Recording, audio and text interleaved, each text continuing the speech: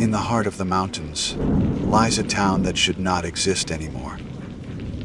Its streets are empty, its windows dark, but stories linger here like echoes that refuse to fade.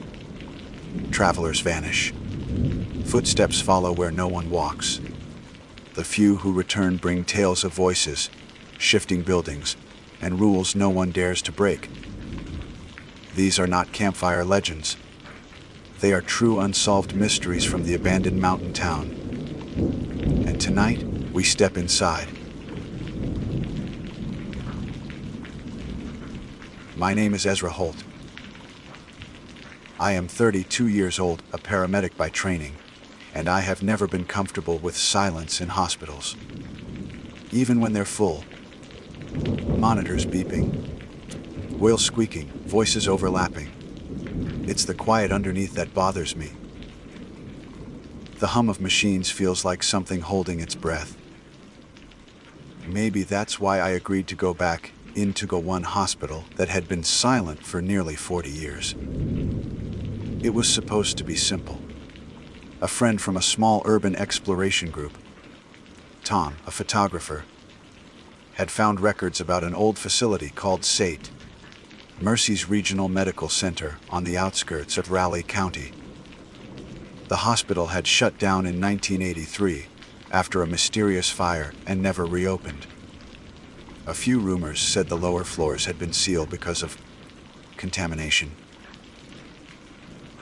Others said people went missing during evacuation. The truth was less exciting. The place ran out of funding and was left to rot. That's what I believed. Anyway, I wasn't looking for ghosts. I'd seen enough real death to know it didn't need spirits to haunt them. Still, Tom's invitation stirred something, morbid curiosity maybe. He wanted authentic shots for his YouTube channel.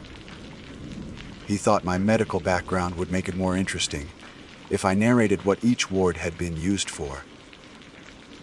I said yes.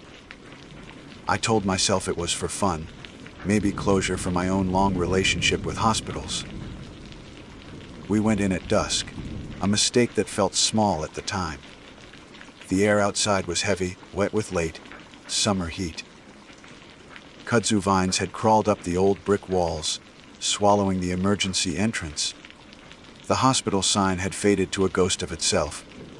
Only the word ERCY still legible. We entered through a broken side door. Tom flicked on his headlamp, casting thick light through dust so thick it looked like snow. The smell hit me first. Mildew, metal, and something faintly sweet like old antiseptic. Every footstep echoed, stretching into the distance. Inside, it was like time had frozen mid-shift.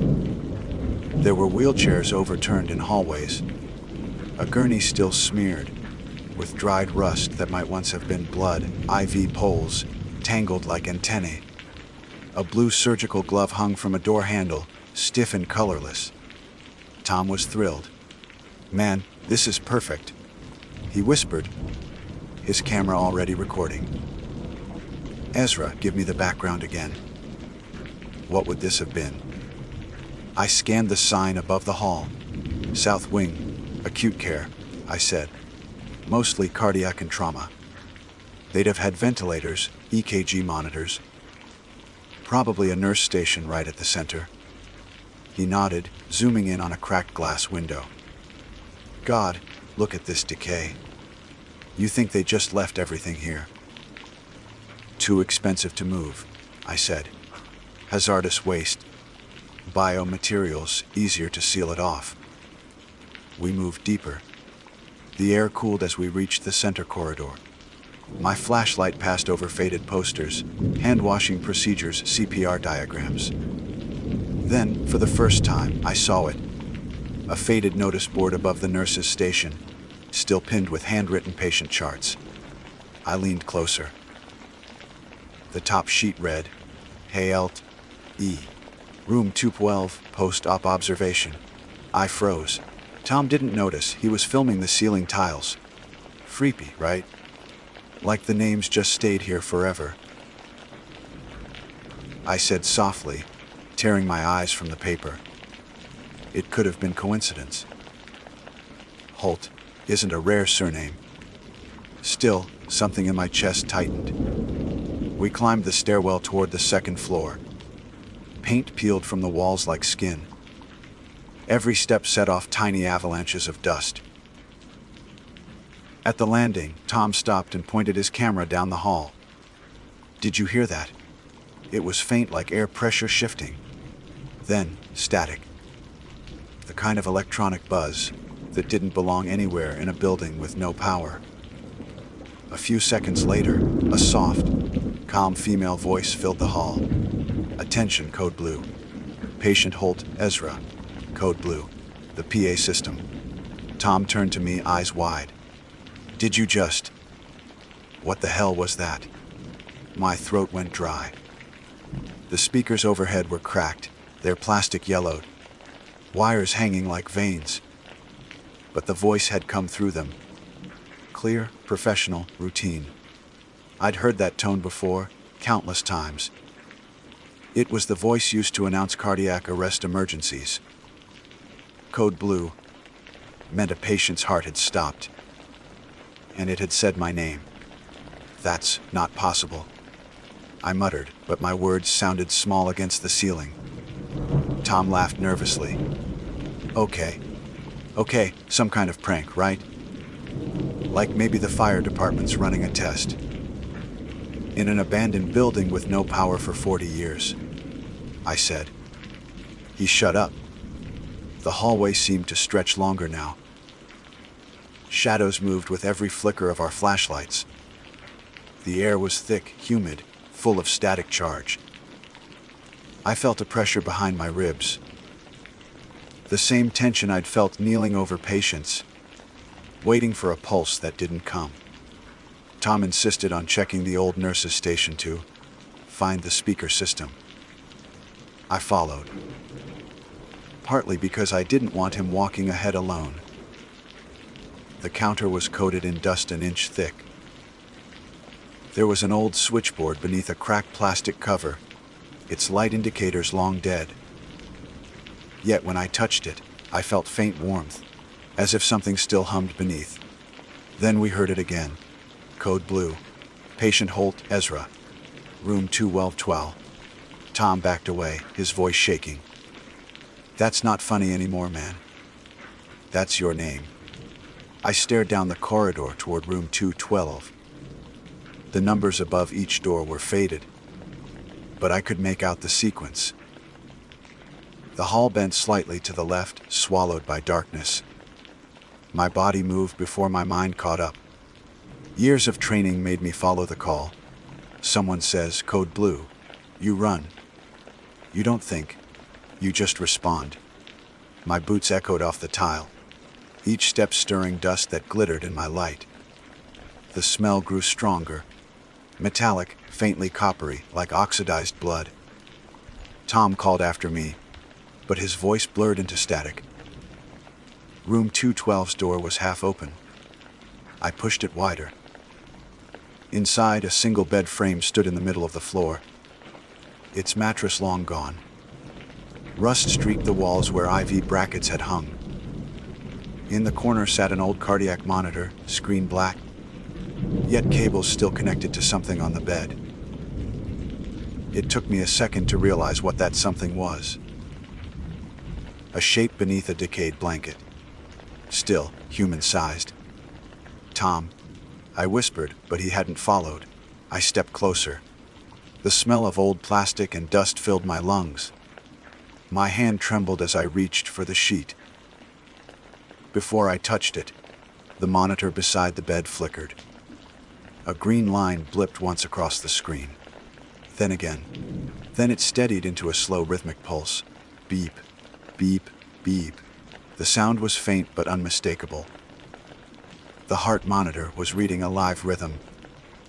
I stumbled backward, knocking my shoulder against the wall. The voice over the PA returned, soft and calm. Resuscitation in progress. Do not leave the patient unattended. I turned for the door, but the hallway outside was dark now. Tom's flashlight gone, his camera light extinguished. Only the green glow from the monitor lit the room. Then the figure on the bed breathed. Not a full breath, just a shallow, slow rise of the sheet. I froze, every muscle locking. My own pulse pounded loud enough to drown everything else. "Ezra," said a voice beneath the blanket. It wasn't loud. It wasn't even clear whether it came from air or speaker. But it was my own voice. That's when I ran. I tore through the hall, calling for Tom. My light bounced across gurneys and cracked tiles. The air was so thick with dust it burned my eyes. I reached the stairwell and found it empty. No sign of him. Only footprints, mine and his, half erased as if something dragged across them. At the landing, my radio crackled. Not the PA this time. My own handheld, clipped to my vest. I hadn't touched it all night. It wasn't even powered. The battery light was dead, yet through the static came that same calm, professional tone. Code blue cleared. Time of death, 1924. The timestamp on my watch read exactly 7:04 p.m. For a moment I couldn't move. It was the tone they used to mark the end of resuscitation, when they stop CPR and record the official time. I knew that voice, that rhythm of words. It was burned into me from years in the field. But hearing it with my name attached, something behind me shifted. The squeal of rubber on tile. I turned. A wheelchair stood at the end of the hall facing me. It rolled forward slightly, as if pushed. Then it stopped. The front caster wheels turned in my direction, aligning perfectly with me. I backed down the stairs. My boots slipped on debris. The emergency exit was ahead, the same one we'd used to enter. I bolted through it, gasping for air that didn't taste of dust and mold. Outside, the evening had deepened into full dark. My flashlight beam caught the outline of Tom's car parked by the overgrown drive. His door was open. Camera still on the seat, red recording light blinking. But Tom wasn't there. The only sound was the wind through the kudzu, and faintly, impossibly, the hospital's PA system crackling to life again behind me. "Attention! Code blue. Patient Holt, Ezra. Return to room 212s. The voice echoed out across the empty parking lot, calm as ever. And though the building's windows were dark, I could swear one on the second floor flickered. A single green pulse. Steady waiting. I didn't go back inside that night. I should have called for help. But try explaining that a hospital with no power announced your death over the intercom. So I just stood there in the dark, staring at the broken building until the green light in the second floor window finally went out. I waited an hour for Tom. Then two. The camera in his car kept recording. Battery somehow still running. I replayed the footage in the front seat, hands shaking. For the first few minutes, it was just us walking through the main hall, our voices echoing too loud. But near the end, just before the feed cut to static, I heard something I hadn't heard in person, a voice whispering behind the camera. "Stay," it said. "He's almost stable." Then the footage ended. I left before dawn. The drive home blurred by in fragments. The road flickering in and out of the headlights. Trees leaning closer than they should have. My hands so tight on the wheel, I couldn't feel my fingers. I didn't sleep that night. The next morning, I filed a missing person report for Tom. I told the sheriff we'd gone out exploring old property, but I left out the part about the PA system calling my name. They sent a search team the next day. They didn't find him. The report said there was no sign of forced entry, no fresh footprints, and the interior was unstable, half collapsed. They blamed it on trespassers and the building's condition. The footage on his camera, gone. The SD card was blank. For a week I convinced myself I could move on. I went back to my regular shifts, trying to drown everything under the familiar rhythm of sirens and monitors. But something was off. Every time I walked past a patient room, I'd glance at the overhead speaker, half expecting it to call my name again. It got worse the third night. We'd been dispatched to a highway collision. 2 cars, multiple casualties. I was kneeling beside a woman in the wreck, trying to keep her airway open, when the hospital radio in the ambulance buzzed. Normally, it connects to the ER for incoming reports. But this wasn't our dispatcher.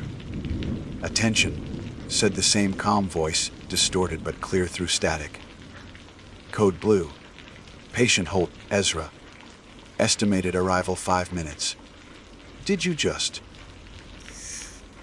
"Keep working," I snapped, though my hands were trembling on the woman's jaw. "It's interference." But the voice came again, louder this time. "Resuscitation protocol initiated. Do not leave the patient unattended." The words pressed against the back of my skull. I almost dropped the airway tube. We loaded the woman, still alive, and drove fast enough that the wheels screamed. The radio stayed silent the rest of the way, but when we reached the hospital bay, I noticed the timestamp on the dashboard clock, 7:24 p.m. The exact minute the PA had called my death at St. Mercy's. That coincidence cracked whatever denial I had left. Over the next days, I started researching everything I could find about the old hospital.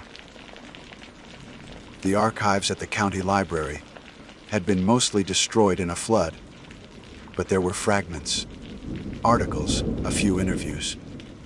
The fire had started in the generator room, spread quickly, but the casualty list was incomplete. One section caught my eye. Several patients were unaccounted for in the evacuation, including one Ezra H. Holt, admitted for cardiac observation. It didn't make sense. My parents had named me after my grandfather, Ezra Howard Holt. He died before I was born. A veteran, supposedly of natural causes. But there were no death records for him anywhere in the county. Only that brief line from 1983. I called my mother. She sounded tired but warm as always.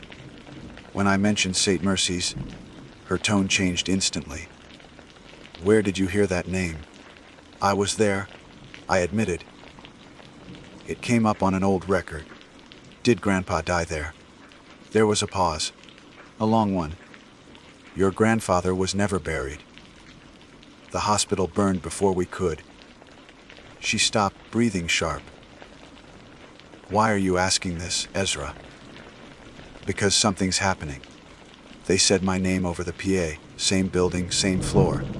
Room 212, another pause. Then, barely audible, "That was his room." I felt the world tilt. "Mom, what?" But the line clicked dead. That night, my phone began vibrating on the nightstand. Unknown number. I let it ring twice before answering. "Hello." At first, only static. Then the same voice, calm, professional. "Code Blue cleared. Time of death confirmed. Patient Holt Ezra." I threw the phone against the wall. The ringtone kept playing, muffled through the broken screen, until it faded into silence. By morning, I made my decision. I was going back. Not to film, not to explore. To finish whatever had been started. I packed light, headlamp, crowbar, spare flashlight, portable recorder, and an old stethoscope. I told no one. I reached St. Mercy's before sunset. The vines had crept higher, the air heavier than before. The hospital loomed like a tomb waiting for recognition. Inside, the smell had changed. Less mildew, more something organic, almost warm. The halls looked cleaner somehow. Less dust, fewer cobwebs, as if the building had been used. I followed the same route upstairs, every footstep feeling rehearsed. The nurse's station was lit. A single fluorescent bulb buzzed weakly overhead, casting pale light across the counters. Papers were neatly stacked. The switchboard that had been dead before now glowed faint green. I approached, recorder running. The microphone hissed softly in my hand. "This is Ezra Holt," I said, my voice echoing too loudly. "Documenting St. Mercy's Regional. Power appears restored." The light flickered. Then the intercom clicked alive. "Welcome back, Mr. Holt," said the voice. "Please proceed to your room for observation." The air behind me moved. Doors creaking open down the hall one by one, like a wave rolling forward. My light cut through each frame, revealing empty beds, white sheets folded. At the end of the corridor, room 212's door stood wide open. The monitor glow pulsed faintly inside. I walked in. The blanket was gone, bed stripped bare. On the mattress lay a single patient bracelet, yellowed but intact. It RABHEO for HTOBO fell for 60C 1939 ID 200A3. I turned it over. On the underside, faintly scratched into the plastic, "Hayes still alive." The monitor beside the bed flickered again. I reached out and pressed the power button. Nothing. It wasn't even plugged in. The green line pulsed anyway, matching my heartbeat. I pressed my fingers to my wrist to test it. Same rhythm. BP. Pulse. B. Pulse. The line on the monitor wasn't independent. It was mirroring me. The intercom buzzed. "Vital stable. Preparing for procedure." I spun toward the door. The hallway lights dimmed in sequence, one after another, until only the glow from my room remained. Down the corridor, wheels squeaked. Rubber against tile. Then came the sound I knew too well, the slow, measured rattle of a gurney being rolled. I backed toward the far wall as it appeared, an old metal frame gliding on its own, guided by nothing visible. Its sheet was crisp, untouched by dust. Instruments clinked on a tray beside it. Defibrillator paddles and oxygen mask. Syringes already filled. The intercom voice shifted tone, softer now, almost human. "We've been waiting for you, Ezra. Your admission was incomplete." "No," I said, my voice cracking. "That's not me." "That's..." "Same name," it said. "Same heart." The monitor flatlined. A single piercing tone filled the air. I clutched my chest as pain knifed through it, sharp, electric, spreading like fire through my ribs. My knees hit the tile. "Procedure resuming," said the voice. I tried to crawl for the door, but the gurney rolled closer, metal wheels squealing. I saw shadows moving behind it now.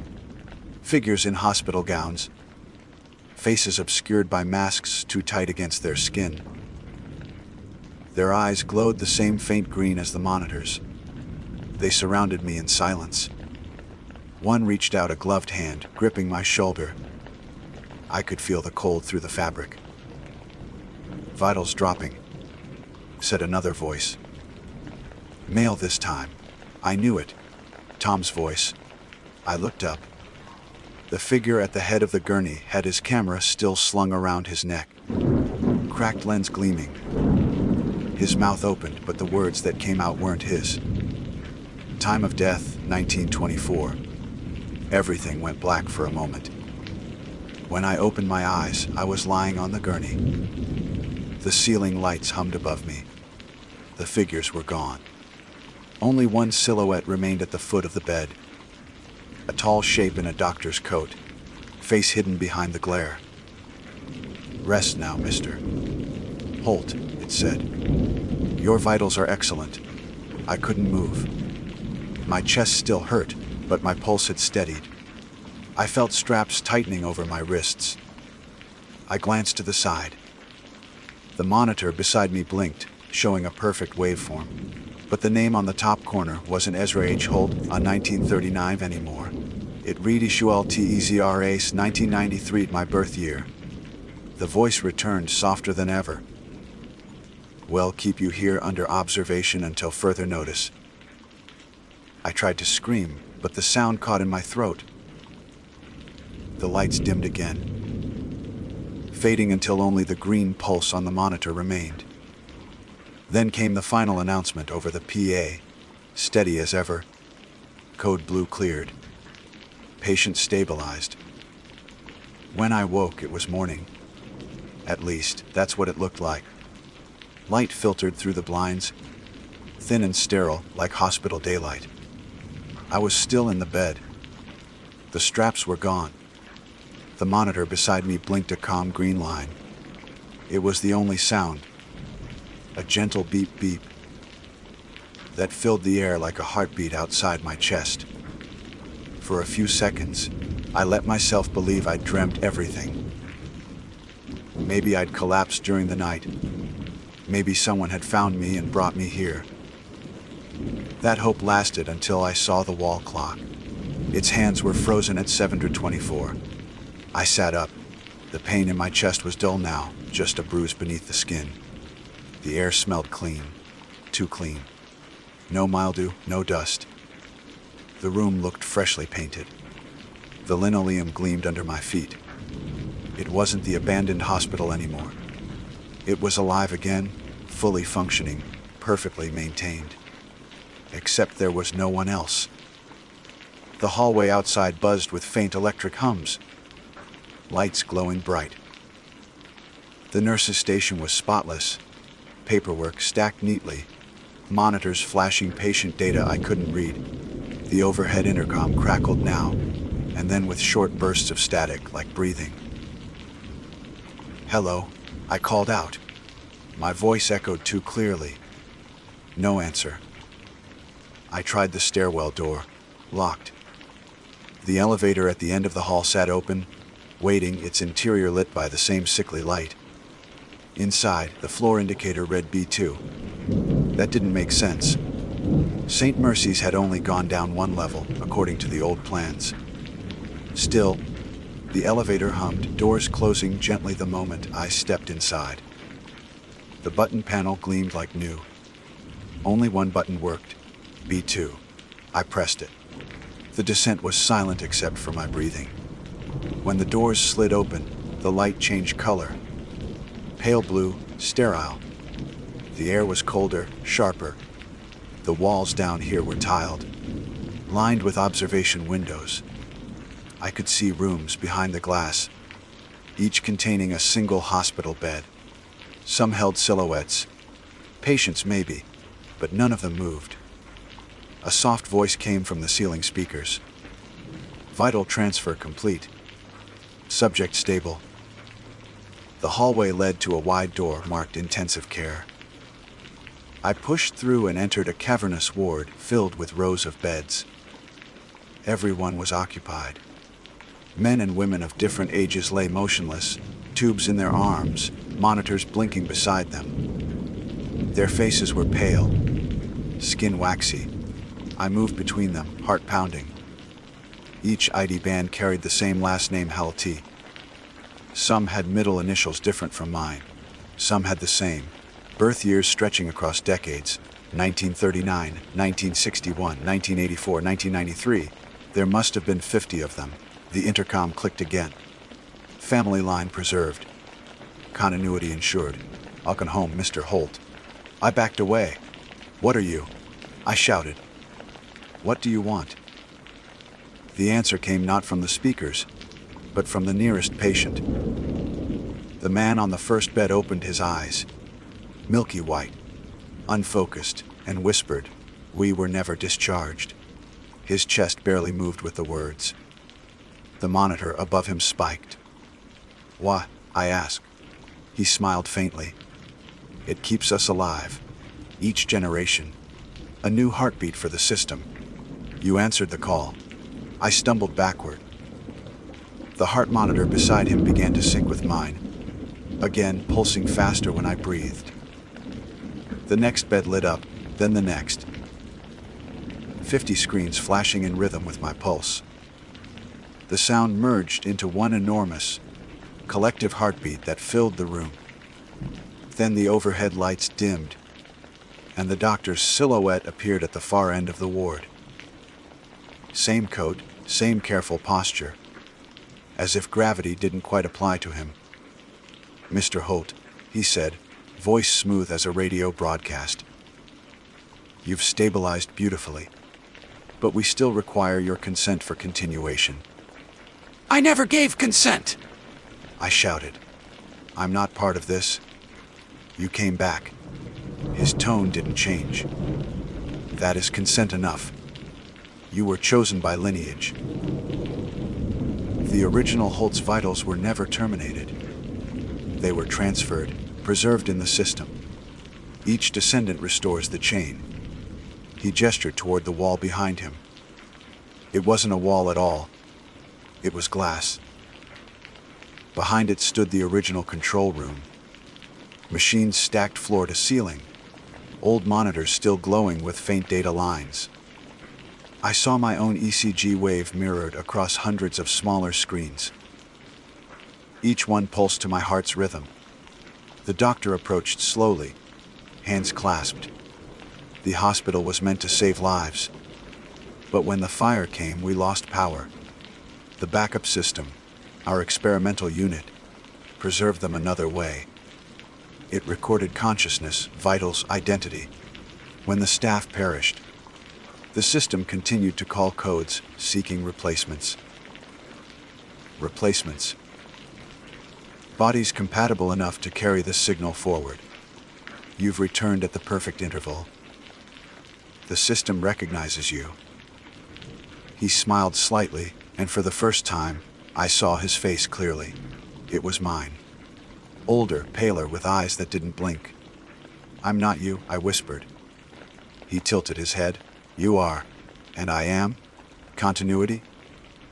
"Remember." The heartbeat thundered. My chest tightened again, each pulse dragging me deeper into sync. I reached for the stethoscope hanging from my neck, pressed it against my chest. The sound wasn't just my own. It was layered. Dozens of heartbeats overlapping, echoing through me. I ran. The door slammed shut behind me as alarms blared, red lights strobing down the hall. The elevator was gone.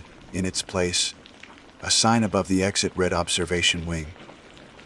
I pushed through, stumbling into another corridor. This one was dark, lined with mirrors instead of windows. My reflection trailed me. Hundreds of Ezras, flickering in and out of sync, some smiling when I wasn't. "Return to room 212, the intercom repeated. "Resuscitation incomplete." I smashed one of the mirrors with the crowbar from my pack. It shattered cleanly, but behind it wasn't a wall. It was another room. My room. I saw the same bed, same monitor, but the person lying there wasn't me. It was Tom. He turned his head slightly, eyes half open. "You made it back," he rasped. "They said you would." I pressed closer to the broken glass. "Tom, what happened to you?" He smiled weakly. "They used me first. But you're the right one. You were supposed to finish it." "Finish what?" His gaze unfocused, pupils shrinking. "The transfer." Then the monitors around him flatlined. The intercom's voice softened again, almost sympathetic. Code blue cleared. New admission confirmed. Pain tore through my chest. I fell to my knees, gasping. The walls vibrated with low-frequency hums, like the whole hospital was breathing in. My reflection in the remaining mirrors flickered. Sometimes I was older, sometimes younger, sometimes lying in the bed behind me. I forced myself to crawl toward the nearest door. My hand found the handle, and it turned easily this time. Bright light flooded in. I stumbled out into open air. The sky was gray, The lot empty except for Tom's car. Rusted through in half, swallowed by weeds. My lungs burned, but I could breathe again. The hospital behind me looked exactly as it had before. Dark, abandoned, no sign of light or life inside. It was as if nothing had changed. Except it had. The patient bracelet was still on my wrist. I tore it off and saw fresh print LLEZRA. Stit US ADMDT. I ran until the building vanished behind the trees.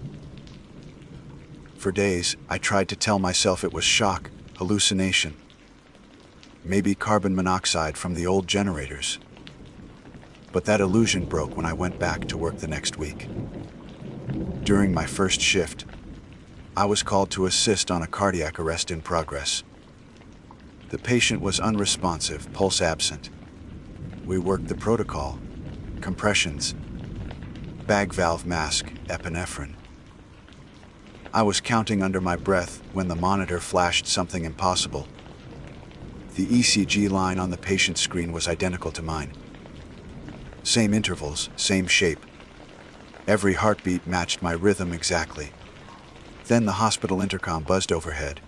Attention, code blue cleared. Patient Holt Ezra. Stabilized. Everyone froze. The attending nurse turned toward me slowly. Did they just say your name? Before I could answer, the patient on the table gasped back to life. His eyes opened, gray, unfocused, and his lips shaped my name. The room spun. I backed away. But the monitor stayed linked to my pulse until I left. Later, when I checked the patient list, his name was registered as Ezra H. Holt, my middle initial included. The nurse swore I must have misheard. I quit that night. Now, weeks later, I can still hear the intercom sometimes. Not at work. Not even near hospitals. Just in the quiet moments, when the refrigerator hums, or the wind moves through vents. Always the same calm, patient tone, observation ongoing.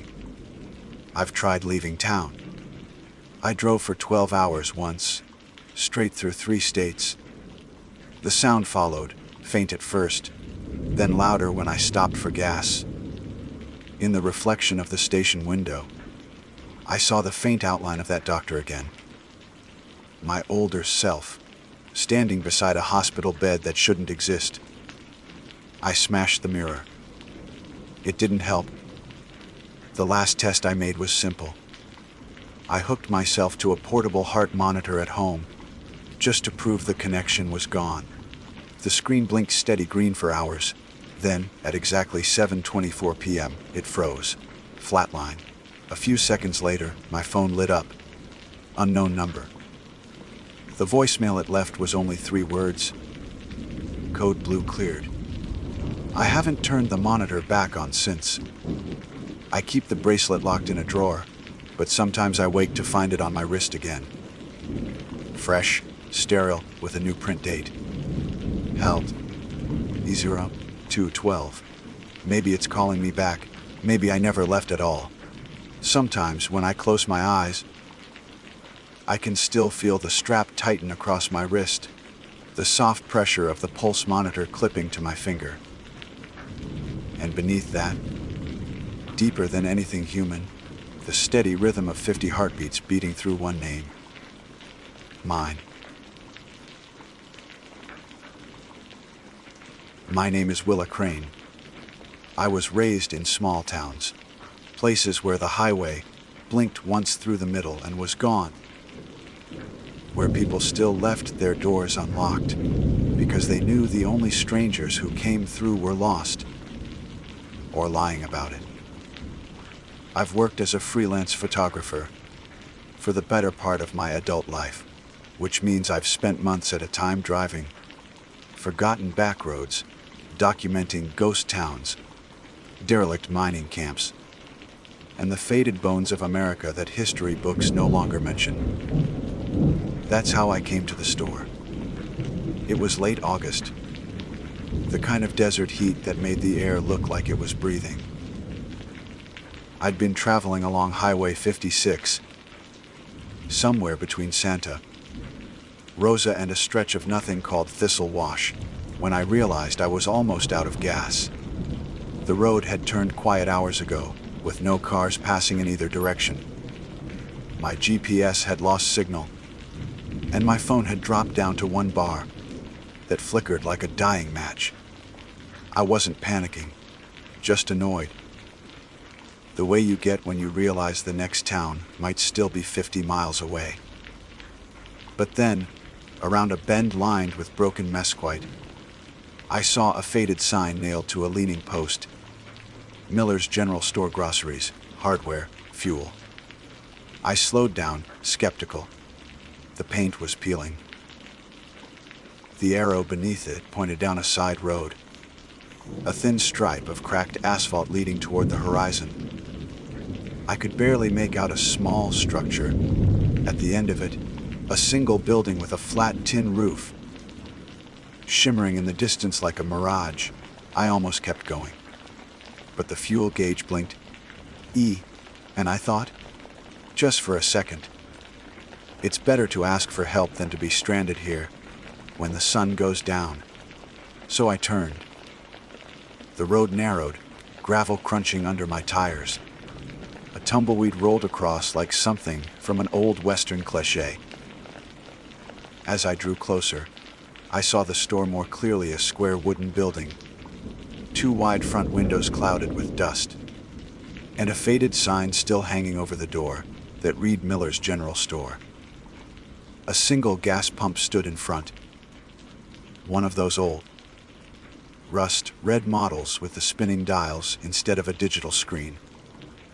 There was a bell above the door, not one of those electronic ones, but a small brass bell on a spring hook, the kind that jingles cheerfully when you walk in. When I stepped inside, the sound was clear and bright, startling in the silence. The interior smelled of old wood and sun-baked paper. The place looked frozen in time. Shelves lined with cans whose labels had faded to pastel ghosts of their former colors. Rows of tools still neatly hung, and a glass counter filled with knickknacks that hadn't been touched in decades. Dust motes drifted through beams of light, breaking through cracks in the boards. "Hello," I called out. No one answered.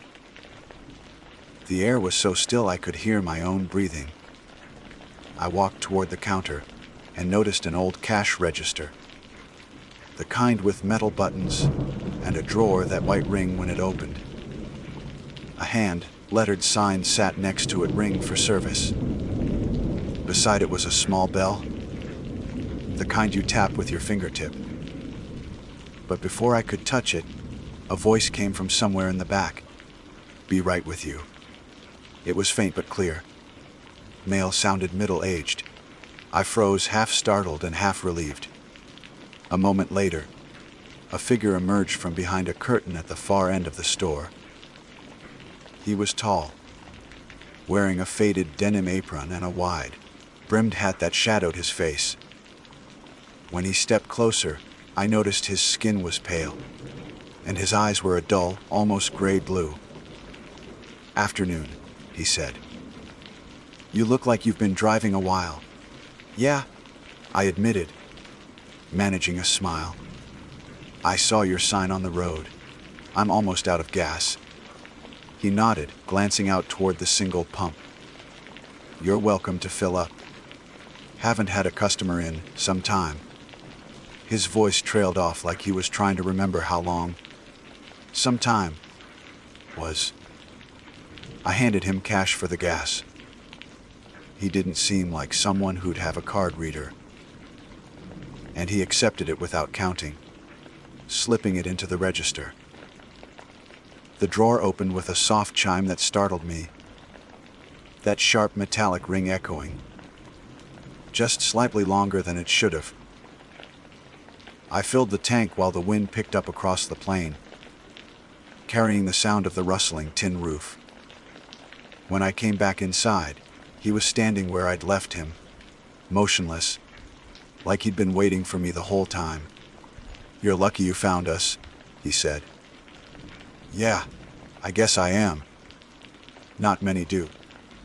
Anymore. I tried to laugh, but something about his tone was off. Flat, practiced, like he was repeating a line from memory. Before I could say anything else, the bell above the door rang again. It startled me, because I hadn't moved.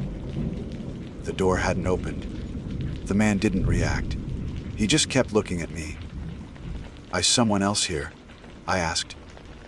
He turned his head slightly, like he'd heard something behind me, but his eyes didn't change. "Just the bell," he said quietly. "It rings when someone leaves." I frowned, but I haven't. Before I could finish, I looked over my shoulder at the door. It was closed. Still. But the faint vibration of the bell's ring seemed to linger in the air, as if the sound hadn't quite decided to fade. I thought maybe it was the wind, or old springs in the doorframe. Maybe just some delayed mechanical twitch. But I'd been around enough abandoned places to know the difference between a draft and something deliberate. The man cleared his throat. "Need anything else?" I shook my head. "No, just the gas, thanks." He gave a stiff nod, like he'd forgotten how to smile.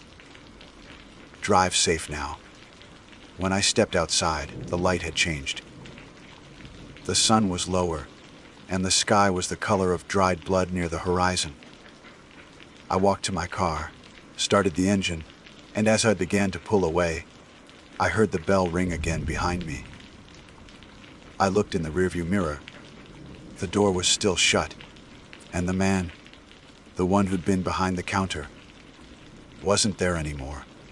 I stared a few seconds longer, waiting for movement, for a shadow, for something. But the store just sat there, silent, lifeless. I should have kept driving. I really should have. But curiosity, that familiar curse of mine, gnawed at me. After a mile, I turned back. When I pulled up again, the building looked older. The paint had peeled further. The sign above the door hung crooked, as if it had been abandoned for years. The gas pump was covered in rust. The windows were darker, so much that I couldn't see inside. And yet, when I stepped toward the door, the bell rang. It rang the same way it had before, bright and cheerful, like it was greeting an old friend. The air inside smelled worse this time, damp and stale. My footsteps echoed too loudly. The shelves were emptier, the counter more cracked, and there was no sign of the man at all. The register sat open, its drawer rusted shut. But on the counter, right where I'd placed my cash, lay my money. Same bills. Unfolded, I took a step back. The bell above the door rang again. Only this time I saw it move. It shook once, slowly, and the sound that came out wasn't sharp and metallic anymore. It was softer, almost wet, like something caught inside it. I backed toward door, half thinking I'd bolt. But as I reached the threshold, I heard another sound. The faint creak of floorboards behind the curtain at the back of the store. "Be right with you." A voice called. The same voice, except this time it sounded farther away, deeper. And this part I still don't know how to explain. It sounded like it came from underneath the floor. I didn't wait to find out. I ran out the door, and the bell shrieked behind me, not ringing, but screaming. When I reached my car, my hands were shaking so hard I dropped the keys twice. The horizon had gone strange, shimmering, bending, like heat waves, but wrong. I floored it back to the highway, not looking in the mirror, not until I'd hit the main road again. And even then, through the dust kicked up behind me, I swore I could still see that store standing there, the sign swaying, the windows watching. I kept driving until I found another town, miles ahead, small but real. Cars, lights, people. I stopped at a gas station, told the clerk I'd come from Miller's General Store, and she just stared at me. Miller's, she said slowly. That place burned down 30 years ago. Ain't nothing out there but dust. I laughed at first, nervous, disbelieving. No, I was just there. I met someone. He sold me gas. She shook her head. Ani, you must have seen something else. Maybe one of the old ranch houses. But that store, no one's been in it since before I was born. Outside, the desert wind carried a faint metallic sound. It was small, distant, but I knew it instantly. The bell was ringing again.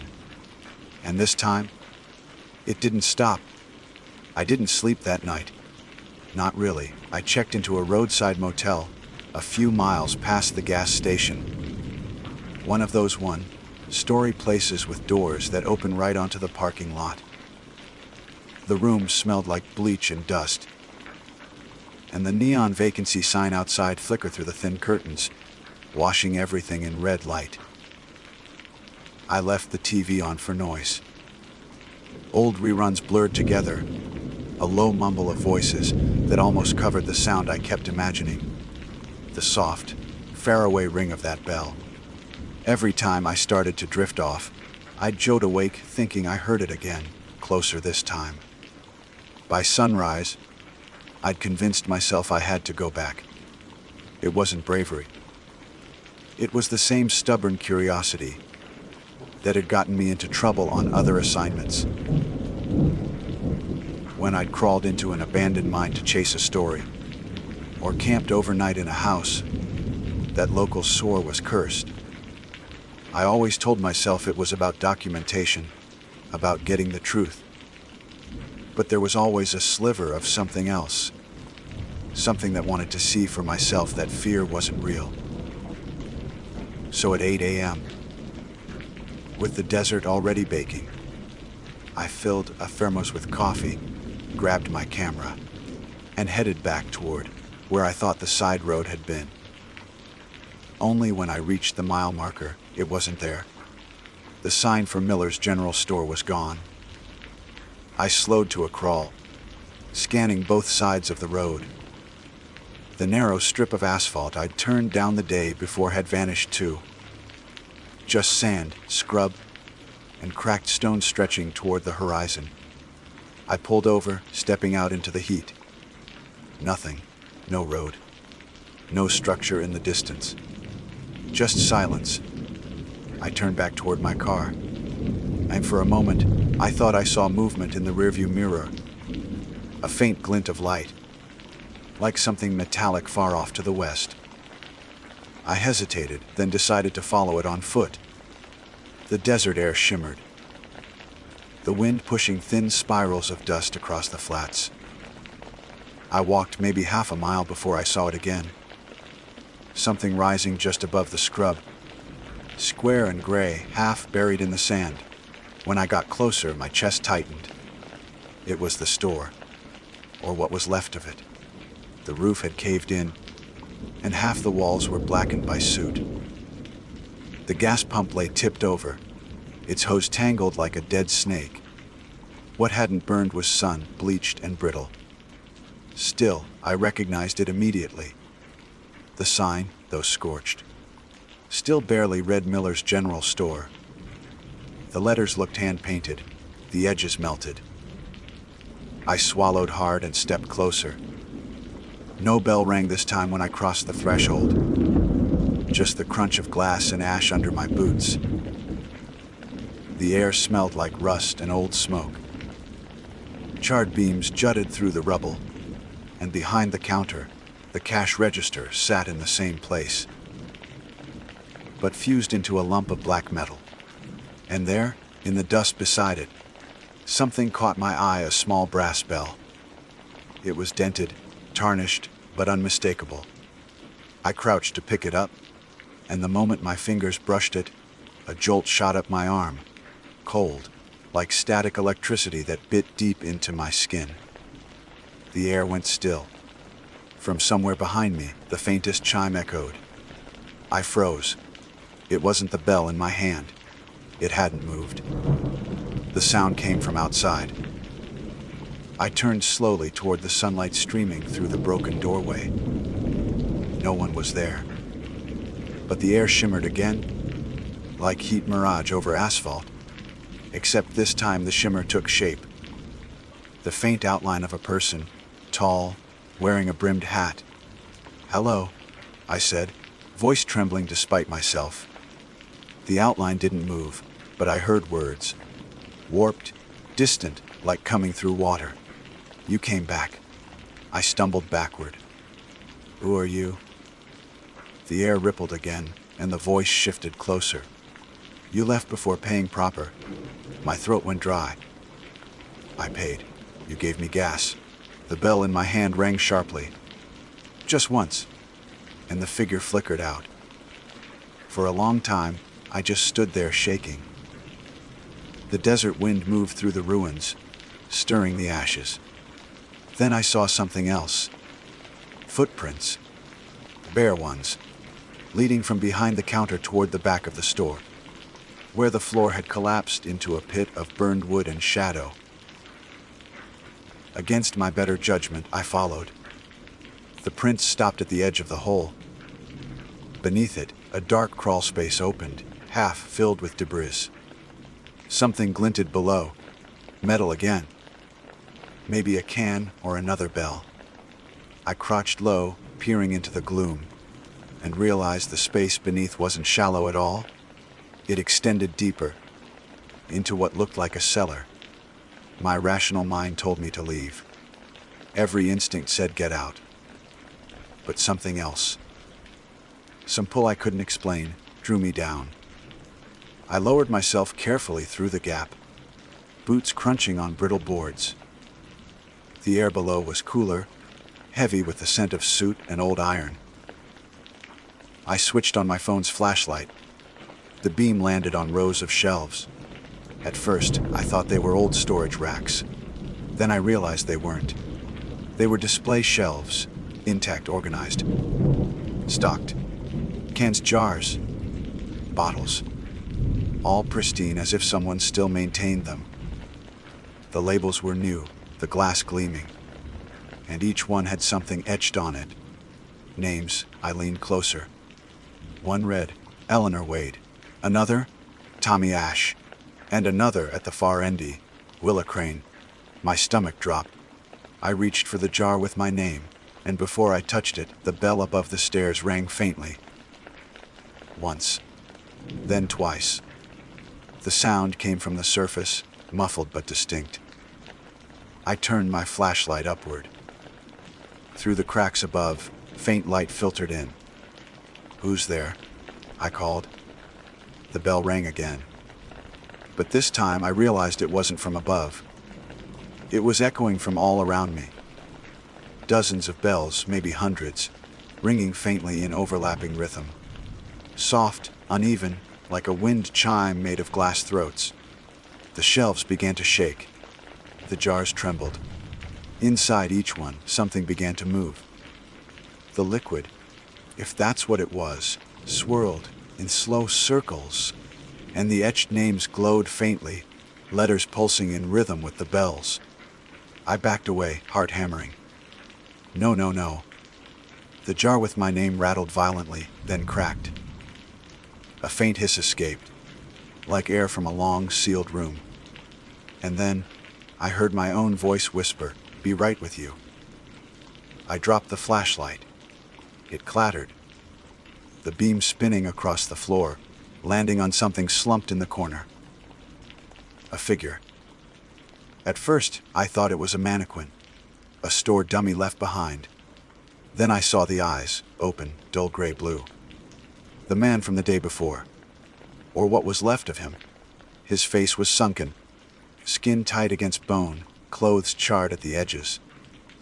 The brimmed hat sat beside him, melted in places. In his lap was another bell, still ringing, but no sound came out of his mouth. The ringing came from inside him. His chest rose once, shallowly. Then he spoke, voice a dry rasp. "You shouldn't have come back." The shelves behind me shook harder. A jar burst somewhere near the back, splashing the walls with glowing fluid. I grabbed my phone and scrambled toward the stairs, nearly tripping. The air grew thick, like invisible hands pressing against me. The bells crescendoed, each ring cutting sharper, faster, until they blended into a single, deafening tone. I reached the top, pulling myself through the hole, choking on the smoke. The sky above the ruins had gone strange again, dimmed as if dusk had fallen in minutes. I ran, through sand, through heat haze, until the burned store was just a smudge behind me. I didn't stop until I reached my car. When I looked back one last time, the shimmer was there again. Faint human-shaped, standing in the doorway that no longer existed. And behind it, the bell was still ringing. I drove back to the motel, shaking filthy, and half delirious from the heat. I locked the door, turned off the lights, and sat on the bed listening to my heartbeat. When I finally checked my phone, there was a new photo in my gallery. It wasn't one I'd taken. The image was of the store, unburned, sunlit, exactly as it had been when I first arrived. And in the reflection of the front window, there I was, standing beside the man in the denim apron. Except I don't remember anyone taking that picture. And I wasn't smiling. The next morning I tried to leave town. My plan was simple: drive east until I hit civilization again. Find someone to talk to. Maybe a local historian who could explain what the hell I'd just seen. But when I passed the highway marker, my GPS flickered back to life. For a moment, it displayed a location, coordinates I didn't recognize. Then the name updated. Miller's General Store, and under it, a line of text appeared open. 9 a.m. to 5 p.m., the clock on my dashboard read 1859. And right as it turned to 9, the faint sound of a bell came through my car speakers. Soft, distant, like it was being broadcast from nowhere. By the time I reached the next town east, I was shaking so badly I could barely hold a cup of coffee. The place was called Dry Mesa. One main street, a diner, a sheriff's office, and a library that looked like it hadn't updated its books since 1978. I told myself I was done. I wasn't going back. But the sound wouldn't stop. Even in daylight, I could hear it.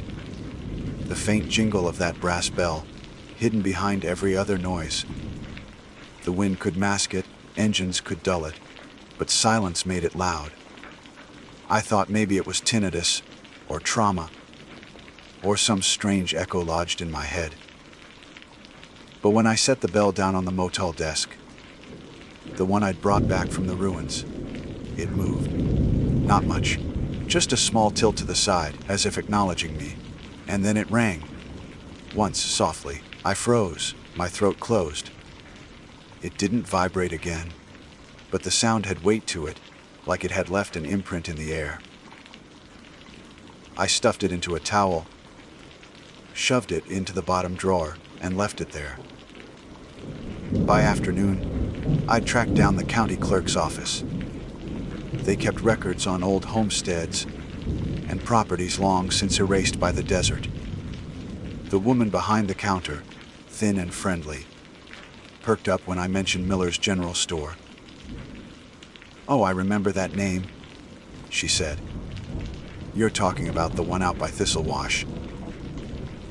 "Yeah," I said carefully. "What happened to it?" She pulled a binder from the shelf, thick with papers and notes. "Burned down. Early 90s. There was an investigation. Electrical fire, they said. But, well," she lowered her voice, "some folks didn't buy it. Why not?" She flipped to a page near the back. There was a photocopy of a newspaper clipping. "Local story destaroad by fire.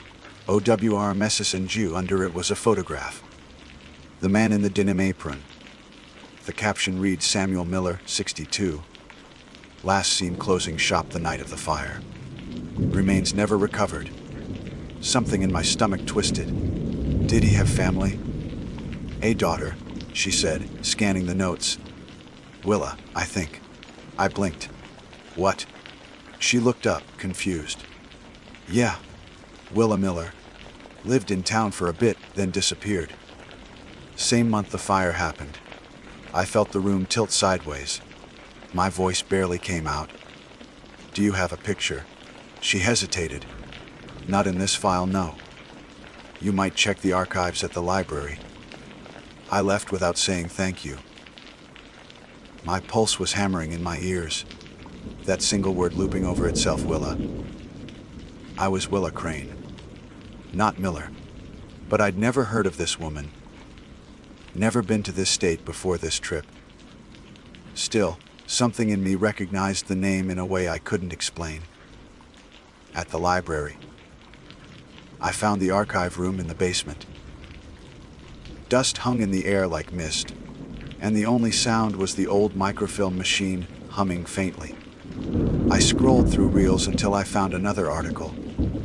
Fire at Miller's store claims 1. Investigation ongoing. Below it, a blurry photo showed the same building I'd entered 2 days ago. The caption listed 2 victims, Samuel Miller, presumed dead, and Willa Miller, 27, missing and presumed deceased.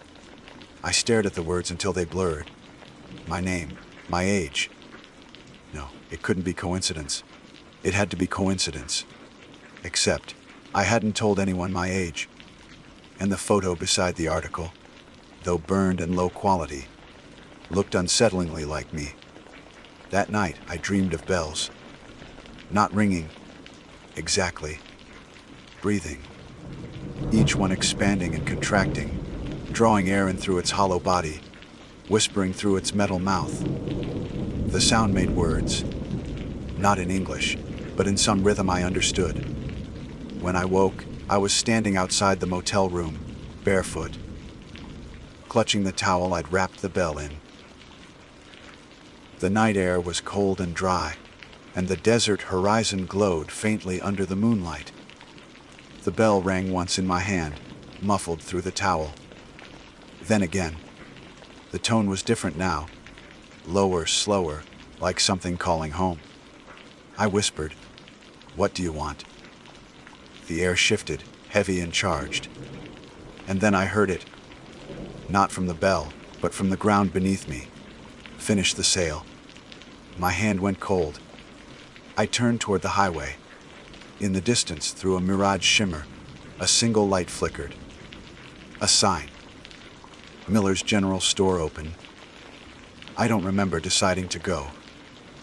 I just remember the drive, how the road seemed longer, looping in ways that didn't match the map, and how the horizon refused to stay still. When I arrived, the store was whole again. The sign above the door gleamed. The windows shone like they'd been cleaned that morning. And the bell above the door waited, silent. I stepped inside. The smell hit first, cedar and something sweet, like honey left to rot. The aisles were full again, stocked neatly. The light bulbs glowed soft gold. And behind the counter stood Samuel Miller. Not burned, not ghostly. "Whole, welcome back," he said. My throat felt raw. "What is this?" "You forgot your change," he said.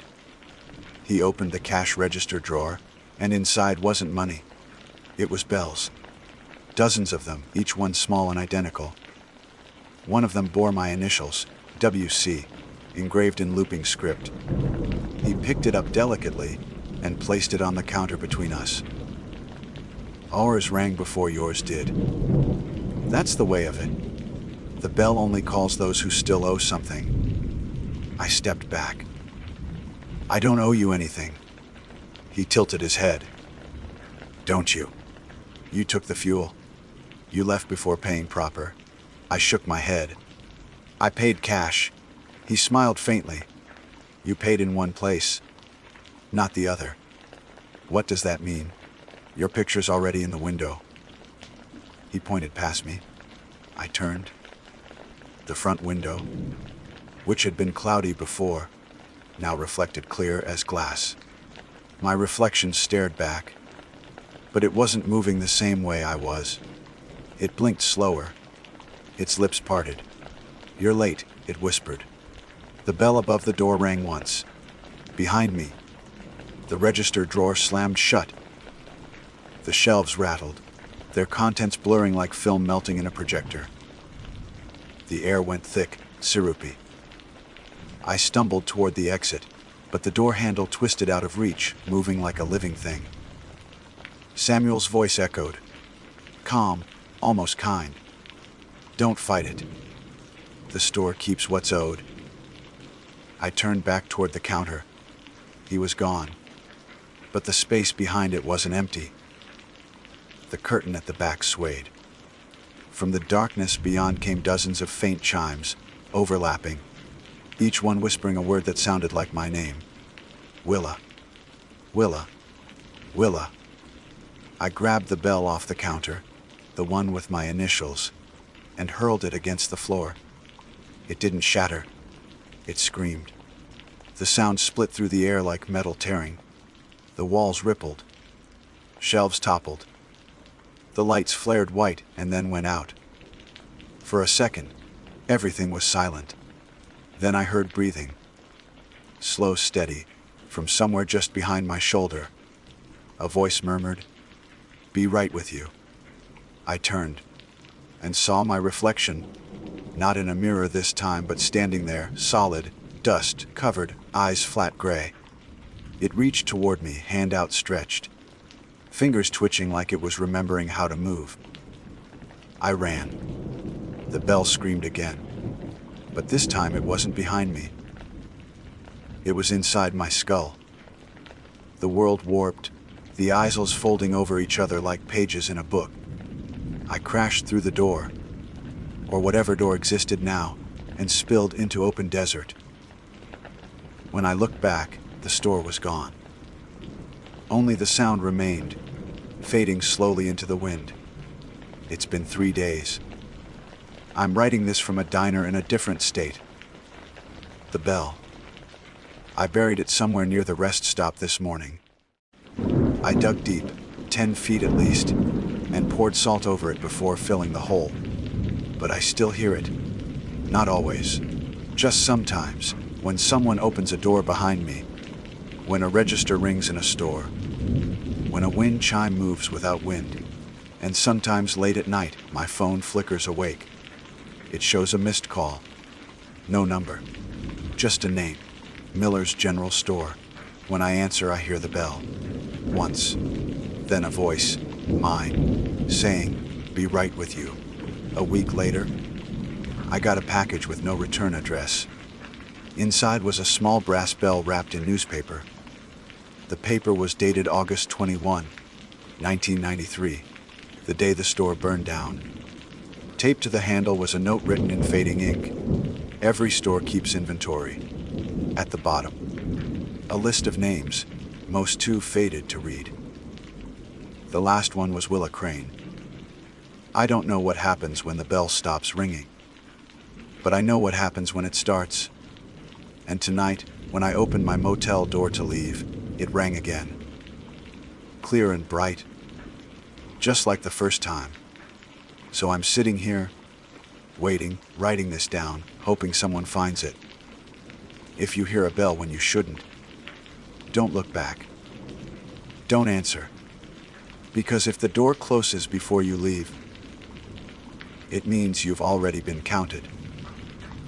And the store always rings the bell for those who walk out, but never really left. My name is Gideon Frost, and I was hired to map the lowest levels of an abandoned silver mine outside the town of Ormsby, Montana. The mine had been shut down for nearly 70 years, sealed off after a collapse, killed 7 men in the western shaft. No company ever reclaimed it, no records survived about what exactly had gone wrong, and no one in town spoke of it directly. only sideways. Through half, laughed warnings about the singing tunnels, or the echo that got ahead of itself. I was there under contract from a historical preservation group based in Helena. My task was simple: document the interior structure, test air quality, take seismic readings, and determine if it could be stabilized for a future museum project. It should have been routine work. I'd done similar projects in the Dakotas and Idaho. Collapsed tunnels, old shafts, sometimes flooded, sometimes barely clinging to the Earth's shape. I always worked alone. That first morning, I parked my truck beside the rusted gate and walked the last mile with my pack slung over one shoulder. The air had that clean, high country chill that cuts through every layer of clothing. The only sound was the wind scraping across the empty valley and rattling the tall grass around the mine entrance. The mouth of the tunnel looked smaller than I'd expected, framed by rotting timbers and half swallowed by fallen scree. Someone had nailed a crooked wooden sign above it, half-faded letters that once read, "Epherost Mian." That gave me pause.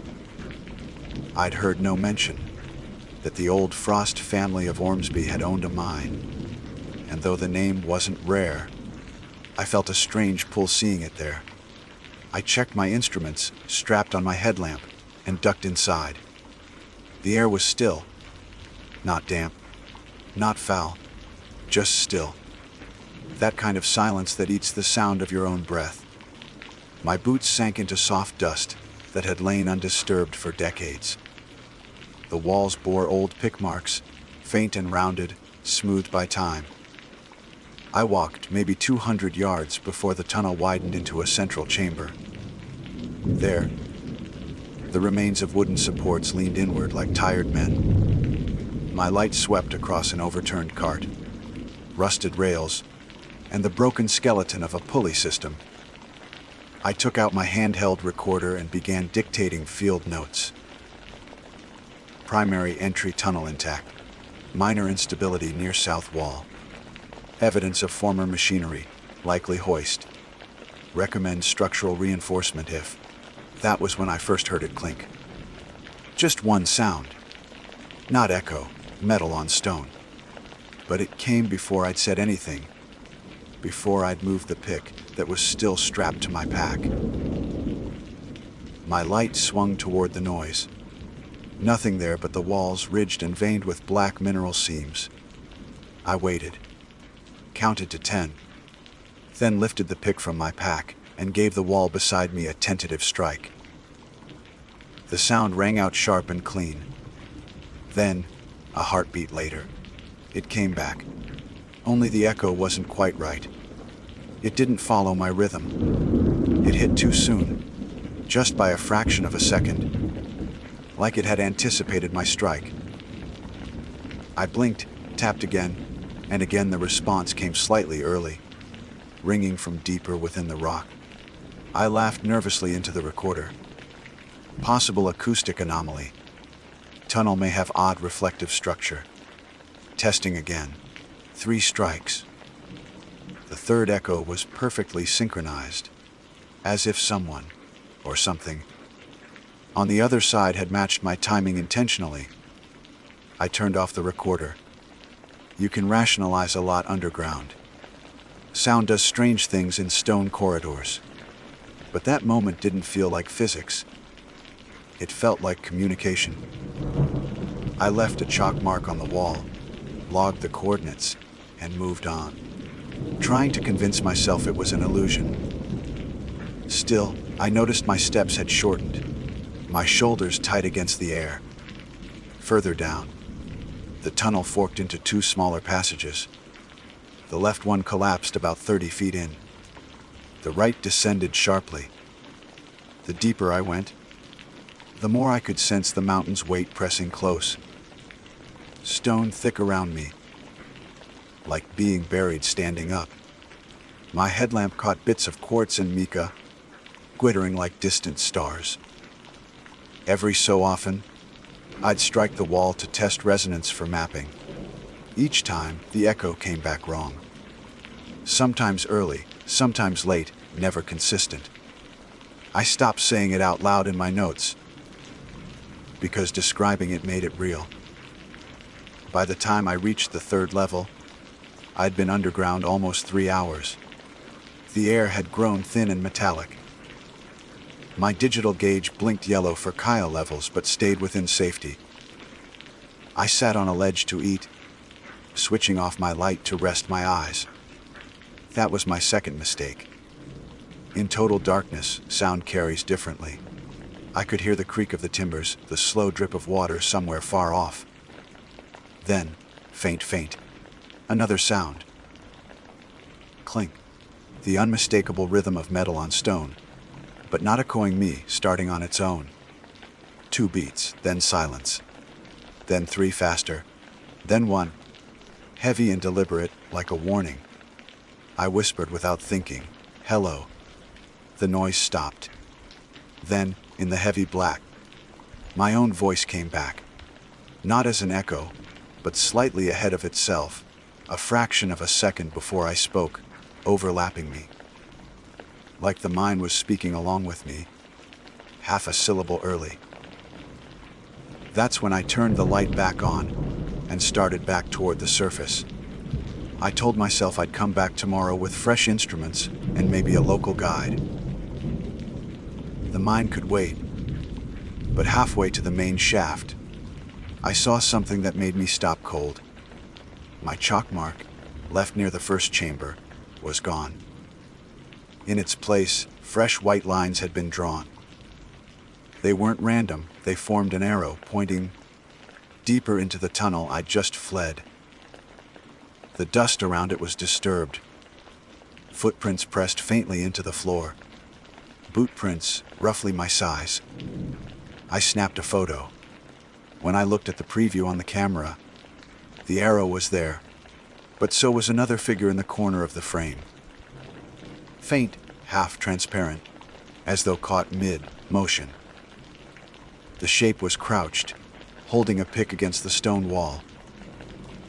The timestamp read 1 minute ahead of the photo I'd just taken. I packed my gear fast and climbed out. Outside, the daylight nearly blinded me. I sat by my truck for a long time, just breathing. The image still open on my camera screen.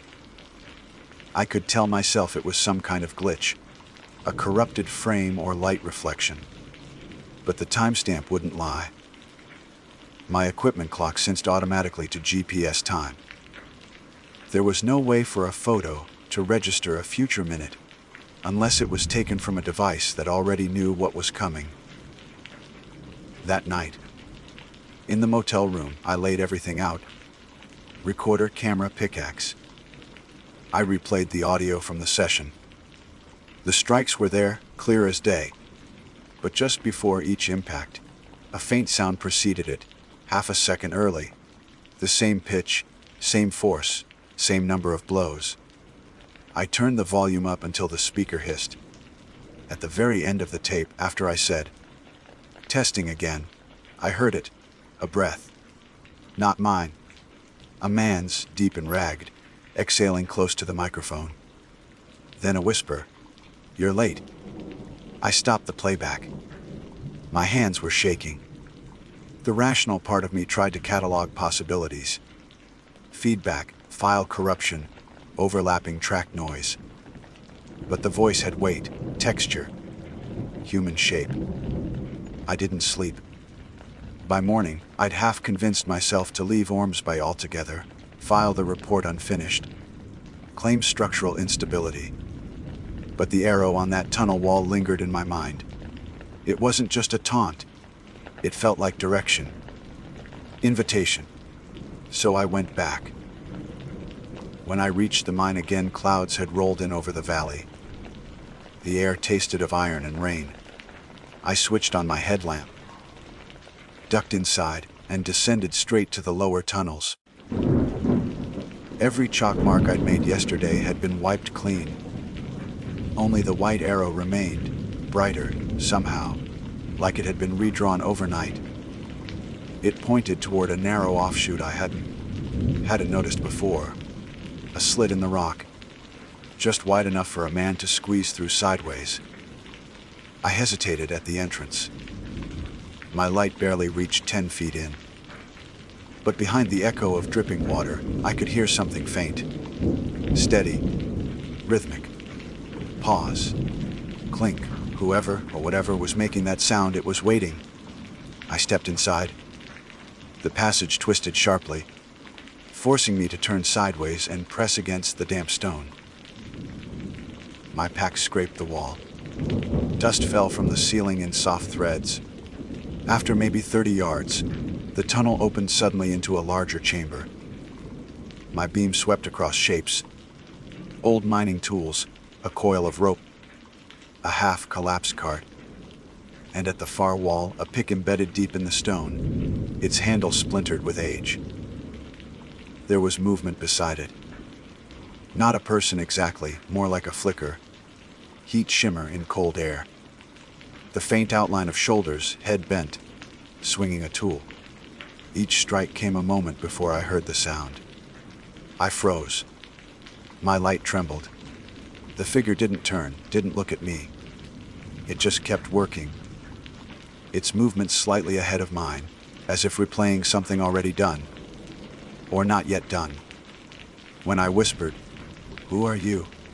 the echo answered instantly, not repeating, but anticipating, Gideon Frost. My knees almost gave. The figure straightened then, still blurred, and raised its pick again. And the wall between us shuddered. That's where I should have run.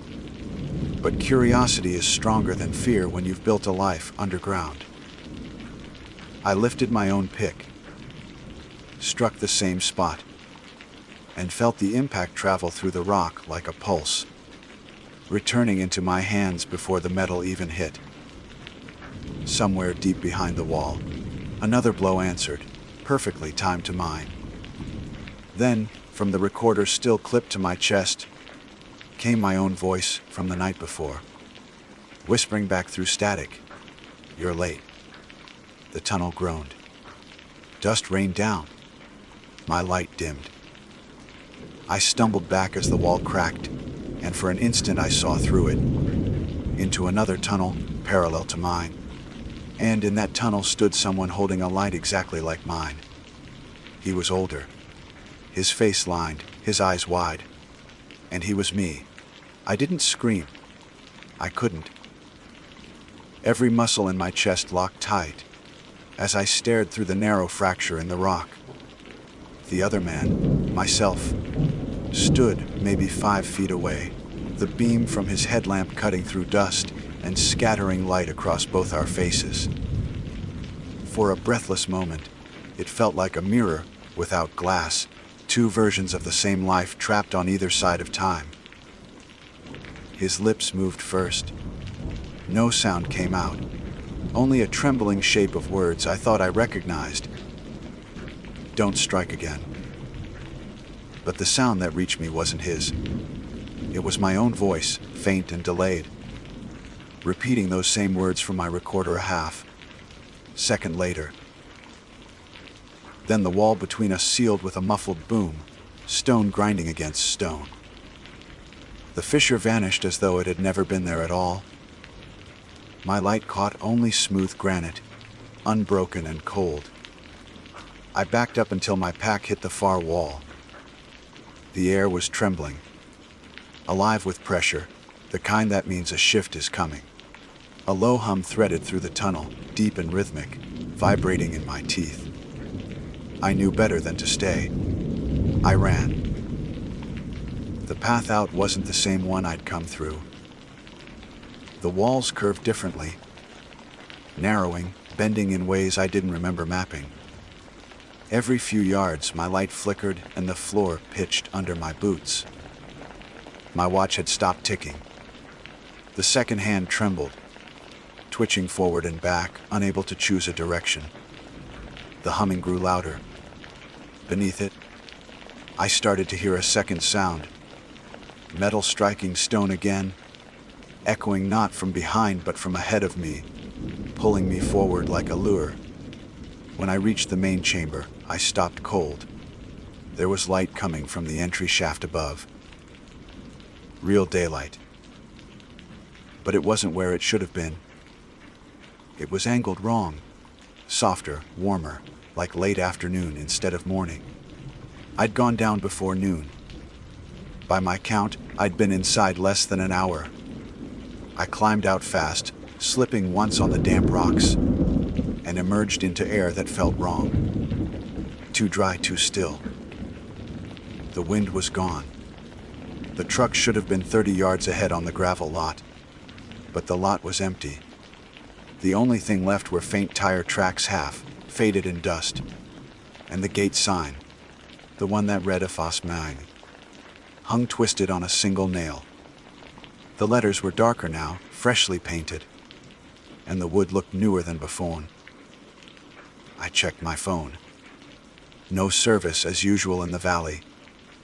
But the date on the lock screen wasn't the same. It read May 18th, 2026. I blinked hard, reset the device, checked the internal clock. GPS time confirmed it. 1 year later. I told myself it had to be a malfunction. Maybe a water damage, maybe a battery glitch. But my truck was gone. The grass taller. The surrounding hills burned. Dry as if months of weather had passed. I should have left then. Walked the 7 miles back to Ormsby and found anyone, any explanation. But I saw something near the gate that stopped me again. A steel survey marker had been hammered into the ground where my tire tracks ended. It bore an engraved serial number, and beneath it, stamped into the plate, Par Poaf, Gidio Enfarost, Giolo Jixiel Survy 2026. My handwriting was etched along the edge, initials carved into metal GF. I knelt, touched the marker, and my fingers came away black with soot. Behind me, from inside the mine, came that single, sharp sound again. Clink. I didn't go back down that day. I walked until I reached the highway, flagged down a delivery truck heading east, and paid the driver $200 to take me as far as Helena. I didn't speak the whole way.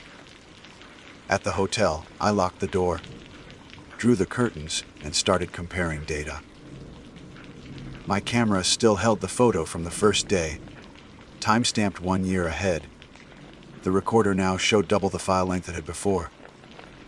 42 minutes instead of 21. When I played it, new sounds filled the gaps. Not ghosts, not echoes, real recordings, mine or someone's version of mine. It began with a single line. Day 12 of frost survey reassessment. Air stable. Structural stability questionable. Still no sign of the previous team. Then came my voice saying things I'd never said. We're nearing breakthrough depth. I think we've almost made contact. Contact. My hands shook as I replayed that part over and over. The tone wasn't fear. It was focus. Determination. The version of me on that recording was confident, driven. I sounded like someone who believed the mine wasn't haunted, but communicating. That night, I tried to sleep and couldn't. Every time I shut my eyes, I saw the figure behind the wall again, striking rhythm for rhythm. I began to wonder which of us had been ahead, the man I saw or the one holding the pick. By dawn, I'd made a decision I knew I'd regret. I was going back. If I'd somehow lost time, I needed proof. Data. Something physical. I rented a replacement truck, drove back to Ormsby, and reached the valley as the sun climbed over the ridge. The gate stood open now, its hinges freshly oiled. The old warning sign was gone. In its place, a clean metal plate read, I autorize D personne elonly efros teologishal city. I parked, left the engine running, and stepped out. There were boot prints leading into the tunnel. More than one pair. The newest prints overlapped the older ones, all moving in the same direction. Inside, the mine no longer looked abandoned. The air was cleaner. Electric cables ran along the walls, hooked to modern lanterns. The floor had been swept of dust. At least 3 side chambers had been cleared out and reinforced with new supports. I found recent drill holes, chemical tags, and a clipboard left on a crate. The top sheet read PROJSTLOG, FAFORR Diakio Justis Anittiv, Supervisor G. Frost date, May 17, 2026. The page beneath it was a daily schedule. My name appeared in every column.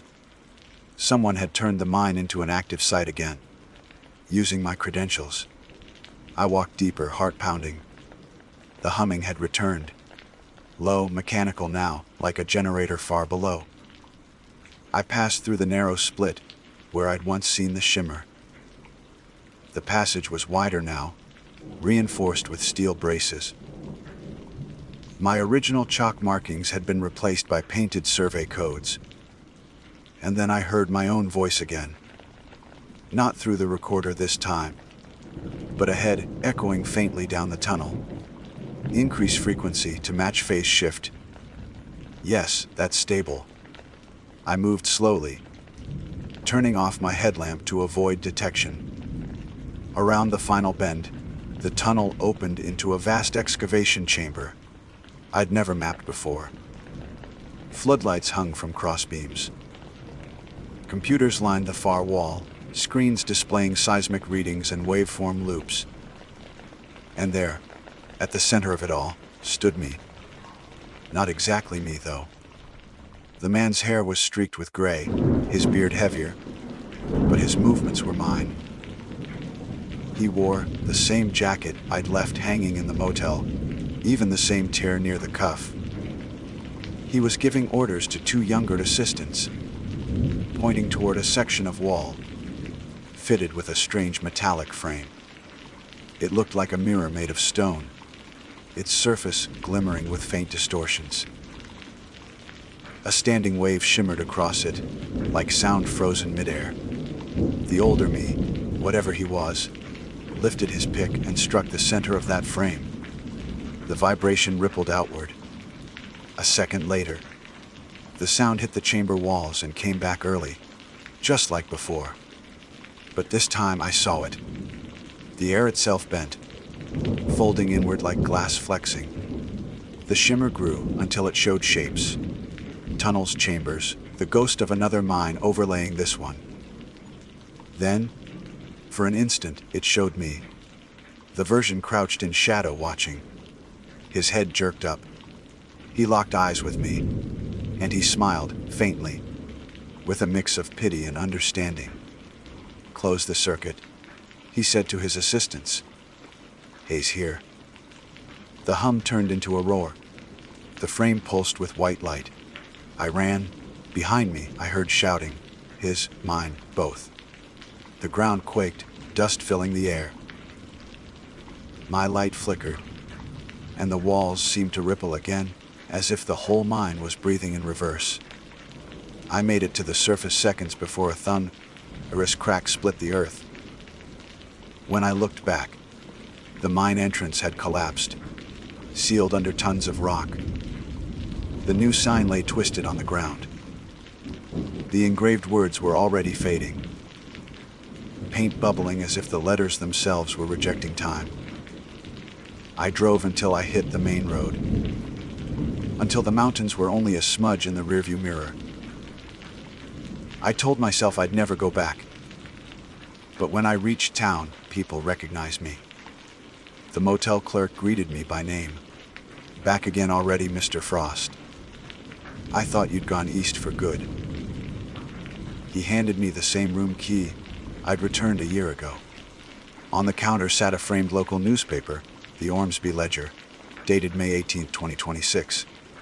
The front page headline read, M. Nianagitnr Decidis Estia Giek Geopharost Psiomadid Dadid. There was a photo beneath it. Me or the other me, standing at the mouth of the mine, smiling faintly, hand raised as if mid-wave. And in the background of that photo, barely visible through the dust, was another figure. Myself again, younger, staring from the shadow of the tunnel. I left Ormsby before dawn. I didn't pack, didn't settle the room. Just threw the key on the counter and walked out, while the clerk was still counting receipts. My truck felt smaller than before, the cab thick with silence. For the first hour of highway, I kept expecting to wake up, to glance at my phone and see the right date again, to find the valley still frozen in its past. But every signpost I passed carried the same quiet certainty of a world that had moved on without me. By the time the sun climbed over the eastern ridge, I decided to stop fighting the idea.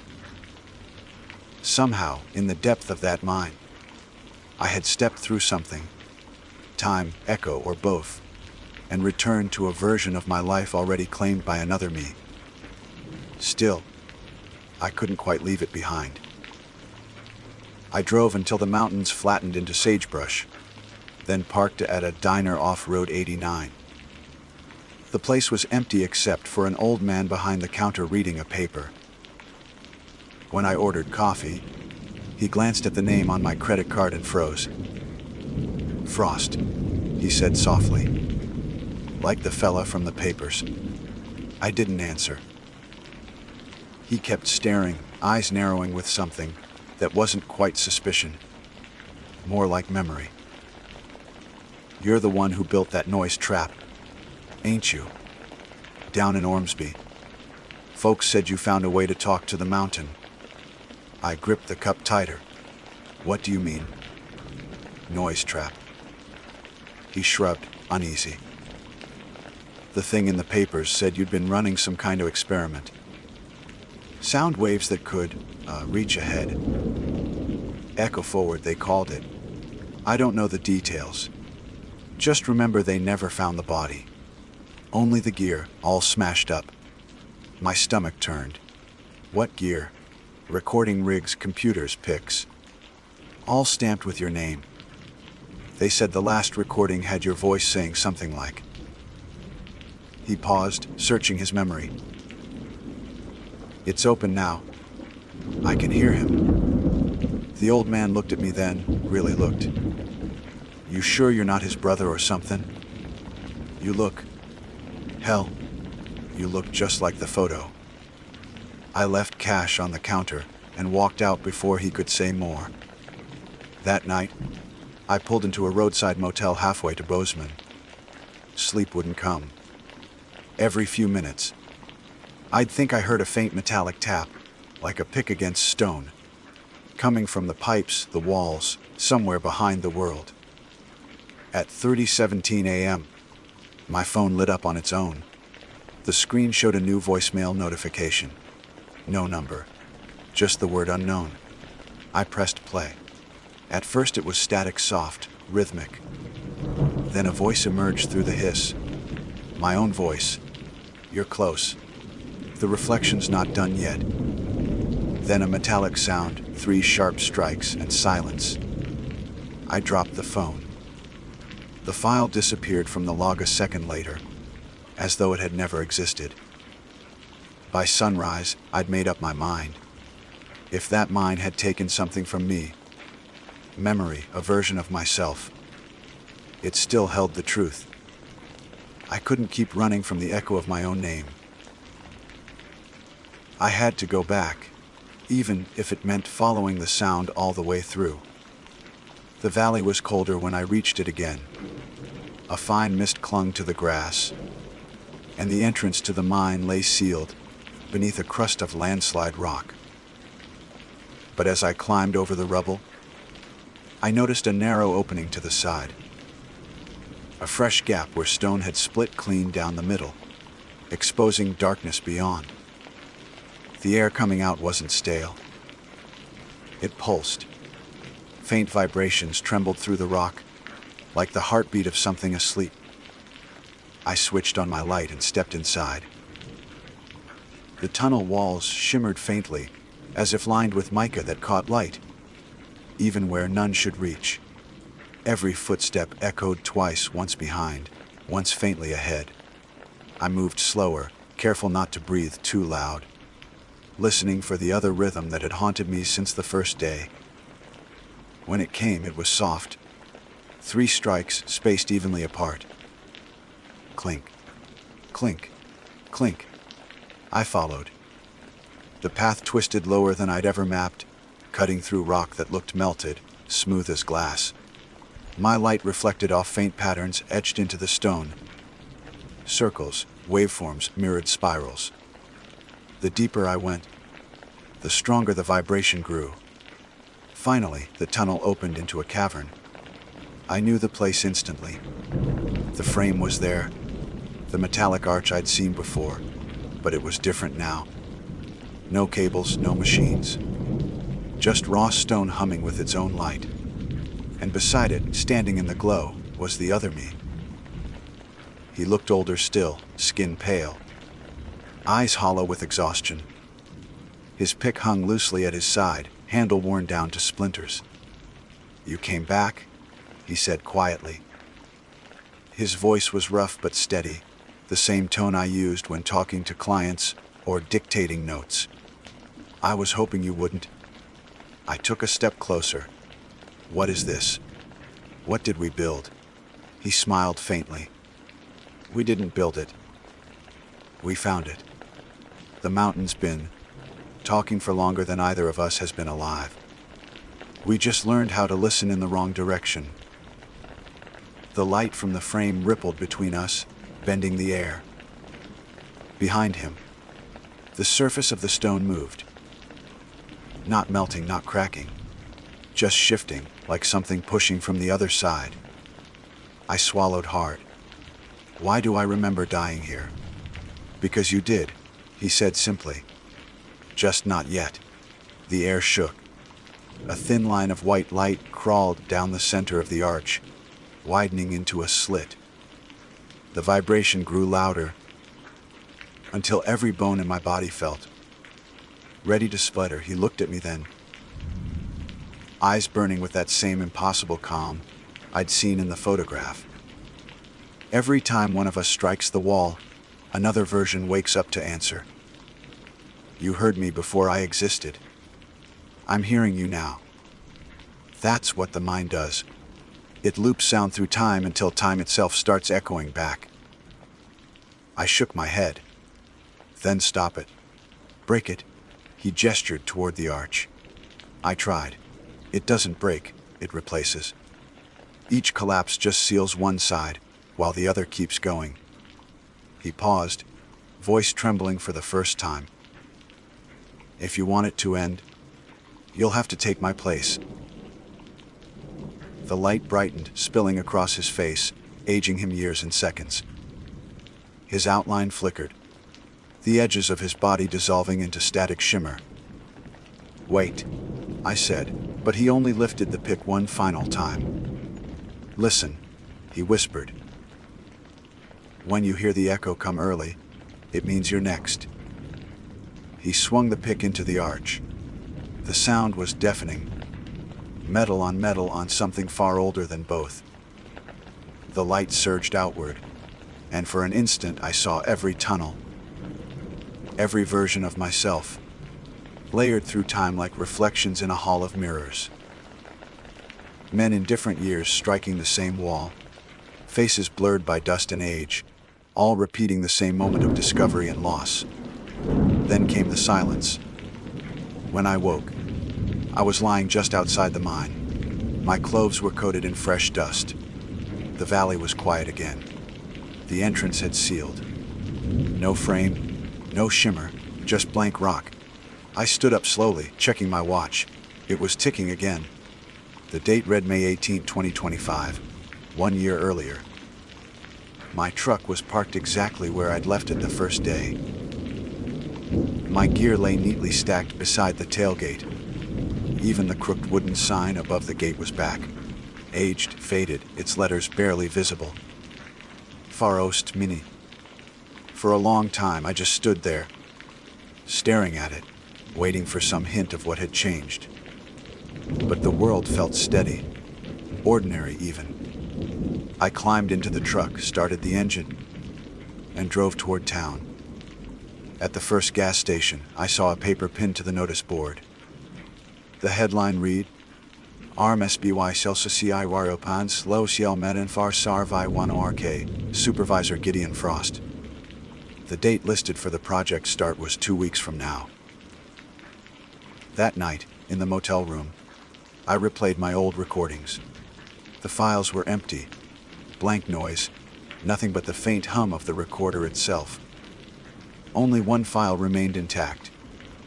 It was the very first one I'd made when I'd said, primary entry tunnel intact. Minor instability near south wall. But now, after my voice finished that sentence, another voice continued softly in the same tone. My tone, saying, Don't come back. I closed the recorder and sat in silence. Out in the distance, thunder rolled across the mountains. The sound reached me, echoed once, then again early, and beneath that came a faint metallic strike. Clink. I don't know if it came from the storm, or from beneath the earth, or if maybe it was just the sound of the world catching up to itself. But I know this: when that contract arrives, I'll decline it. Someone else can survey Frost Mine. Someone else can listen to what's left in the walls. Because I've already heard the future. And it sounds like me. My name is Alara Finch. I am a freelance field recordist and sound archivist, specializing in the preservation of vanishing environments and oral histories. For the past 6 years, I've traveled through forgotten towns, overgrown graveyards, and abandoned trails, collecting the acoustic ghosts of places time has tried to erase. My work is neither glamorous nor profitable. Most people don't care what silence sounds like in a town that no longer exists. But I do, because silence is never truly silent. It remembers. The town of Wenton Hollow wasn't on any recent maps. It appeared in a single 1927 railway survey, then vanished from every edition after. There were rumors, a flood, a fire, a chemical spill, but nothing verifiable. When I asked locals from the neighboring counties, they shrugged or claimed the name sounded familiar but couldn't say why. A librarian in St. Ives looked at me strangely when I mentioned it. She said, "That place is gone, dear. No one should go back there." Naturally, I went. My equipment was minimal: a handheld recorder, 2 contact microphones, and a parabolic dish for long-distance capture. I camped near the tree line a few miles north of where the old rail line should have been. The forest there was thin, brittle from drought, and unsettlingly quiet. No birdsong, no insects, not even the usual hum of late summer heat. When I clapped my hands to test for reverb, the echo came back too clean, too exact, as if the sound had been caught, repeated deliberately. On my first night, I logged that detail in my notes. Echo latency 0.8 seconds. Return matches source exactly. Possible topographic anomaly. Possible mimic phenomenon. Wind over abandoned structures. By dawn, fog had rolled in low, obscuring the outline of the hills. I followed what looked like a disused road, cracked with roots until the ground turned to cobblestone. Half-buried street signs leaned in the dirt. One still read Main Street. The air smelled faintly metallic, like ozone before a storm. My GPS showed no coordinates, just a blank space. Then I heard them. At first, faint voices. Not 1 or 2, but dozens. I lifted my recorder and listened through my headphones. The sound was like a murmur carried over a crowd. Layered speech, impossible to separate into individual words. But there was rhythm, cadence. The voices were speaking together. When I entered what must have been the town square, The source became clear. A stone fountain stood in the center, dry and cracked. Around it, the remnants of buildings sagged inward. Post office, diner, city hall, all in ruin. The voices came from everywhere at once, vibrating the air like heat shimmer. I pressed record. What the microphones captured froze me. Hundreds of overlapping voices, all speaking in perfect unison, clear as if they were standing beside me. "We remember you now." The words repeated once more, slower. Then silence. My name had not been spoken, but the phrasing, "We remember you now," felt targeted, intimate. I backed away, listening. No movement, no wind. My own breath felt loud enough to break whatever spell lingered there. I wrote in my field log that perhaps a natural resonance, an acoustic illusion, had produced the phenomenon. It was what I needed to believe in that moment. Still, I couldn't shake the sense that I had been recognized.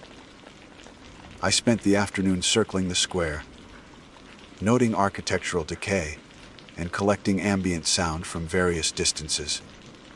The voices didn't return, only the soft static of the wind brushing past broken glass. Near the base of the fountain, I found a small brass plaque tarnished green.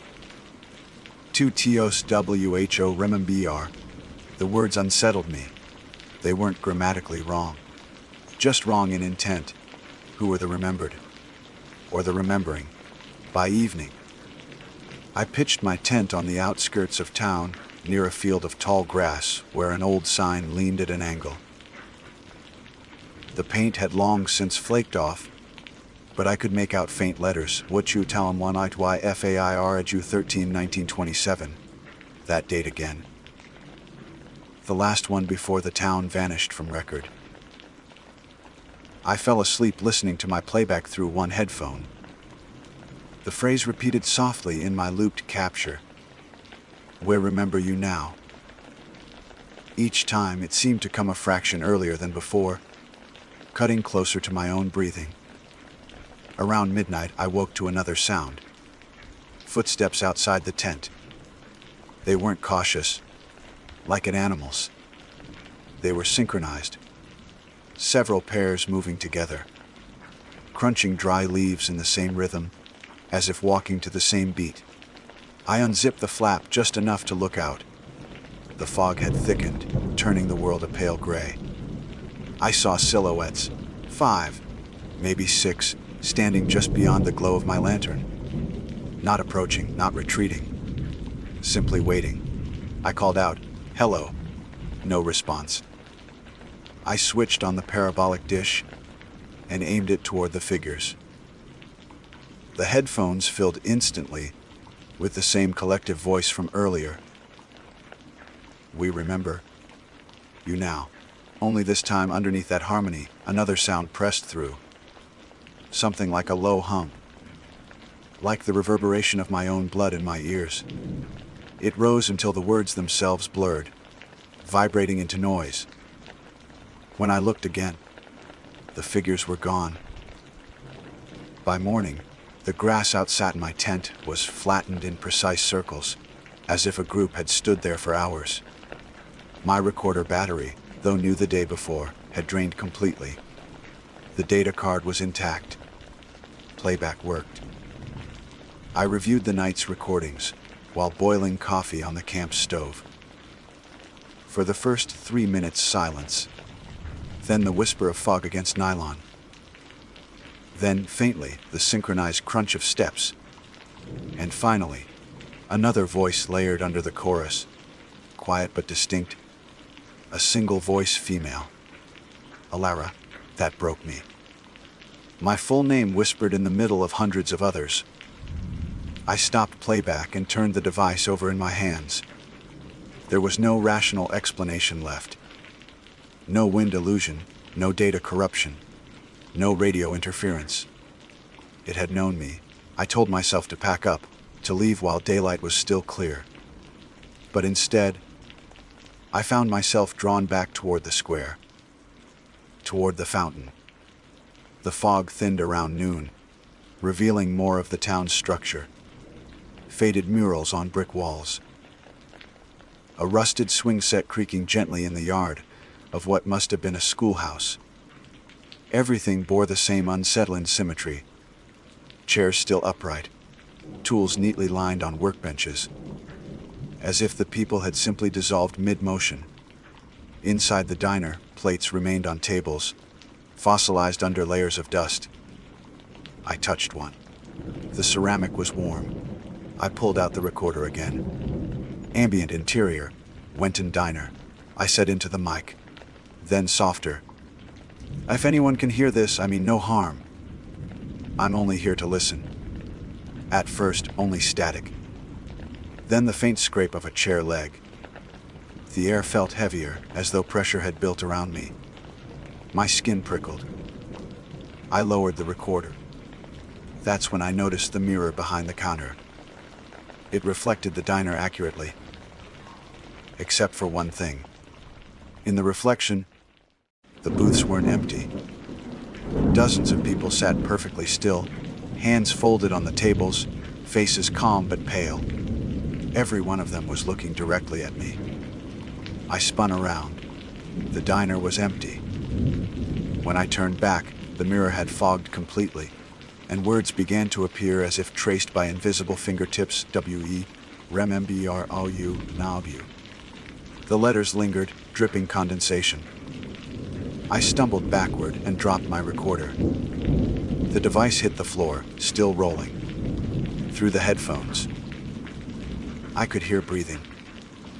Hundreds of synchronized breaths, in and out, like a great lung expanding beneath the town. I grabbed the recorder and bolted out into the street. The sound followed me, not louder, but closer, pressing against the air itself. Each building seemed to exhale as I passed, releasing faint echoes of laughter, conversation, a child's cry, all blending into that same measured unison. By the time I reached the square, my legs were trembling. I stopped beside the fountain, trying to steady the recorder. "Who are you?" I demanded. "What do you want from me?" The reply was instant. To be remembered. Then every window in town shattered at once. The sound wasn't chaotic. It was orchestrated. A single percussive note echoing through the square. The pressure knocked me to my knees. My ears rang, blood humming under my skin. I looked up through the shards of glass glittering in the fog. And for a moment, I thought I saw faces reflected in each fragment. Faces repeating mine. When the echoes finally faded, the air stilled again. I stumbled back to my tent, gathered what little I could carry, and hiked to the ridgeline without stopping. The forest remained unnaturally quiet. Even the wind refused to move. When I finally turned on my recorder hours later, the device displayed a timestamp from 2 days ahead. I checked the date twice, reset it manually, and noted the discrepancy in my field log. A malfunction, perhaps. But deep down, I knew better. The town hadn't only remembered me, it had folded me into its memory. As night fell on the trail, I played back one final clip from the square. The voices came softly through the static, fading like a chorus at the end of a hymn.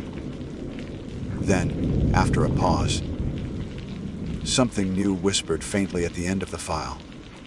So quiet I had to turn the volume all the way up to hear it. "Come back when we forget again." The words looped once, then cut to silence.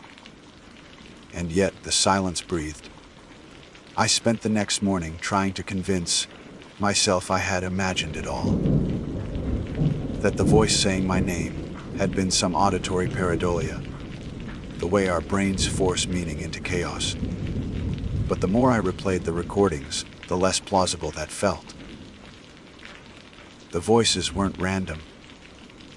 Their phrasing was deliberate, synchronized with precision that no natural echo could produce.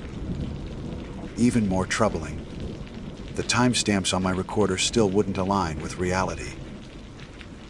Each playback showed a future date, counting forward minute by minute.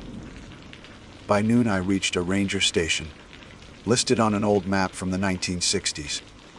It sat a few miles from the ridge, boarded up and collapsing in on itself. The sign over the door still read, Wenton Hollow Forest Division. The paint had peeled into curls that looked like script, letters whispering away into illegibility. Inside, the air smelled of mildew and rust. Faded logbooks lay scattered on the floor. I flipped through them, hoping to find something. Records of evacuation, a disaster report, anything. Most entries ended abruptly in mid-sentence around August 13, 1927. One, written in a fine hand, reedy. They've begun speaking together. It's not right. The sound moves before the mouth. If we listen long enough, we join. The page after that was blank. I ran my fingers over the indentations, where the pen had pressed too hard, as if the writer had been trembling. When I stood to leave, I noticed something etched into the inside of the doorframe, letters carved with something sharp. Donent record tm. Ty rem mber riau te. That line lodged in me like splintered glass. Still, by habit, I turned the recorder on anyway. The moment I hit record, the atmosphere shifted. The silence gained texture, a faint vibration underneath, the kind you feel in your jaw rather than hear. I held my breath and panned the microphone slowly across the room. Static deepened into rhythm, the same kind of strange coherence I'd captured before. Only now it wasn't a chorus.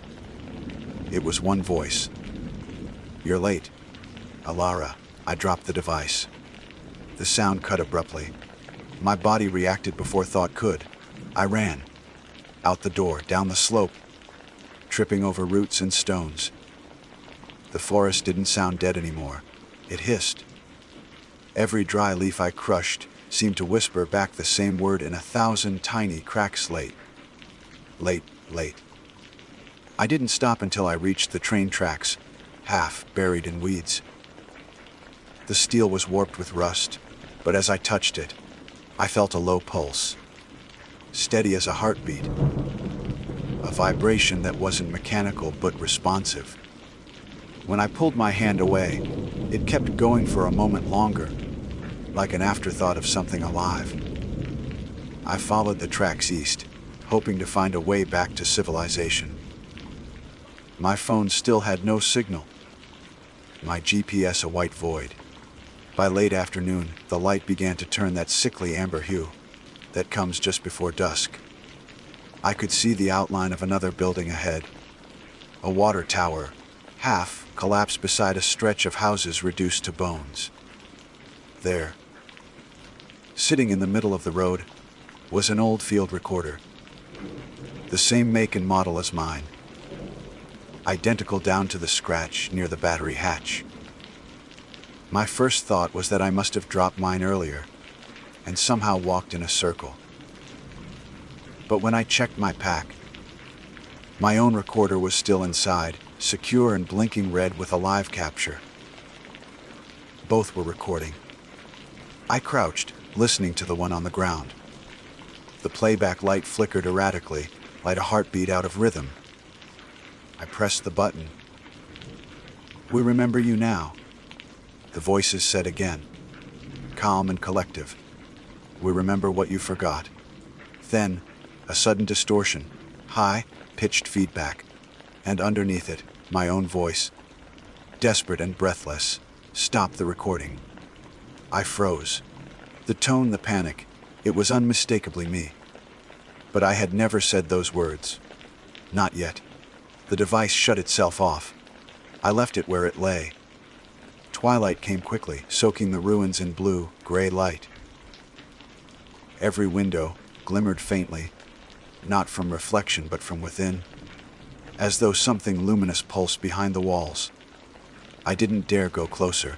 I kept to the edges, walking the perimeter until the fog rolled in again, and swallowed everything but the narrow strip of track beneath my boots. I reached a clearing where the forest opened up to a dried riverbed.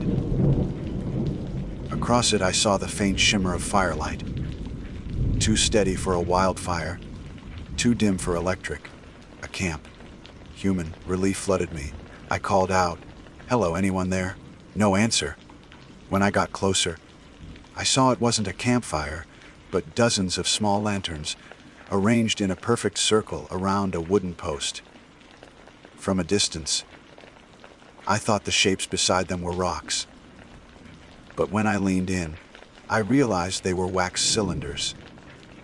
Antique audio recordings, hundreds of them, stacked neatly like offerings.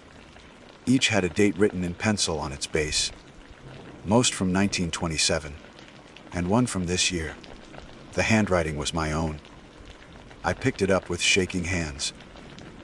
My name was etched beneath the date Lara Finch. My throat went dry. I didn't remember making it. Didn't even own equipment that could record on wax. Yet as I turned the cylinder, faint grooves shimmered under the lantern light. Fresh, unworn. I wanted to drop it to run, but instead, my fingers tightened around it. Curiosity and dread tangled inside me like barbed wire. From behind, a voice spoke softly. "You came back." I spun, nearly tripping over the lanterns. No one stood there. The fog thickened, blurring the outlines of everything. But the air moved around me, shifting as though someone had just taken a step closer. "We didn't forget this time," it said. I ran. The sound followed, not as footsteps, but as breathing. Hundreds of breaths matching mine, syncing perfectly with each gasp. My own rhythm dissolved into theirs until I couldn't tell which breath was mine anymore. I stumbled through the trees, down into the riverbed, up the far side where the tracks resumed. Somewhere in the chase, my recorder must have fallen out of my bag. The forest went utterly dark, except for the pulsing red light I could still see between the trees. It blinked like an eye. I told myself to leave it, but the pull, the need to document, to understand, was stronger than fear. I went back. When I reached it, the recorder was upright, balanced impossibly on its edge, microphone pointed toward me. The playback light flickered to life. I heard myself again, speaking words I hadn't spoken yet. "It's not the town that remembers. It's the sound." Then, beneath that, another voice answered, "Yes, and you brought yourself back to it." The fog parted enough for me to see figures standing just beyond the trees again. Dozens now, maybe more. Each identical in stance, heads tilted at the same angle, faces pale as if carved from ash. None moved, and then, in horrifying synchronization, they all opened their mouths. The sound that came wasn't speech, it was playback. Every noise I'd recorded since arriving, every footstep, every whisper, every panicked word, returned in perfect order, looping, layering. I heard myself scream, run, breathe, plead, all superimposed until it became one monstrous harmony of me. I clutched my ears, but it didn't matter. The sound was inside. I don't know how long it lasted. When the echo finally stopped, I was on my knees. The fog had thinned, and the figures were gone. My recorder lay silent beside me, its battery dead again. I stayed still for a long time, until the tremor in my hands eased enough to pick it up. The display had reset completely. No files, no timestamps. Blank, and then, without me touching anything, it began recording again. I should have destroyed it. Instead, I did something worse. I listened. Through the headphones came a faint heartbeat. Not mine. Not human. Slow and deliberate. Then, faint like it, "We will wait." I ripped the batteries out. The display went dark, but I could still hear it, faintly, through the unplugged headphones, like a residual hum buried deep in the wire. I sat in the dirt until sunrise, watching fog drift over the ruined town below. Every rational part of me wanted to hike out and never return. But the problem with sound is that once heard something impossible, silence becomes unbearable. So I packed the recorder, replaced the batteries, and turned it back on. The moment I did, a new file appeared. Timestamp tomorrow. It read, Ella Finch last recording. Why if I hadn't made it yet? The file shouldn't have existed. Yet there it was. Its name stamped across the tiny recorder screen, the date pulsing faintly as if alive. I stared at it until my reflection in the black display blurred. My hands trembled, but I pressed play. At first, there was only static, long, shallow breaths hidden under it. Then my voice, calm but wrong. This is Ella Finch. Field log, final entry.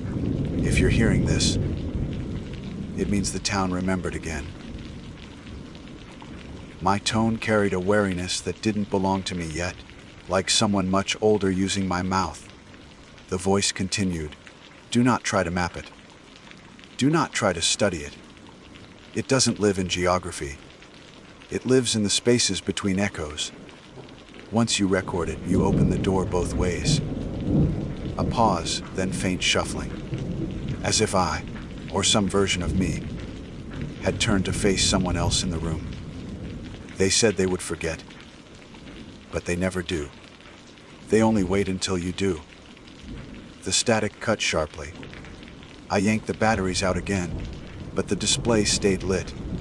That red record light blinked steadily, patient as a heartbeat. The screen flashed a new word in block letters, RETURN. The forest was still around me, washed gray with early morning. But I knew what it wanted, what it expected. Whatever was inside that town hadn't finished with me. And maybe, if I didn't go back, it would come looking. I took the long path down the ridge. The fog moved differently this time, in slow spirals that turned whenever I turned, like something studying me back. By the time I reached the cobblestone road leading into Wenton Hollow, the air buzzed faintly, as though tuned to an invisible frequency. Everything looked sharper in daylight, too defined. The buildings still sagged, but their edges gleamed wet, as if recently rained on.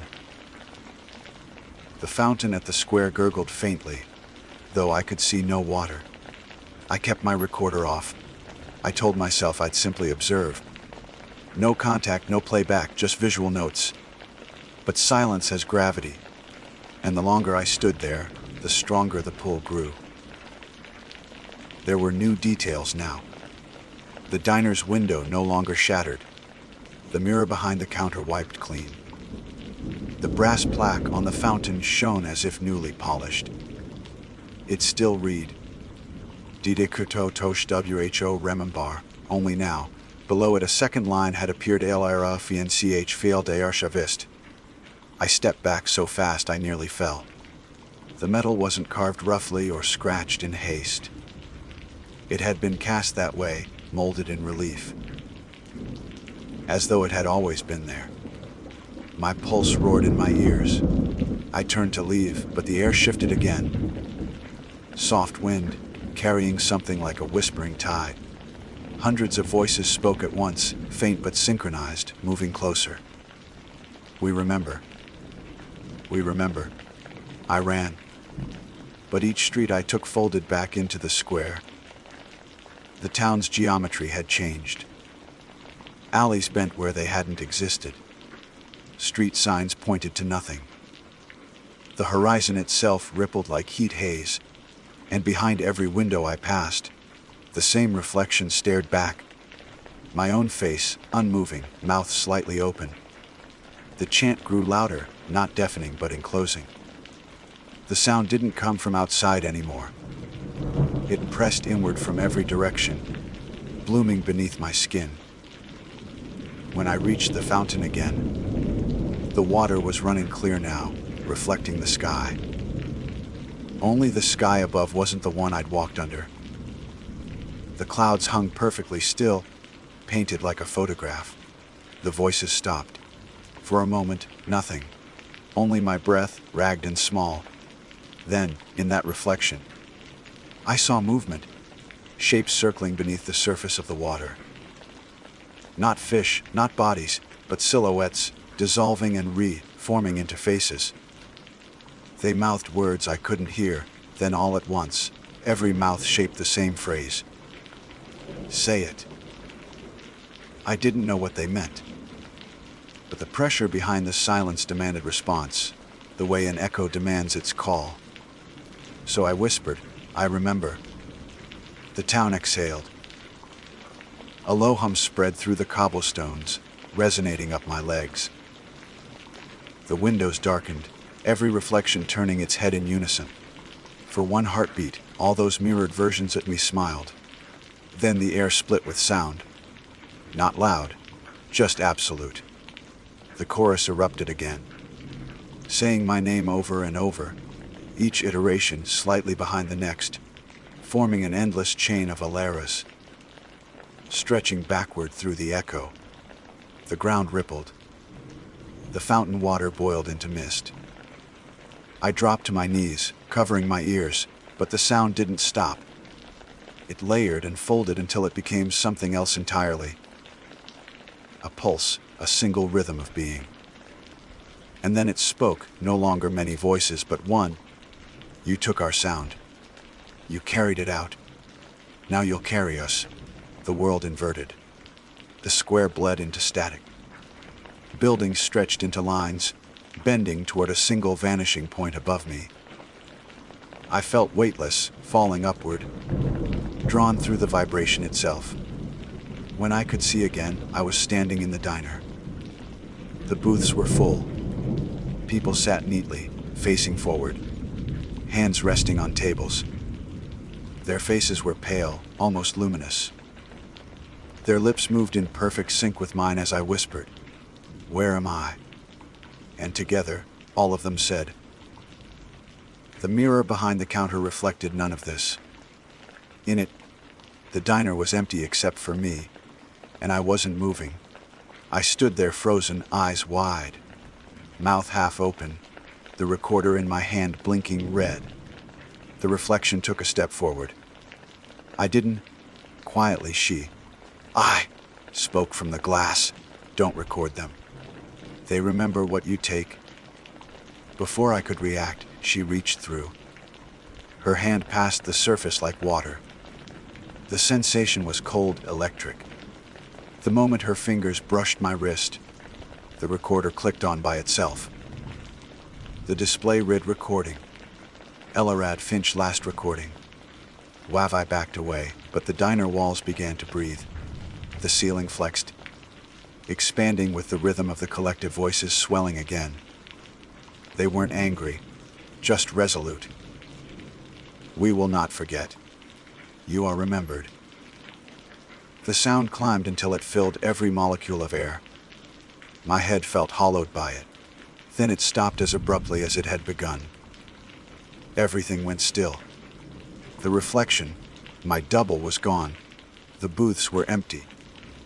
The mirror now showed only the flicker of my lantern light. The recorder in my hand was quiet, screen dark.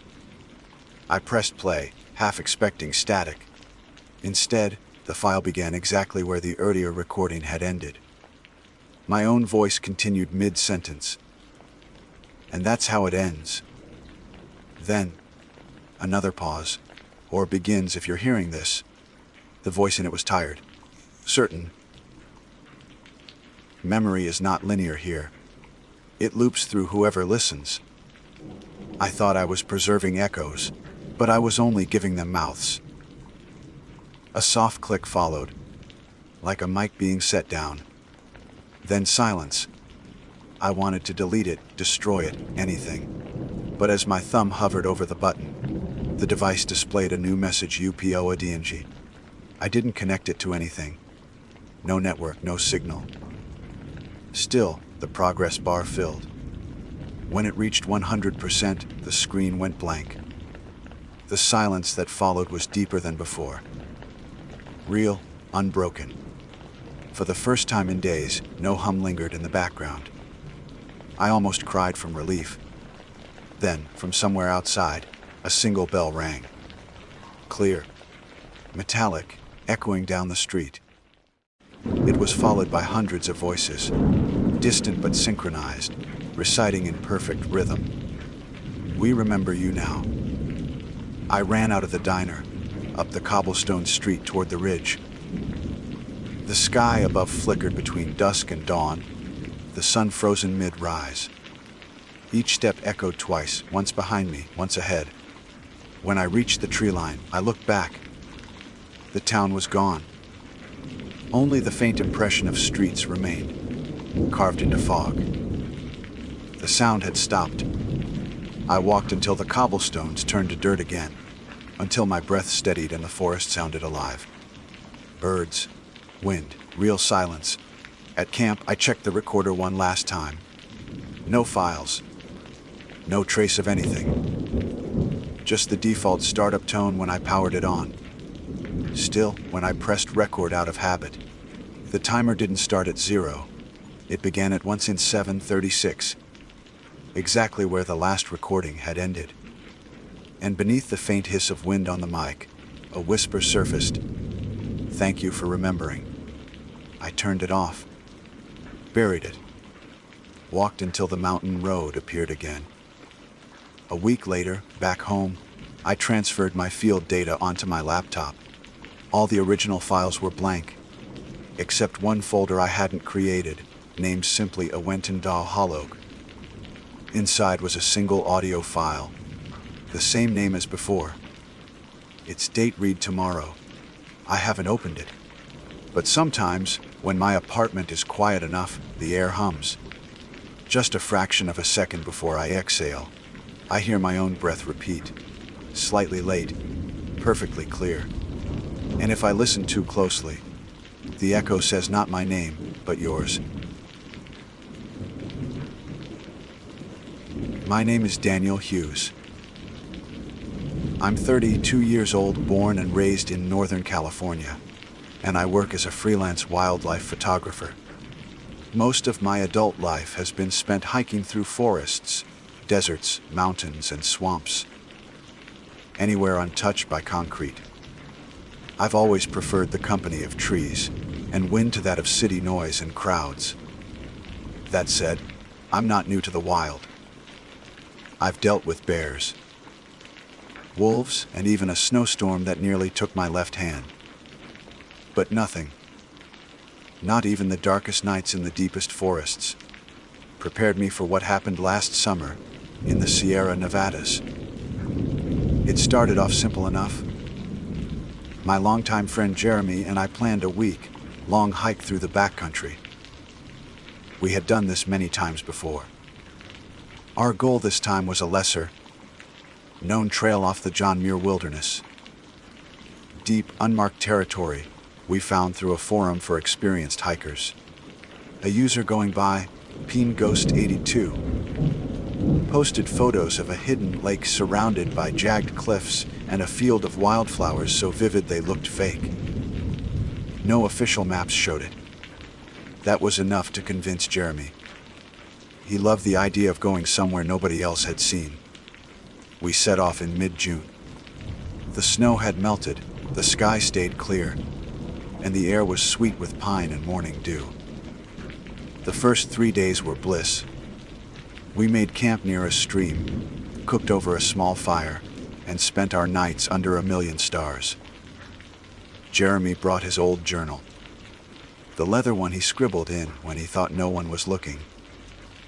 I brought my Nikon D850, hoping to capture shots of bobcats or maybe even a mountain lion if we got lucky. Then came the fourth night. It was just after dusk. The forest had gone still, the way it does sometimes, when not even crickets dare to sing. I was sorting through my camera roll when I heard it. 3 short whistles. Sharp, clear, like someone blowing through their fingers with practiced precision. I looked up from the glowing screen, frowning. Jeremy froze mid-stir of the pot. We listened. The forest stayed dead silent for maybe a minute. Then, fweet, fweet, fweet. Same rhythm, same tone. Jeremy glanced at me. You hear that? I nodded. Probably another group. Could be signaling someone. Yeah. Or calling their dog or something. He said, but his voice lacked confidence. We hadn't seen anyone else for 2 days. He stood up and whistled back, mimicking the same 3 notes. We waited. No reply. No birds. No rustle of squirrels. Just wind pushing between the pines. That night, the sound came again. Only this time, it was closer. I woke up sometime after midnight. The fire was mostly embers, casting a dull red glow across our campsite. I sat up, the nylon walls of the tent barely muffling the world outside. Fweet, fweet. The same whistle, but this time it came from beyond the trees, maybe 50 yards off. Definitely closer than before. Jeremy stirred beside me. Did you hear it? I said, my voice low. He unzipped the tent, poked his head out into the dark, then looked back at me. It's gotta be someone in trouble. That's a rescue signal. 3 short blasts. Standard code. Then why didn't they answer earlier? I whispered. He shrugged. Could be hurt. Maybe couldn't answer until now. Before I could stop him, he was pulling on his boots. Jeremy, hold on. I'll just take a quick look. If someone's out there and needs help, you don't even know which direction it came from. He paused. Then, fweet, fweet. Louder now, echoing between the trees, like it was calling him. Jeremy's eyes narrowed. That way. He grabbed his flashlight and stepped out into the night. The beam cut through the darkness like a thin blade of safety. He turned back to me once. Stay here. I'll be back in a few. I didn't argue. I should have. Minutes passed. Then an hour. No sign of him. I called his name. Quietly at first, then louder. Nothing but forest and the sound of my own heartbeat thudding in my ears. I grabbed my headlamp, threw on my coat, and stepped into the woods. The fire behind me flickered weakly, barely illuminating the camp. Jeremy! I called. No answer. Fweet, fweet. It came again. Off to my left this time. I turned toward it and froze. A shape moved between the trees. Just a flicker. A suggestion of something tall, too tall to be Jeremy, gliding between the pines. No footsteps. No crunch of leaves. And then it was gone. I didn't chase it. I ran back to the tent, zipped it, shut, and sat with my knife in hand until the sun rose. Jeremy never came back. I spent the entire next day searching for him. I screamed his name until my voice cracked. I followed tracks, broken twigs. Any clue at all. But the forest gave nothing back. No blood, no signs of a struggle. Just one thing at the base of a twisted cedar tree. I found Jeremy's flashlight. It was still on, beam pointed straight up into the canopy, flickering like it was dying. I never found the journal he brought. I never heard the whistle again. Not until weeks later. When I got back to civilization, after a grueling solo hike that left me dehydrated, paranoid, and barely functional, I went straight to the rangers. A search party was sent. Drones, dogs, volunteers. No trace of him was ever found. And then, one evening in early August, I received an envelope. No return address. Inside was a piece of folded paper. No message. No signature. Just 3 words written in jagged black ink. Don't follow whistles. And beneath it, a sketch. A figure standing in the trees. Tall, thin, no face. I kept the note for weeks. folded hidden inside the inside pocket of my coat. I told no one. Not the Rangers. Not Jeremy's sister when she called crying. Not even the therapist I half-heartedly saw twice before quitting. What could I say? That some faceless stalker of the woods had sent me a warning after my best friend vanished into thin air. And I wasn't even sure I believed it myself. But the sketch, that's what haunted me. It was exactly what I saw that night. That glimpse between the trees. The figure, tall, impossibly tall, with no features, no color. Just absence. Just there for a moment and then gone. I hadn't told anyone that detail. Not even in my report. And still, there it was, drawn in trembling black lines. I started having dreams. Always the same. I'm back in the Sierra Nevadas, the air thick and wrong. Like breathing through gauze soaked in pine tar. I'm walking always alone, always following a sound. Fweet, fweet, fweet. The whistle echoes ahead of me, and I know in that dream deep certainty that Jeremy is just around the next bend. That if I go a little further, I'll find him. But when I reach the clearing, there's no one there. Just trees, silent, watching, and then it starts again. Fweet, fweet, fweet, behind me this time. One night, I woke to the sound in the real world. Not a dream. Real, 3 whistles. Outside my apartment window. I live on the 3rd floor. I didn't move. I didn't look. I just lay there with the blanket, pulled up to my chest like a child, pretending monsters obey cotton. The next morning, I moved.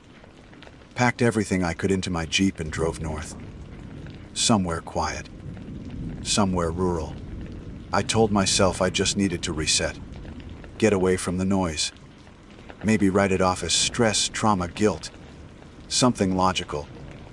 I ended up renting a small cabin near Quincy, 2 hours from where Jeremy and I first started the hike. The land was privately owned, dense with fir and cedar, no neighbors for miles. The silence felt heavier out here, but I told myself that was peace. The first few days were calm. I read, I cooked. I stared into the fire, ate, and refused to think. But the dreams didn't stop. The whistle was always there. Closer. Then, on the 5th night, I found something on my porch. A bundle of twigs. 3 of them, bound together with red thread, placed neatly in the center of the welcome mat, like a gift. There were no footprints, no tire tracks, no sign of wildlife, just the bundle. I burned it. That was a mistake. Because after that, the silence changed. It wasn't just quiet, it was wrong. Unnatural. The birds didn't sing anymore. The wind didn't move. The woods outside my window sat still like a photograph. Flat. Dead. I stopped sleeping. Every night I heard things. Not just whistles, but footsteps on the porch. Breathing just outside the window. Once, I swear I heard my name spoken in Jeremy's voice. Soft. Gentle. Begging. Danny, come outside. I didn't. I sat with the shotgun across my lap, eyes locked on the front door until morning bled gray through the curtains. That night, I saw him. Jeremy.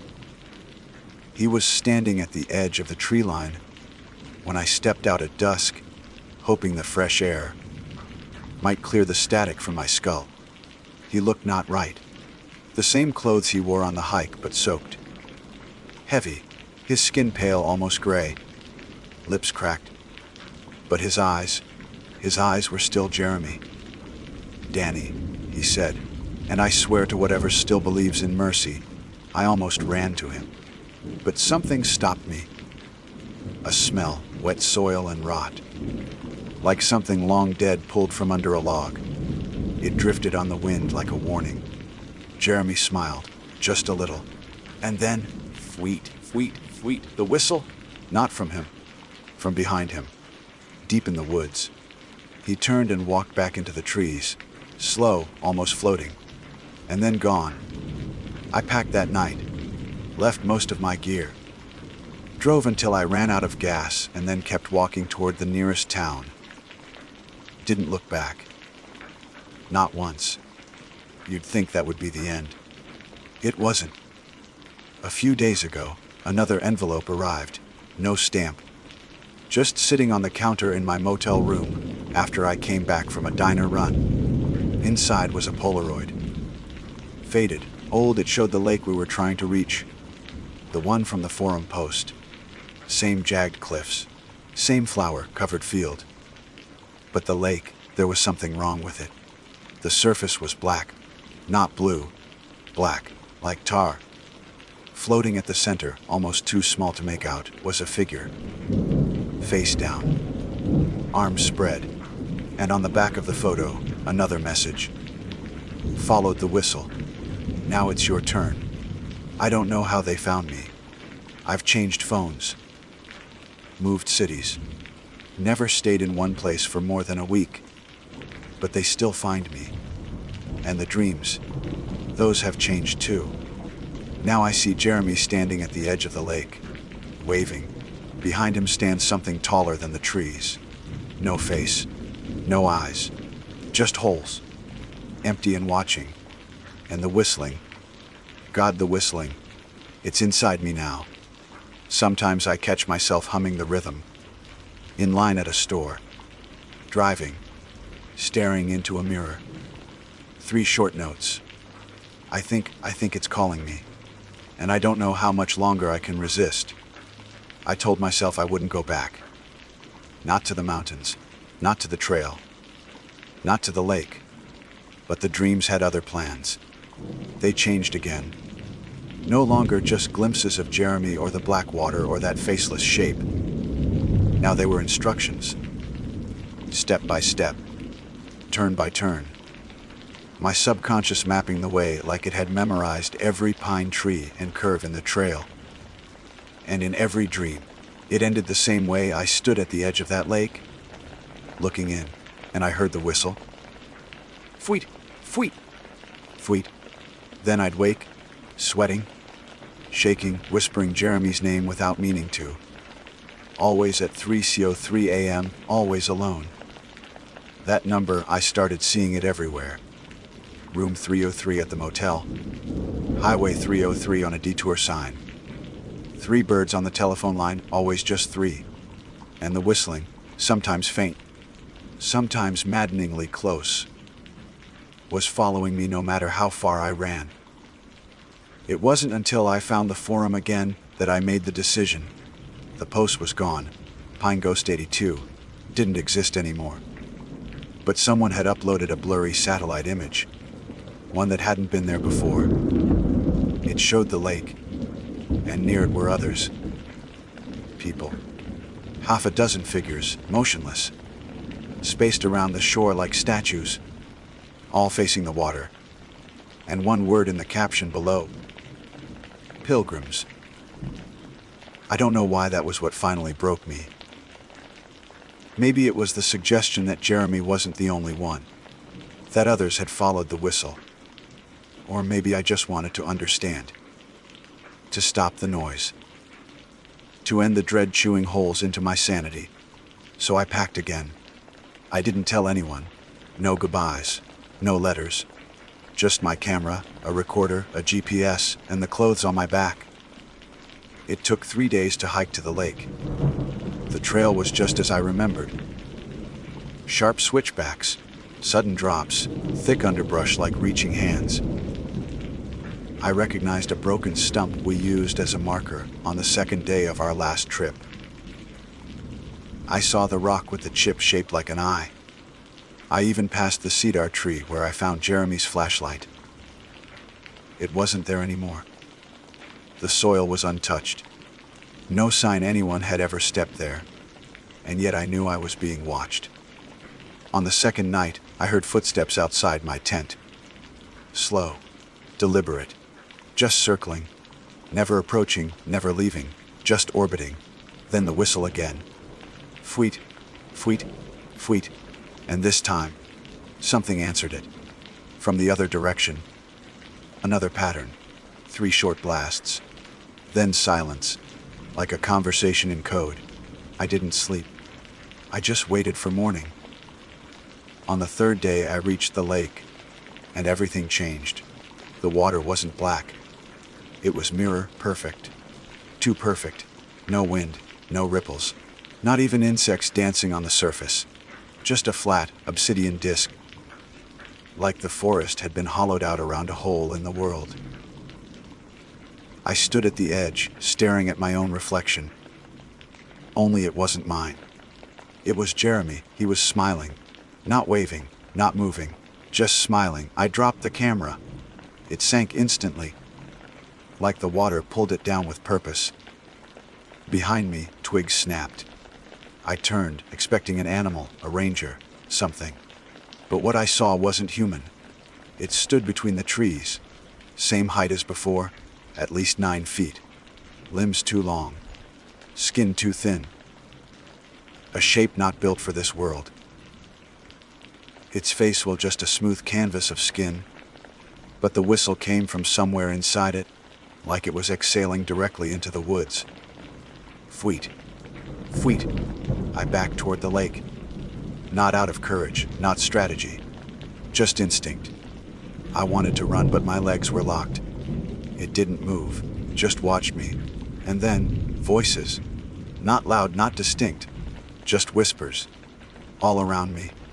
From the trees, from the ground, from the water itself. Whispering in a dozen different tones. Male, female. Some like children. Some like insects. Come see. Come know. Come be. I stepped into the water. It was warm. Too warm. Like blood fresh from the vein. I don't remember taking another step, but suddenly I was waist deep. I looked down. Jeremy was still smiling. Then his reflection blinked. I screamed and turned back to the shore, but it was gone. The trees, the rocks, the path I came from, gone. Only black water, all around me, stretching to a horizon that didn't exist. Above me, the sky cracked open, not with light, but with shadow. Shapes moved beyond it. Massive, ancient, crawling. Things without names that had been watching long before we crawled from the mud. And the whistle again. But this time, from inside me, I felt it in my lungs, in my spine, in my blood. I was becoming it. I don't remember how long I was in that place. Time doesn't move the same way there. Could have been hours. Could have been centuries. But eventually I woke up, alone, in the woods. The lake was gone. No water, no footprints, no sign of anything. Just a dead clearing under a sky too bright to be real. And around me, others. People. 6 of them, standing in a circle, barefoot, eyes empty. They looked at me without recognition. One of them held a whistle. Wooden. Cracked. Bound in red thread. They placed it at my feet. Then walked into the forest, one by one, vanishing between the trees. I never saw their faces. I never saw Jeremy again. But now, I carry the whistle. Not because I want to. Because I have to. It's inside me now. Calling others. Drawing them out like moths to some flickering, impossible light. I try not to blow it. I try not to listen. But sometimes, I wake up in strange places, on porches, outside tents, whistling. Fweet. Fweet. And if you ever hear it, 3 short notes in the night. Don't answer. Don't go. Don't follow the whistles. My name is Marlene Givens, and I am a 39-year-old civil engineer from Oregon. What I'm about to share is something I've never told anyone in full, not even my therapist, because every time I try, I feel like the woods are still listening. But I need to tell it now. Maybe writing it down will help me reclaim whatever piece of myself I left behind at Widow's Creek. Or maybe it'll serve as a warning to anyone who thinks camping alone is a spiritual detox. Sometimes, What you find in solitude doesn't heal you. Sometimes it waits. It was the second week of September when I decided to return. My father had passed away that June quietly in his sleep. After the funeral, I felt hollow in a way that didn't ache so much as echo, an emptiness I couldn't fill with work or wine or people. I started remembering things. Him humming while setting up the old Coleman tent. The way the river looked in the early morning. Like it swallowed the fog and wore it like a veil. Widow's Creek was his favorite spot. We went every summer when I was a kid, just the two of us, sometimes for a weekend, sometimes a full week. He used to say the place had a clean silence, one that let you hear your own soul. It was supposed to be nostalgic, a way to say goodbye. I thought if I camped there alone, I might feel him again, even just in the wind. So I loaded up my RAV4 with all the essentials, took 3 days off work, and made the drive northeast toward the forest. The place wasn't popular, which was part of its charm. No paved roads, no cell towers. You had to know the way, and I did. Even after 20 years, the route came back to me like muscle memory. The weather was perfect the day I arrived. High 60s, clear skies. That kind of crisp that smells like pine needles, and possibility. I parked at the old dirt clearing we used to use. The trailhead barely marked by 2 leaning trees. Just as I remembered. I hiked in about 1.5 miles until the woods opened up into a clearing beside the creek. And there it was, our old spot. The trees hadn't changed much. The big fir by the edge of the clearing was still split. At the top, lightning, scarred and crooked. The fire pit stones were scattered, but still visible beneath some moss and leaves. I remember kneeling beside them, brushing them off like they were artifacts. It felt wrong how happy I was to see it, like I was standing in a photograph. I pitched my tent a little closer to the tree line than we used to. Figured it'd offer more wind protection. The creek still whispered in the background, a steady hush, hush, hush, like it was trying to keep a secret. I made camp easily, firewood gathered, a modest flame lit, gear organized.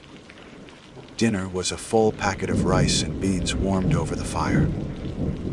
It wasn't gourmet, but out there, with the stars emerging one by one, like tiny watchful eyes, it felt almost holy. That first night, I sat by the fire with my old camp mug, sipping red wine from a box, and listening to the sounds of the forest. The usual chorus. Owls, insects, the occasional rustling. No other campers nearby. No headlights on the road. I felt alone in the way I had hoped, unplugged, free, a little sad but comforted. When I crawled into my tent, I fell asleep almost immediately. It was the second night that things began to change. The day started normally. I spent the morning walking along the creek, following it downstream for an hour or so. Then circling back, I found the remains of an old fishing pole wedged between 2 rocks, maybe my dad's, maybe someone else's. Either way, it felt like a sign. I brought it back and laid it next to the fire pit. Ate lunch. Sketched a few trees in my notebook. The sun filtered through the canopy like gold dust. Then, around dusk, just as the light began to drain from the trees, I saw it. A lantern.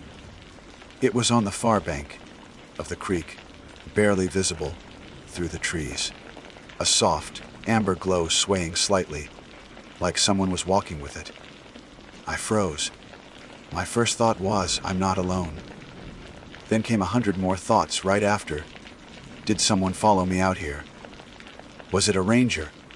Another hiker who came late?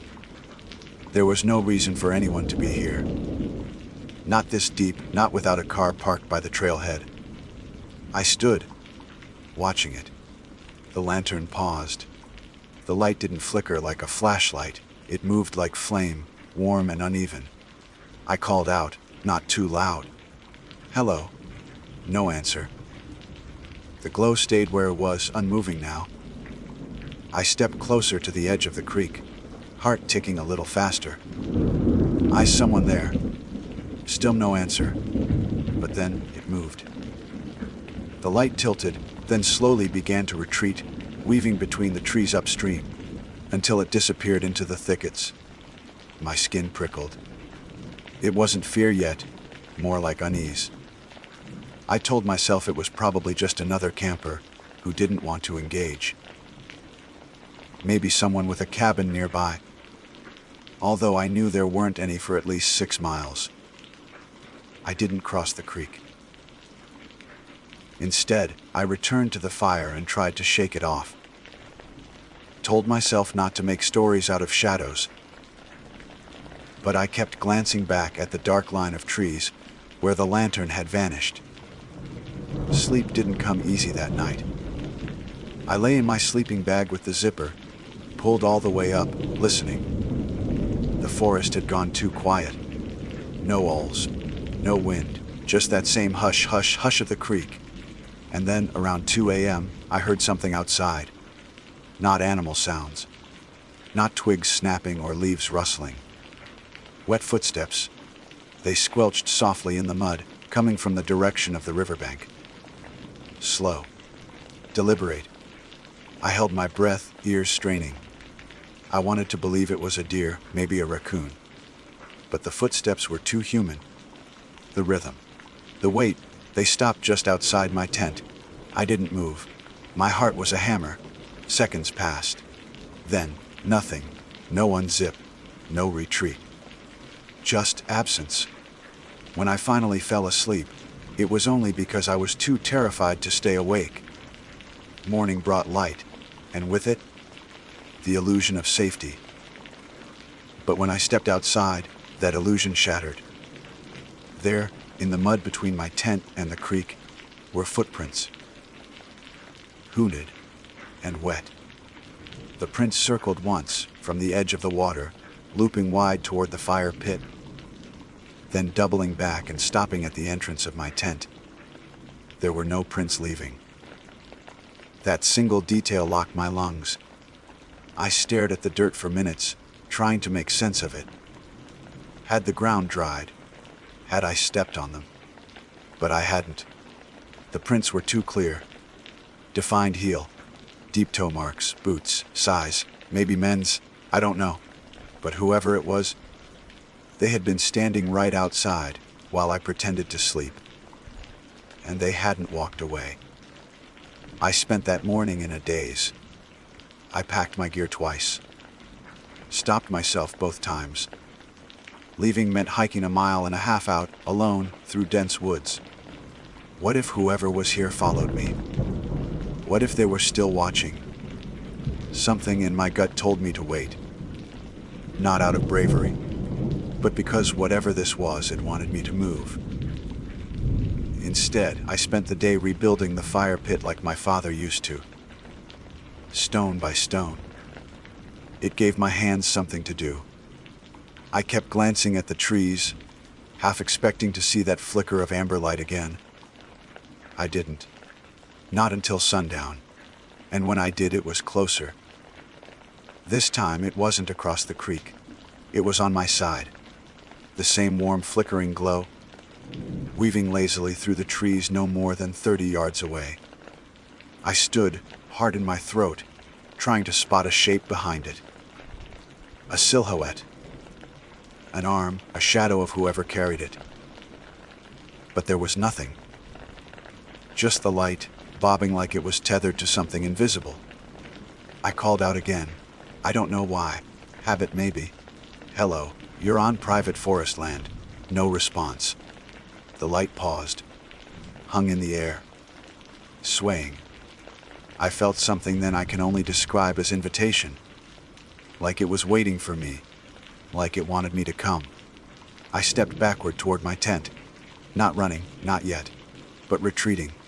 The light moved again, slowly at first, then gliding sideways behind a tree. Vanished.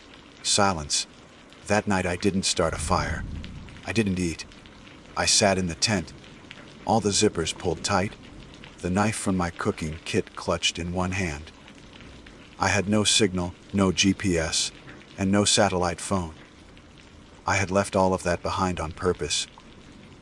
The point had been to disconnect. It was the worst mistake I've ever made. Around midnight, the footsteps came again. Same direction, same wet sound. This time they came from behind the tent. Not near the river. 1 step. Pause. 2 steps. Closer. I held my breath so tightly my chest hurt. I remember counting in my head. 1, 2, 3, waiting for the zipper sound. But it never came. Instead, I heard something scrape. Like fingers across nylon. Slow, deliberate. Just one long drag of something dry along the outer wall of the tent. I couldn't scream. I couldn't speak. I think some part of me shut off. The sound moved toward the front. I forced my eyes closed and didn't open them until the morning light hit the tent fabric. When I finally crawled out, everything was still. But I wasn't alone. In the dirt, just inches from the flap of my tent, someone had left something. It was a boot print, like the others. But inside it, carefully placed, was a smooth white stone. No other stones like it were in the area. It was perfectly round, too white, almost chalky, sitting directly in the center of the print like an offering. I picked it up. I don't know why. It was cold. Not forest cold. Freezer cold. And it made my fingers ache immediately. I dropped it. My hand burned like I'd touched dry ice. That was the moment I decided to leave. Screw the tent. Screw my gear. I packed what carry into my day pack. Water, food bar, wallet, flashlight, and started walking. It was still early morning, but the light didn't feel right. It had that coppery haze, like a sunset in reverse. The woods were quiet again. No birds, no wind. Every few minutes I looked back, half expecting to see that lantern behind me. I didn't, but the silence followed. I made it back to the trailhead in record time. Less than 40 minutes. I didn't even stop for water. My RAV4 was where I left it. No signs of tampering. No boot prints on the gravel. For a second, I thought maybe I'd imagined the whole thing, until I opened the driver's side door and saw the white stone sitting on the seat. Exactly the same as before. Round, cold, waiting. I didn't touch it. I drove, as fast as the dirt road allowed. The trees felt too close, like they were leaning in, like they were watching me leave. I didn't stop until I hit the gas station 20 miles out, where the pavement rejoined the highway. When I got out to fill the tank, I checked the seat again. The stone was gone, but the seat was still cold. I didn't report it. What would I even say? That a phantom camper stalked me with a lantern and gifted me a magic ice rock. That someone walked around my tent without leaving. It felt unreportable. Like the forest had given me something it didn't want anyone else to know about. I haven't been back to Widow's Creek since. I won't. But sometimes on nights when I can't sleep, I take the old fire pit sketch out of my notebook, and I remember what my dad used to say about clean silence.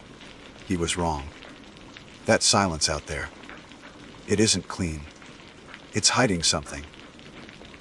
Something that still knows my name. It's been 9 months since I left Widow's Creek, and I've tried to live like it didn't happen. New job, new apartment, new city even. I've done everything right, stayed around people, avoided the woods, deleted every camping video and gear ad from my social feed. But some things won't let you go. Not when you've seen them. Not when they've seen you. I used to wake up sweating, convinced I'd see the lantern outside my window. I haven't. Not yet. But the dreams come in patterns. They always start the same way, me. Kneeling by the fire pit. The forest around me breathing, watching. And in the distance, that same flicker of amber light, like it never left. Like it followed me back. I started journaling. My therapist said that might help turn the fear into narrative. So I wrote it all down, even the parts that sound impossible. I thought that would bring closure. But something happened last week that made me realize the story wasn't finished. It started with a knock.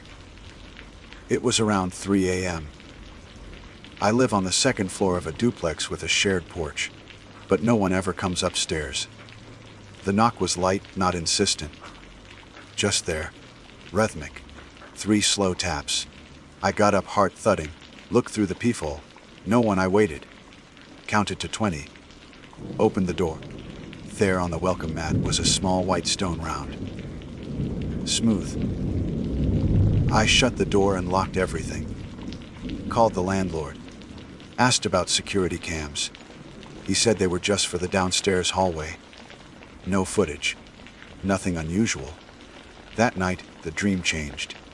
The lantern wasn't in the woods anymore. It was in my living room. Hovering. Burning, waiting. I woke up gasping. The smell of wood smoke thick in my throat. That same morning, I got a letter. No return address. No stamp. Just my name, hand-written. Inside was a photograph. Black and white. Blurry. It was my tent. At Widow's Creek. Taken from the trees. The angle. It wasn't possible unless someone had been there. Standing where the lantern had vanished. Watching me. The photo had something else, too. A faint white smudge by the creek. When I looked closer, I saw it wasn't a smudge at all. It was a face. I tried to throw it away. But when I took it out to the trash chute, there was already another stone waiting on top of the bin. I hadn't heard anyone approach. After that, things got worse. The lights in my apartment started to flicker randomly. Always a warm amber hue when they did. My phone battery drained when I tried to take pictures of the stones. Even friends began commenting on my smell.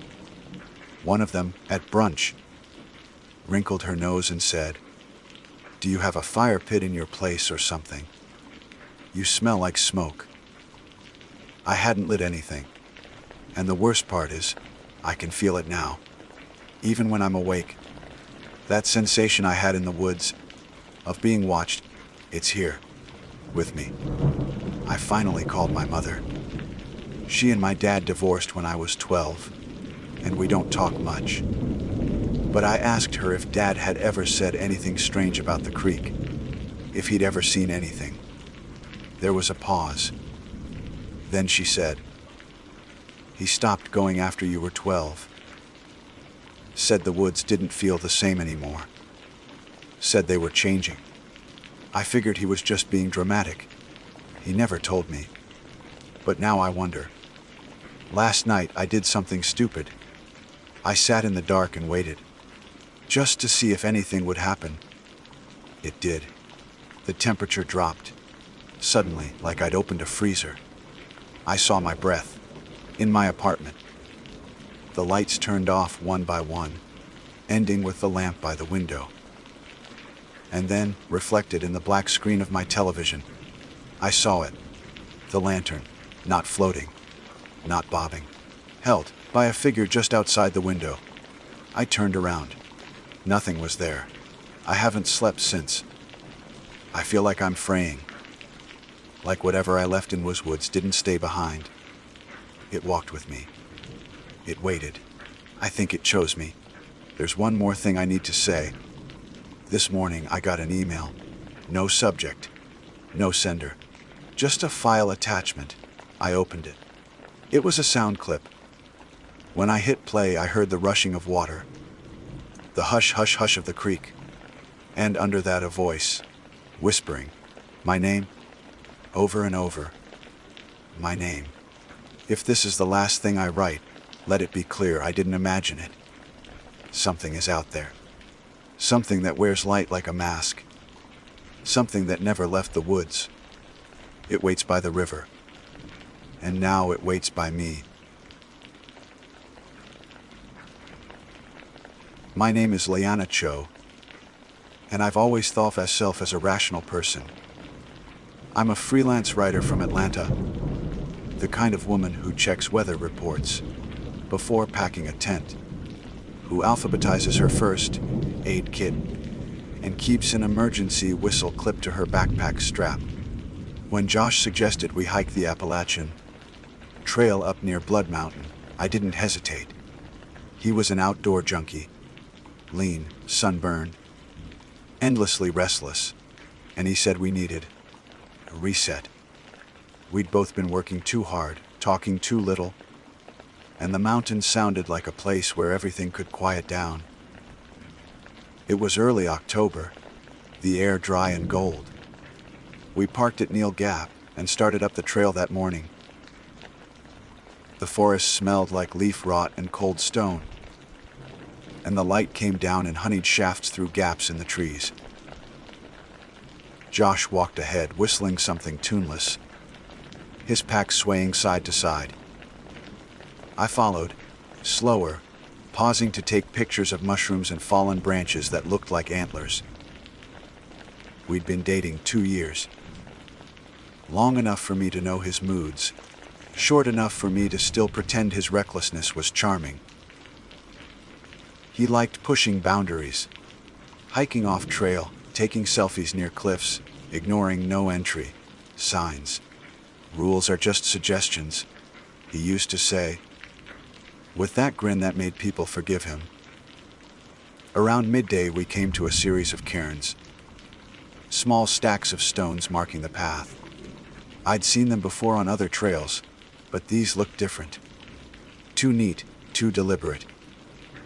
Each stack was 6 or 7 stones high, smoothed and gray, balanced like they'd been measured by hand.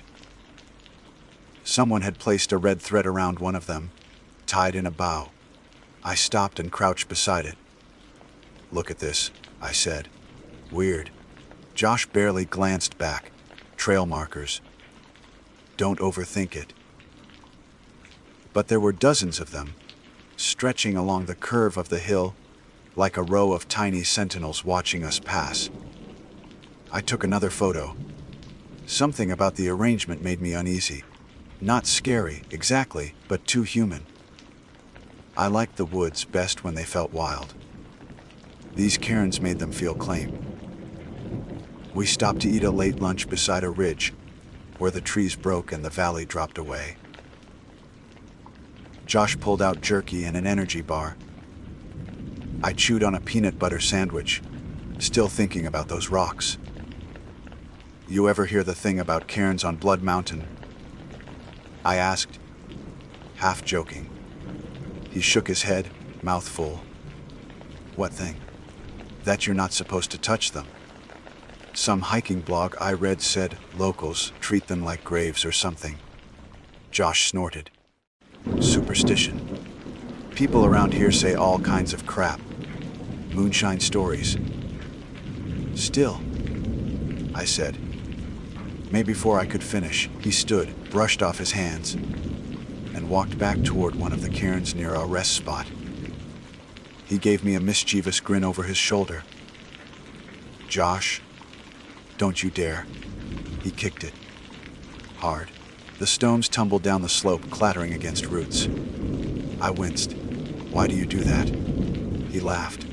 "Because nothing happened." He spread his arms to the sky, mock serious. "Look. No ghosts, no curses. Just gravity."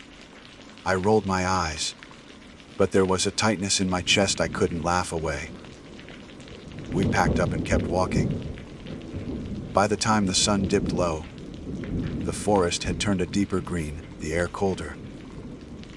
We set up our tent near a small clearing off the trail, where a creek murmured through ferns.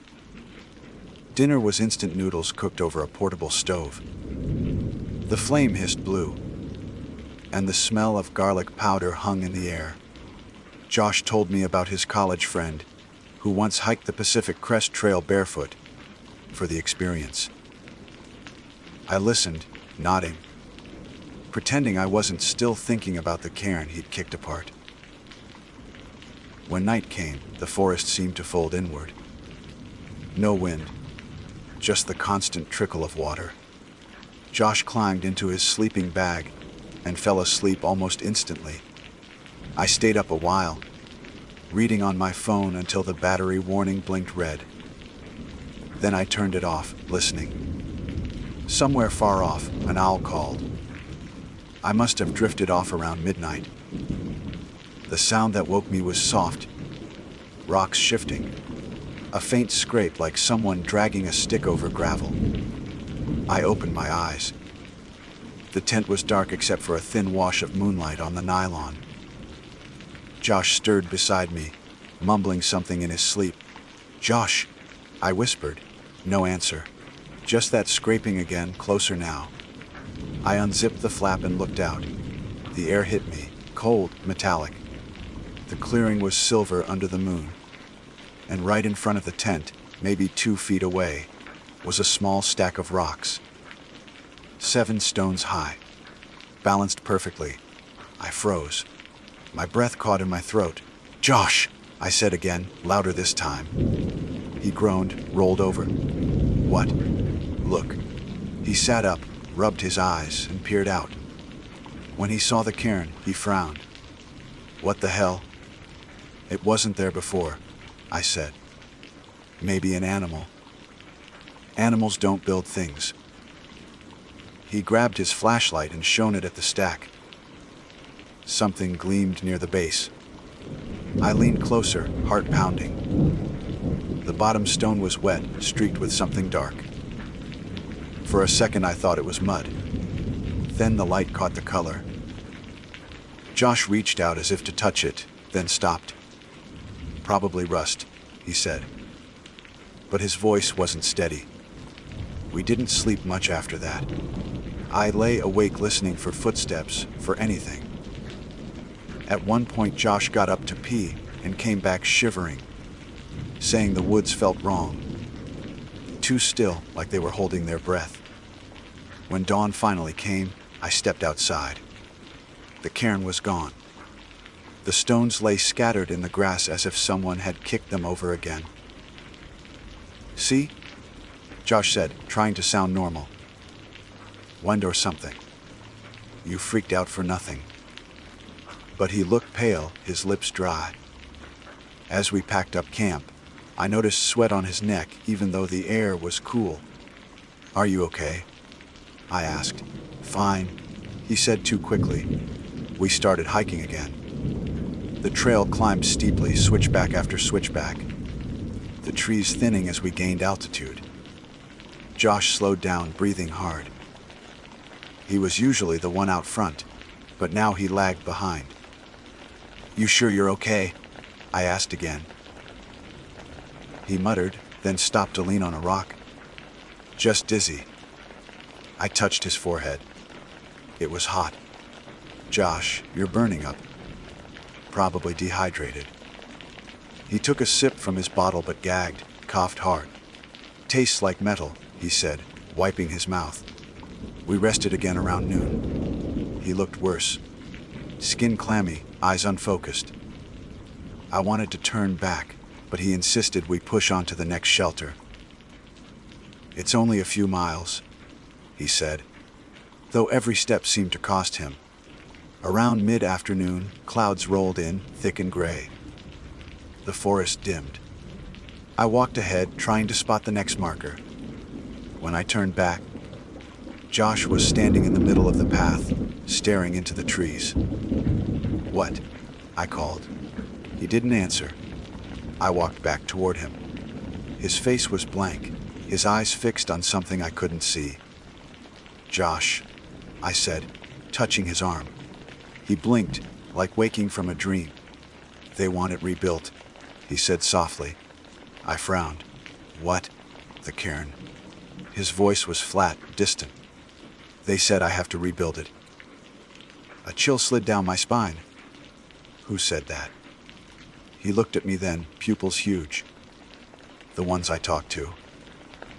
That was when the first drop of rain hit my hand. I didn't argue. I just took his arm and guided him down the path until we found a clearing with a lean to shelter. 3 walls, open front, a rough wooden floor. We dropped our packs inside just as the sky opened.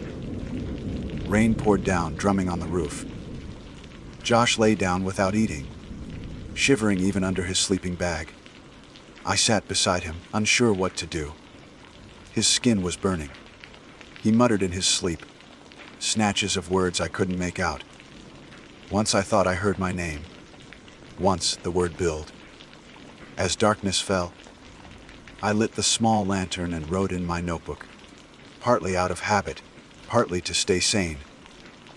The pages felt damp, the ink bleeding slightly. I wrote about the cairn, about the blood-colored stain, about Josh's fever. I tried to convince myself it was coincidence, that he'd just caught something from the water or the cold. But when I looked up from the page, I saw something through the rain, just beyond the edge of the clearing. A flicker of white. Movement. I stood, holding the lantern toward it. At first, I thought it was mist curling through the trees. Then I saw the outline of a figure, tall, thin, standing utterly still between 2 pines. The light hit its face, or what should have been a face, and I felt my stomach drop. No features. Just smooth, wet stone. The rain hissed louder. When I blinked, the shape was gone. I turned back toward Josh. He was sitting up now, eyes open, staring at the far wall of the shelter. "They're waiting," he whispered. "You shouldn't have come here." The lantern flickered. Outside, somewhere in the storm, rocks shifted again. The sound echoed like breath. And for the first time since we'd started the hike, I wished we'd never left the car. Morning came gray and cold. The rain had stopped sometime before dawn, but the forest still dripped, like it hadn't decided whether to let go. I woke to the sound of water falling through leaves, and the faint rustle of Josh shifting beside me. His skin was pale, his lips cracked. He blinked up at the ceiling of the lean, too, as if he didn't remember. "Hey," I said quietly. "You were talking in why?" He turned his head toward me. His eyes were bloodshot, unfocused. "What did I say?" I hesitated. Something about them waiting. He exhaled slowly, eyes closing again. "Dreams," he muttered. "Just dreams." I wanted to believe that. I really did. But there was a weight to his voice, the kind people use when they're trying to convince themselves. We ate a few energy bars in silence. Josh barely managed half of his before he pushed it away. His hands were trembling. The fever hadn't broken. I suggested going back to the car, but he shook his head. "The trail's shorter if we keep moving forward," he said. "We'll hit a road in a day or 2. He was wrong, but I didn't argue. I packed up while he sat there, staring into the trees, like he was listening for something I couldn't hear. We set out mid-morning. The forest smelled like wet earth and moss, and mist clung low to the ground, swirling around our boots. Every few yards, Josh would pause, head cocked slightly, as if catching words in the wind. "You hear that?" he asked once. "Hear what?" He frowned. Whispering. I listened. "Just rain dripping from branches." "No," I said. He didn't answer, just kept walking. By noon, the clouds had thinned, letting a weak light through. The world looked washed out, colors muted, edges soft. We passed another cairn by the trail. This one toppled over, stones scattered across the mud. Josh stopped dead.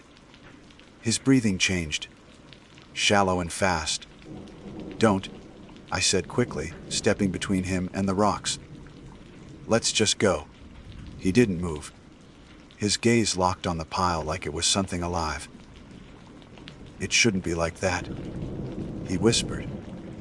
I touched his arm. He flinched as though burned. "Josh." He bloked, then looked at me, face empty. "Yeah," he said finally. "Okay." We kept walking, but I could feel his eyes flicking back every few steps. That afternoon, the fever worsened. He stumbled often, muttering half-formed sentences. At one point he stopped to lean against a tree, gripping the bark so hard his knuckles whitened. "They're angry," he said under his breath. "Who?" He shook his head. "The ones who built them." I stared at him. "Josh, there's no one here." He looked past me down the trail, voice flat. "That's what you think." I almost turned around right then. But the thought of retracing every muddy mile while he could barely stand didn't seem safer. I told myself he just needed rest, food, maybe a doctor. Logic, my old anchor. We reached a campsite near dusk, one of those small clearings with a fire ring made of stones. I avoided looking too closely at the shape of the rocks. Josh dropped his pack and sank to his knees beside the circle, shoulders shaking. I can't do this," he said. I knelt beside him, putting a hand on his back. His shirt was damp with sweat, the heat radiating through the fabric. "Just one night. Tomorrow we'll find help." He nodded weakly. I built a small fire, though the wood was so wet it smoked more than it burned. The smoke clung to us, acrid and gray. We sat there for a long time without talking. The forest around us was still, too still. I thought about the figure I'd seen in the rain, the smooth face, the way it vanished when I blinked. I told myself it was exhaustion, shadows and nerves. But when the wind shifted, I caught the faintest smell of iron. Josh broke the silence. "Do you ever feel like you're being watched?" I forced a smile. "We're in the woods. Everything's watching." He didn't laugh. "No," he said. "I mean watched." I glanced over my shoulder. The trees pressed close, dark trunks slick with moisture. Between them, the mist hung low and heavy. "It's just your fever talking," I said. He leaned forward, elbows on his knees, eyes reflecting the firelight. "You don't get it. They don't like what I did. Then say sorry," I said, trying to lighten the moment. "We'll rebuild your little rock pile tomorrow, if it makes you feel better." He didn't answer. Later, when I thought he was asleep, I caught him whispering again. His lips moved soundlessly, hands twitching like he was stacking something invisible. I reached out to shake him awake, but something in the set of his expression stopped me.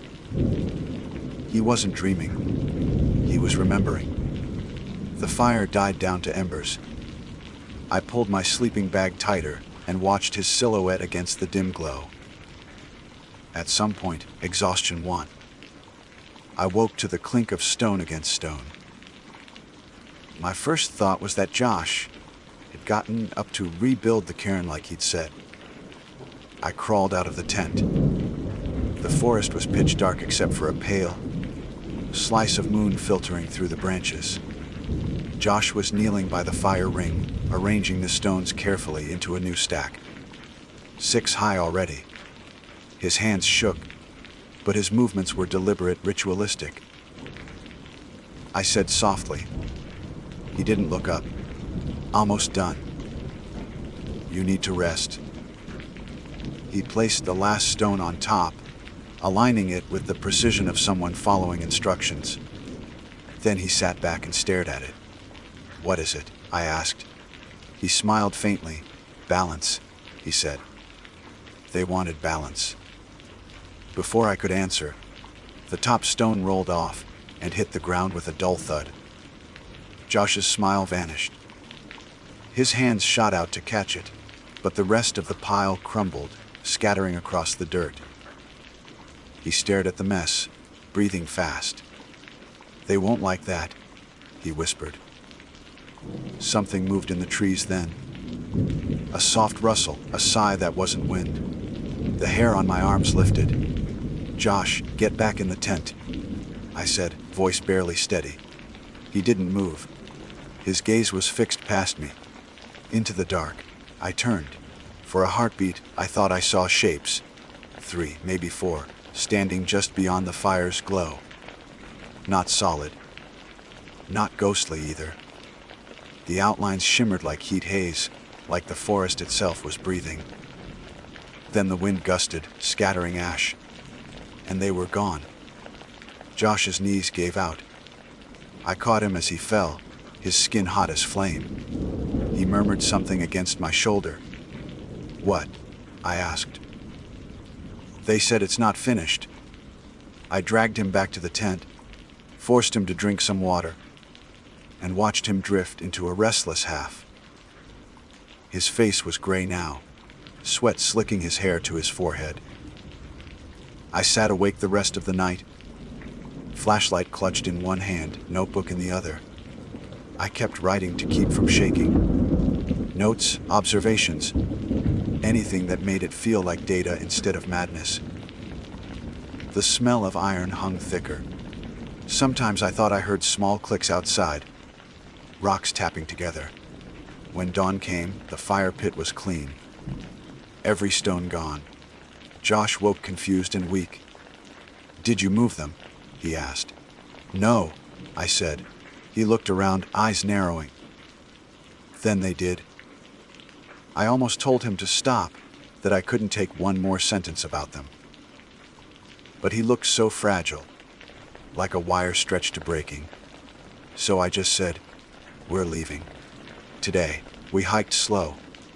He kept glancing over his shoulder, flinching at small sounds.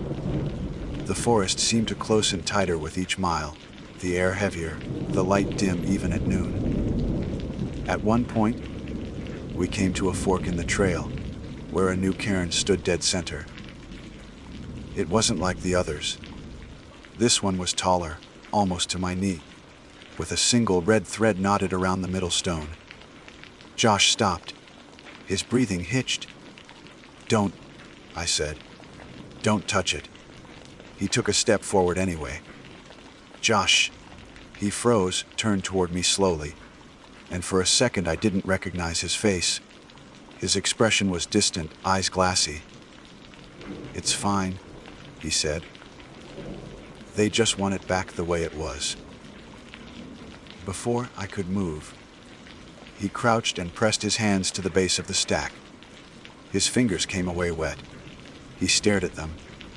The moisture glistened dark red in the light. Blood, I whispered.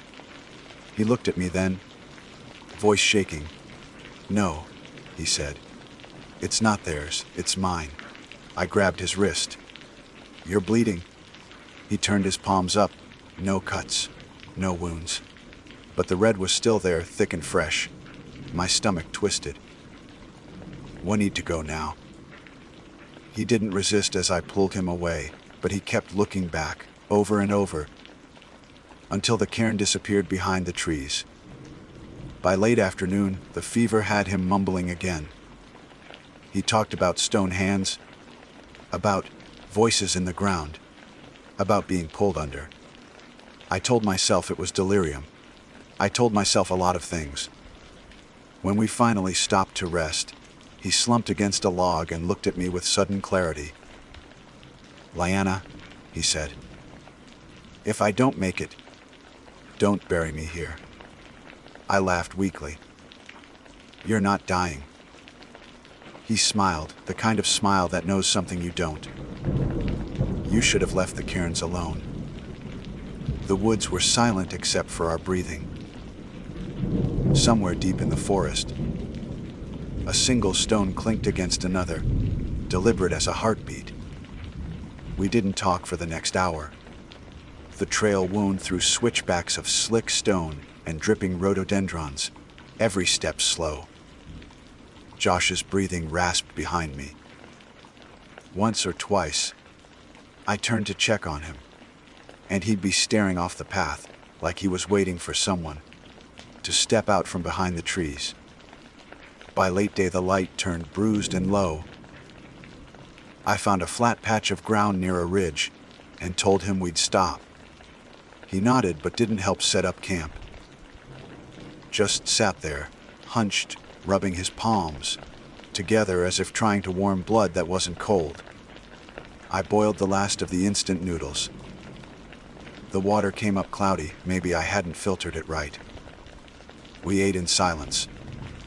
Josh managed 3 bites before pushing the cup away. "You should sleep," I said. He looked past me, toward the darkening woods. "They're close again. Josh, listen." We did. At first only the usual sounds, the hush of leaves, a drip from the rocks above us, then a faint rhythm under it like someone stacking stones one by one. Pause. Tap, it came from downslope, maybe 20 yards away. "Probably another hiker," I said, though my throat felt tight. "No one else is out here," he whispered. I wanted to argue, but the sound stopped as soon as I opened my mouth, as if whoever, or whatever, was listening back. That night I kept my knife in my hand inside the sleeping bag. Josh tossed and turned beside me, muttering. The fever had hollowed him out. Every word was broken glass. When he finally went still, the quiet pressed hard. I thought I heard breathing outside the tent. Slow, measured, almost in time with mine. I held still until my lungs ached. Then, soft as snow, a shadow passed across the nylon wall. I counted to 30 before unzipping the flap. The forest was empty. Only the cairn. It stood a few feet from our fire pit, taller than before. Perfectly balanced. The same red thread looped around its middle. The top stone gleamed wet in the starlight. I backed into the tent and woke Josh. He blinked up at me, confused, then followed my gaze. His face changed, fear first, then something like awe. "They rebuilt it," he said. "Who?" He didn't answer. He crawled out, barefoot, toward the cairn. I grabbed his arm, but he shook me off, moving like a sleepwalker. Josh, stop!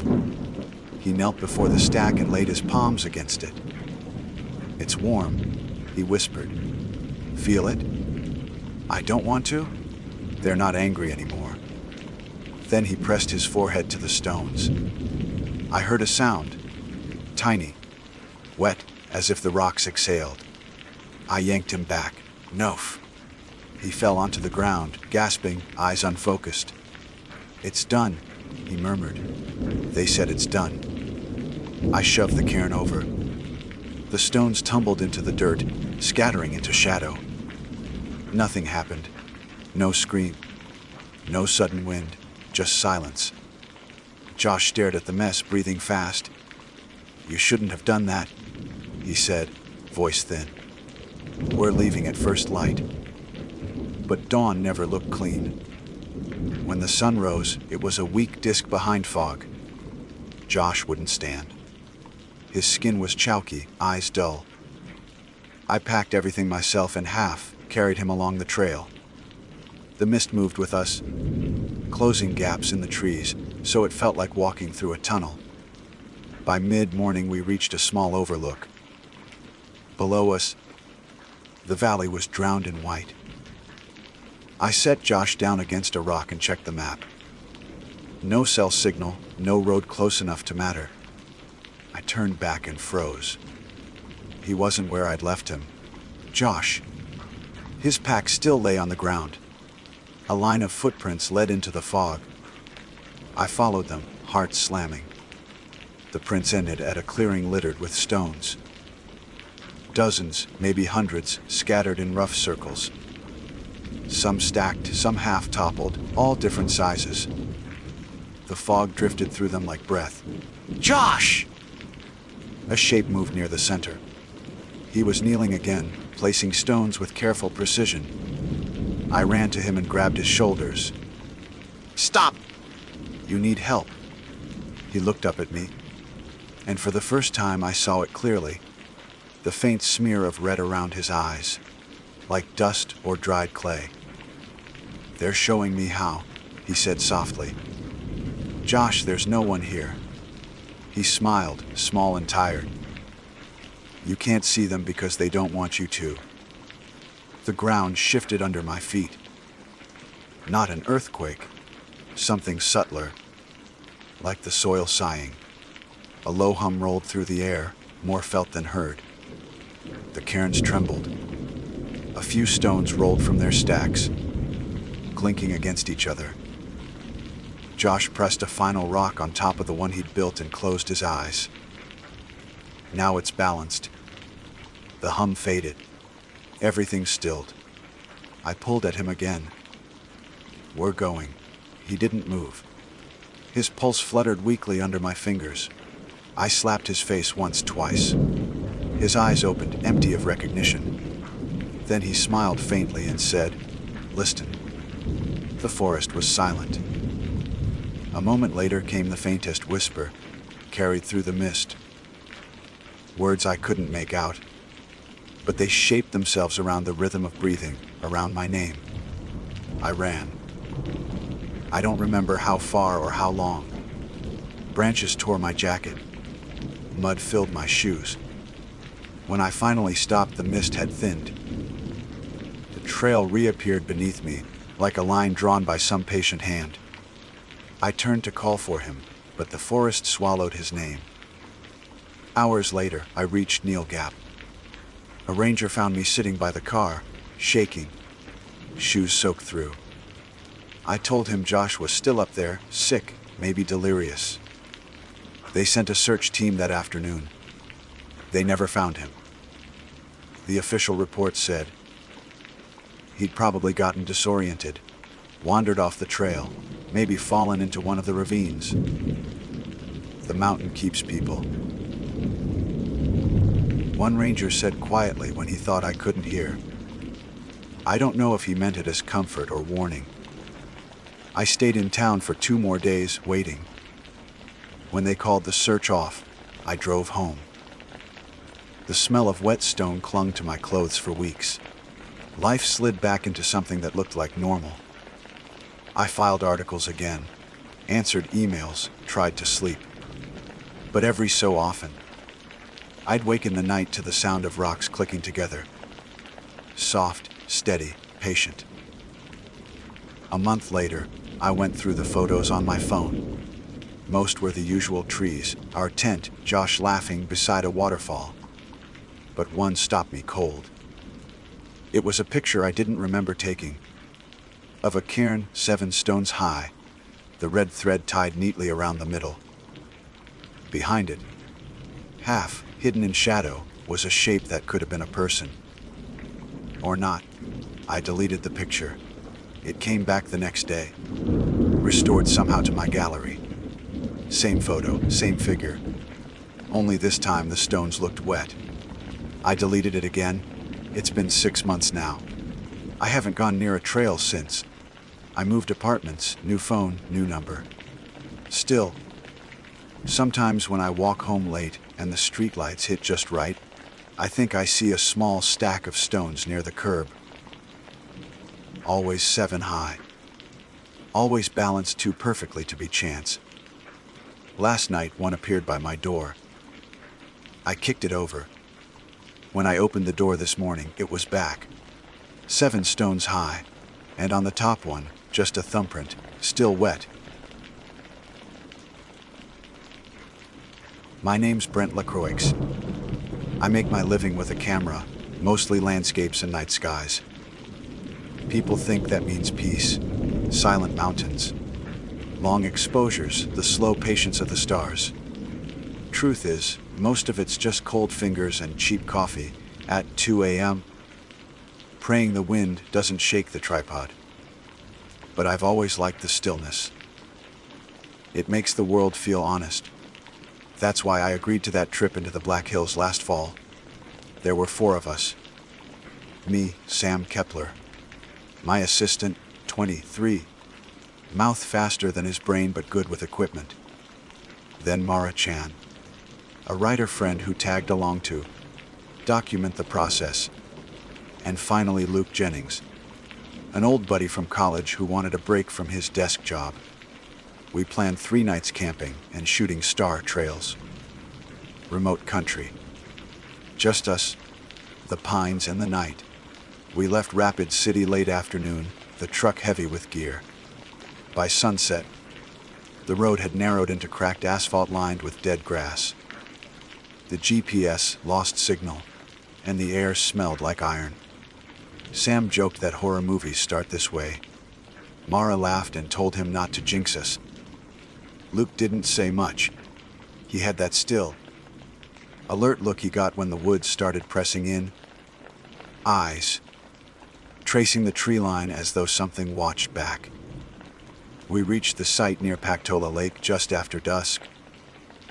The water was black glass, stars already trembling on its surface. I set up camp while Sam unpacked tripods. Mara wandered with her notebook, jotting details. Needles of pine sound like whispers. She always wrote like that. I remember thinking it'd make a good travel piece. 4 friends chasing light in the dark. By midnight, the temperature had dropped. The forest had gone silent except for the occasional tick of branches. Perfect for long exposures. I mounted my Nikon DN50, pointed it west toward a break in the trees. 30-second shutter. The first few shots came out clean. Milky Way blooming overhead. Faint green of the aurora touching the horizon. Then, on the 5th frame, I caught movement. Not movement like an animal darting past. It was a vertical shape, pale, cutting through the dark, halfway between trunks. I thought maybe Sam had wandered into frame, but he was by the fire, scrolling through his phone. Luke was pouring coffee. Mara sat cross, legged on a blanket, pen scratching. None of them had moved. I zoomed in on the preview screen.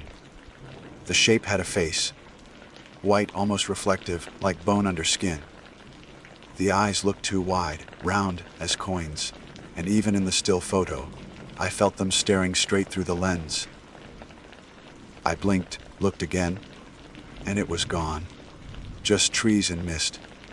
I told myself it was a trick of light, maybe lens flare from the fire. But something about that face clung to me. I deleted the frame and took another. Clean. Then another. Fine. When I turned, Luke was watching me. "You see something?" he asked. "Probably nothing," I said. "Shadow in the lens." He didn't look convinced. "Felt like somebody walked behind me a minute ago." Sam laughed. "Bigfoot says." Mara threw a pine cone at him. "You'd wet yourself if Bigfoot waved." The banter helped. For a while, but the feeling didn't leave. You know how the woods feel when every branch seems to breathe, like the dark itself is thinking. That. Around 2 a.m., clouds rolled in, killing the stars. We packed the cameras and huddled by the fire. The wind had picked up, carrying that dry, metallic scent again. Sam said it smelled like pennies. Mara said it smelled like a hospital. Luke didn't say anything. He kept glancing into the trees. Then we heard footsteps. Slow, deliberate, crunching frost. I killed the lantern and let my eyes adjust. The sound came from maybe 30 feet out, circling the clearing. Too heavy for a deer, too steady for a raccoon. I raised my flashlight and swept the beam. Nothing but trunks. Sam whispered, "You sure we're alone out here?" "Nearest camp's 5 miles, I said. The footsteps stopped. Silence pressed so hard it felt like the forest was holding its breath. Then, faintly from behind us, the crunch again. Closer this time. Mara grabbed my sleeve. Brent there. The beam caught movement. A figure just at the edge of light. Human shape, yes, but the skin was pale enough to glow. It didn't blink. Its eyes were wide, so wide they looked raw. The lids were gone. Smooth flesh where they should have folded. Just those staring, wet eyes reflecting firelight. Sam swore. Luke stood half ready to charge, half frozen. The figure didn't move. I lifted my camera, automatic reflex, and fired a shot. The flash blew white across the clearing. When my vision cleared, it was gone. We tore through the trees looking for prints, anything. Nothing. Not a broken twig. I told myself again it could have been someone hiking, maybe high on something. Though we hadn't seen another car for miles. We stayed up until dawn, jumpy at every sound. When light finally broke, I checked the camera. The photo, the one I'd just taken, showed the clearing empty, no figure at all. But the lens had warped, plastic rippled like heat damage. I blamed the cold. Cameras crack in the cold. Right, that's what I told them. We slept through the day though. Slept isn't right. More like drifted in and out while the wind whispered through the pines. Every time I closed my eyes, I saw that face. Those red-rimmed eyes too bright to blink. That evening we decided to move deeper west, near an old logging road. Luke said, maybe closer to town, but pride kept me steering us the other way. I wasn't ready to admit fear. The truck growled up the narrow trail until the trees swallowed the last bars of phone signal. We set camp again by twilight. The forest here was thicker, quieter. I set up a second body, my spare cannon, double, checking every lens and battery. Sam kept glancing around, muttering about how he didn't like the feel of the place. Mara tried to lighten things, asked Luke to gather more firewood. But even she spoke softer than usual, like the trees were listening. When night came, I started another round of long exposures. The first few frames were beautiful, ribbons of star trails looping over the ridge. I almost convinced myself we'd imagined it all.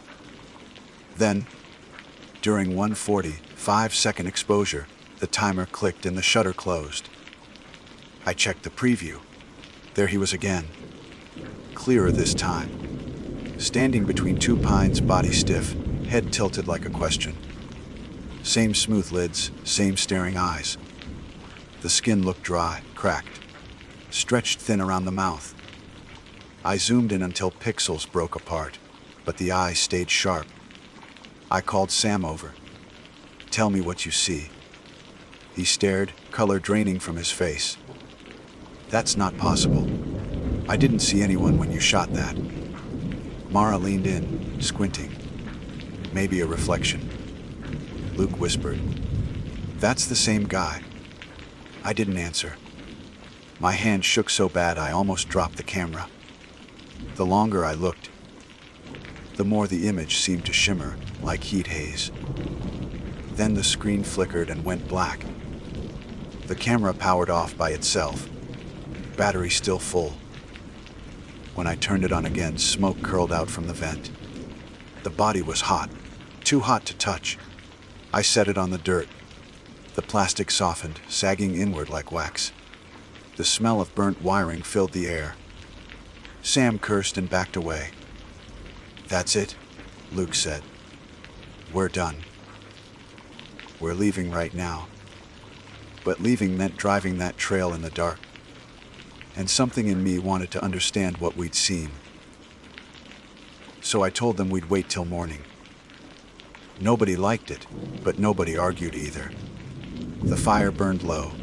We sat close, too tired to talk. At some point, Mara dozed off against her pack. Luke smoked in silence. Sam kept checking the tree line with a flashlight, quick nervous sweeps. Around 3, I saw him. Not through the lens this time. He stood just beyond the glow of the fire, skin pale as birch bark, eyes wide open.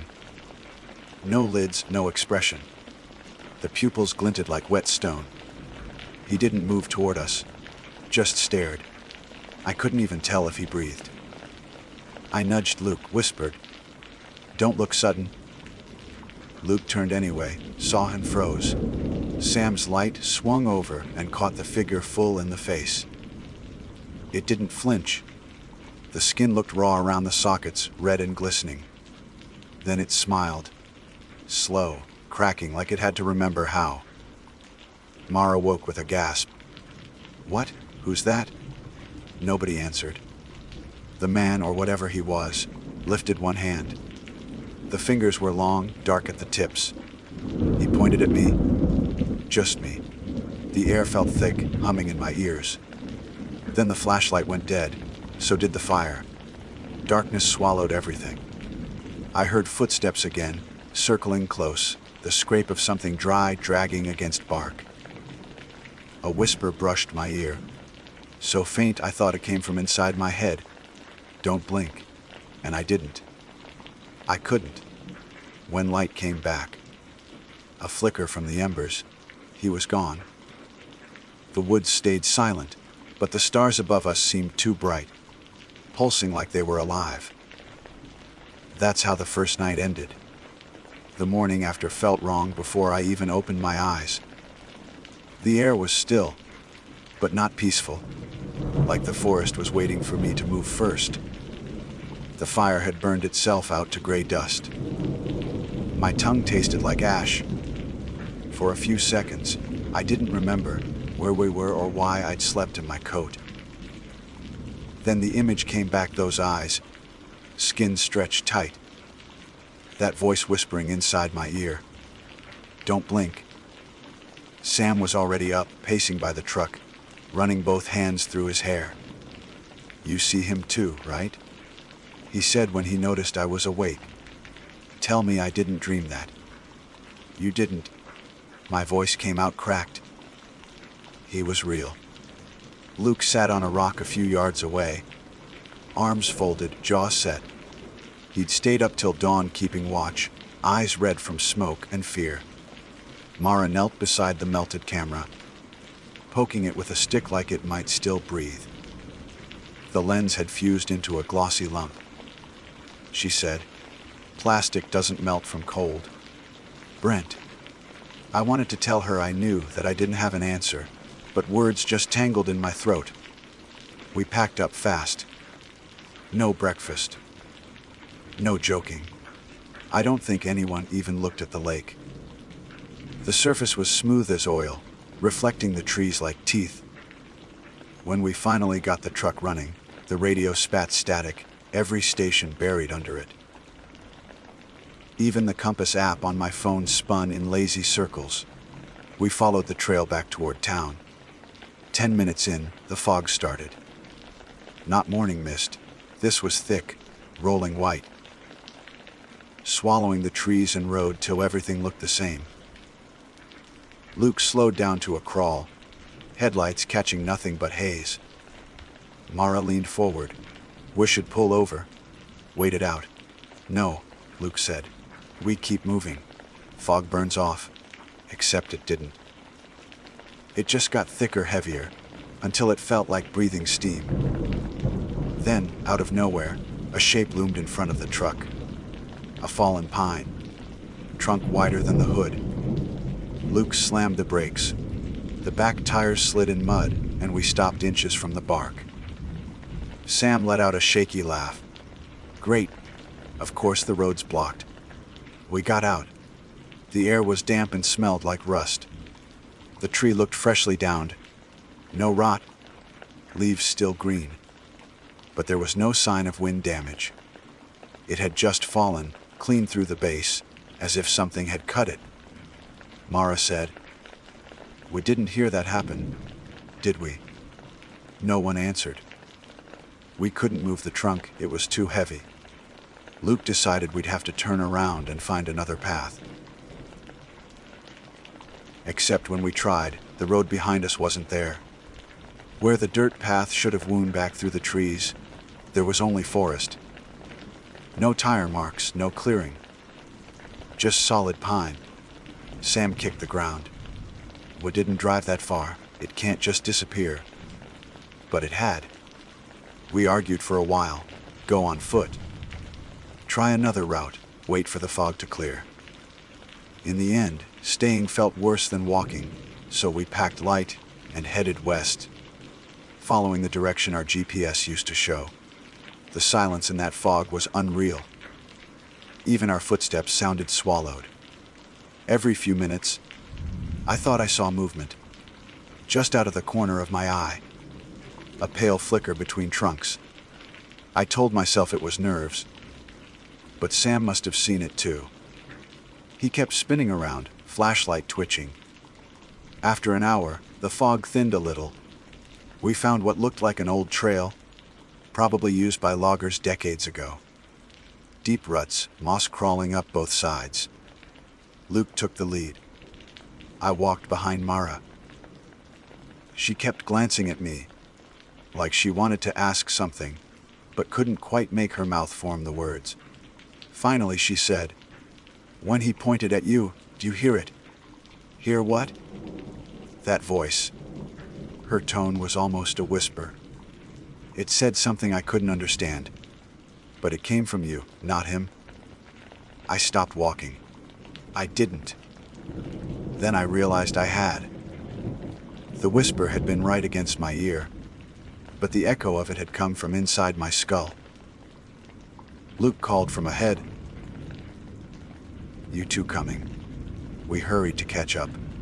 The trail opened onto a small clearing with an old shack, half collapsed under its own roof. One of those leftover ranger cabins, I guessed, though no sign marked it. Sam looked relieved. Finally. Shelter. The place stank of rot and dust, but it was 4 walls and a roof. Luke kicked open the door, and we stepped into the dark. Inside was bare except for a rusted cot, a table, and a lantern hanging crooked from a nail. The light still worked when I tried it, faint yellow glow flickering across the room. The walls were covered in scratches, thin lines running from floor to ceiling, like someone had dragged nails across them. Mara traced a groove with her finger. "There's something written under these." She brushed away dust. Letters appeared, carved rough each dosis leap. H-E-Y-C-H-S. Sam swallowed. Funny. Neither will I. We decided to rest anyway, barricading the door with the table. Luke set the lantern on the floor, its light painting everything in sick amber. None of us said it out loud, but we were waiting for night. For him. Around dusk, the fog started to seep back, curling through cracks in the walls like smoke. My phone flickered on its own, screen lighting my pocket. A notification blinked across it. Camera storage error. Then an image appeared. The last photo I'd taken before the camera melted, but this one was different. The figure wasn't standing between the trees anymore. He was closer. Too close. Eyes staring straight at me, as if the lens had become a mirror. I dropped the phone. It hit the floor, screen spidering. Sam asked, "What now?" But I couldn't answer. The light in the lantern dimmed, almost like something was sucking it away. Luke cursed and tried to shake it, but the glow kept shrinking until the room was nothing but shadows. Then came that sound again. Slow footsteps circling outside. Same rhythm, same deliberate crunch. Mara pressed her back against the wall. Hay found us. The door rattled once, then again, harder. Luke grabbed a hatchet from his pack and stood ready, though the shake in his arm gave him away. Sam was muttering under his breath. Some kind of prayer or maybe a list of camera specs. Anything to fill the silence. The door creaked open an inch. Cold air flooded in, smelling of earth and metal. Through that gap, I saw the eyes. No lids, just raw gleaming orbs. He didn't push farther. He just stood there, watching. I lifted the broken lantern, hoping the light might scare him off, but the flame only guttered, then died. In that last flicker, I swear I saw his face clearly. The skin wasn't skin anymore, just something stretched tight over bone, veins pulsing faint blue underneath. And then darkness again. We heard movement, footsteps inside now, circling us though none of us had seen him enter. The air grew heavy, pressing on our chests. Every instinct screamed to run, but there was nowhere to go. Something brushed my shoulder, light, almost curious. I turned fast and saw nothing. Luke swung the hatchet at the air. It hit the wall, splintering wood. The echo seemed to last forever. Then the voice came, same whisper, but clearer this time, inside all our heads. He sees through you. Mara gasped. Sam dropped to his knees, clutching his face. Stop it.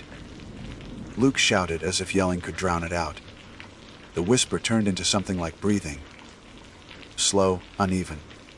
Each inhale dragged through the room. Then, silence. I reached for my flashlight. When it came on, the shack was empty. The door hung open. Fog poured in like a tide. Sam was trembling, right? Tell me he's gone. I looked outside. The clearing was empty. Yes, but in the distance, between the trees, a faint figure was walking away. Still staring, even as it moved. We didn't wait for dawn this time. We left the shack, following the dim trail downhill, stumbling more than walking. I could feel him behind us, not close but near enough. That same heavy gaze at the back of the neck. By the time we found the truck again, the fog had lifted. The road was clear, like nothing had ever blocked it. The forest looked ordinary, sun slanting through the pines.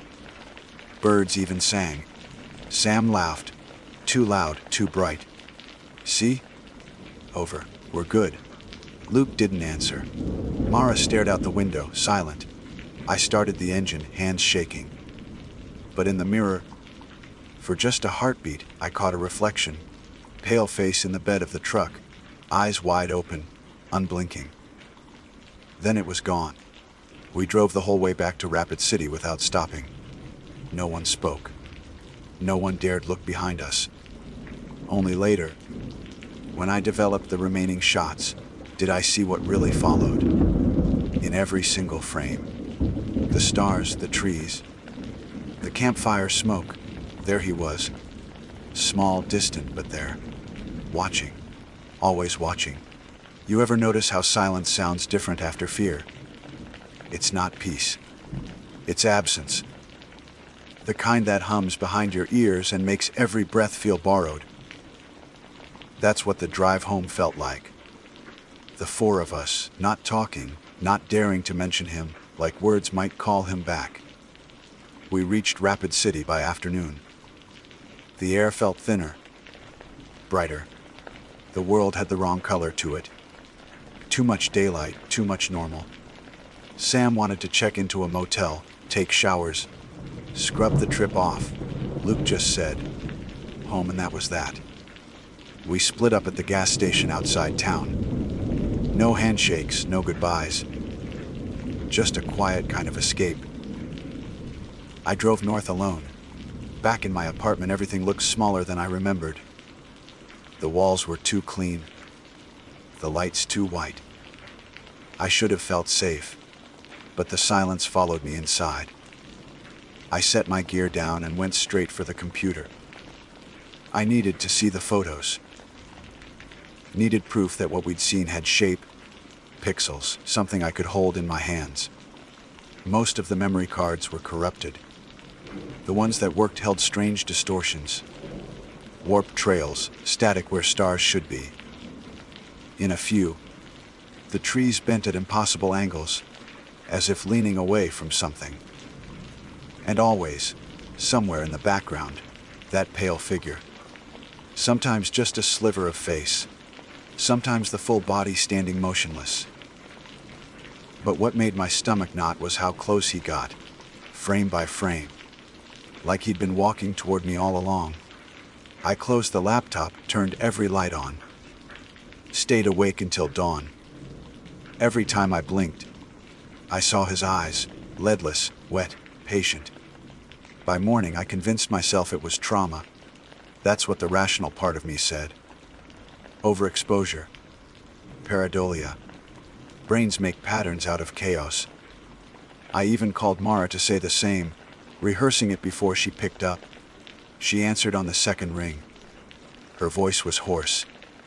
I was hoping it was just me. What do you mean? I see him. When I close my eyes, I hear that breathing. I wanted to tell her she was imagining things, but then I heard it through the phone. That slow, uneven inhale, faint but there. She heard it too. We both hung up at the same time. I didn't call again. Days passed. I tried working, tried going outside. Crowds helped a little, but I kept catching flashes, reflections in windows, a pale blur between parked cars. Something at the edge of vision. It never stayed long enough to be sure. One night, maybe a week after we got back, I woke to the sound of my camera shutter clicking. I hadn't touched it. The room was dark, but the LCD screen glowed faintly, showing the preview of a photo just taken. I picked it up, heart hammering. The image was my bed. Me, sleeping. I deleted it, pulled the batteries, and threw the whole thing in a drawer. Didn't matter. The next night, the sound came again. The faint click every few seconds, like breathing through metal. I started leaving the apartment. Drove to motels, stayed one night each. Didn't tell anyone where. But every room felt the same. The mirrors always caught something behind me, just out of focus. Then came the call from Luke. It was short, like he was reading from a note. You still seeing him? Sometimes, I said. You. A pause. Not anymore. That should have been comforting, but the tone in his voice wasn't relief. It was emptiness. A few days later, Mara texted me. Have you heard from Luke? He's gone. Sam too. I didn't answer. Because I already knew. Not new in the proof sense. New in the prep sense. The one you can't explain to anyone sane. The next night I dreamed I was back in the Black Hills. Same lake, same sky. Only this time there were no stars. Just fog. And him, standing where the fire used to be. He raised his hand again. That long, gray finger pointing at me. When I woke, my eyes burned. My reflection in the mirror looked wrong. The whites too red, the pupils too wide. It took a long time for me to blink. Too long. I started keeping the lights off at night.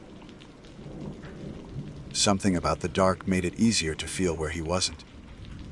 The brightness only made the shadows look sharper. I told myself I'd go back. Burn the place down, maybe.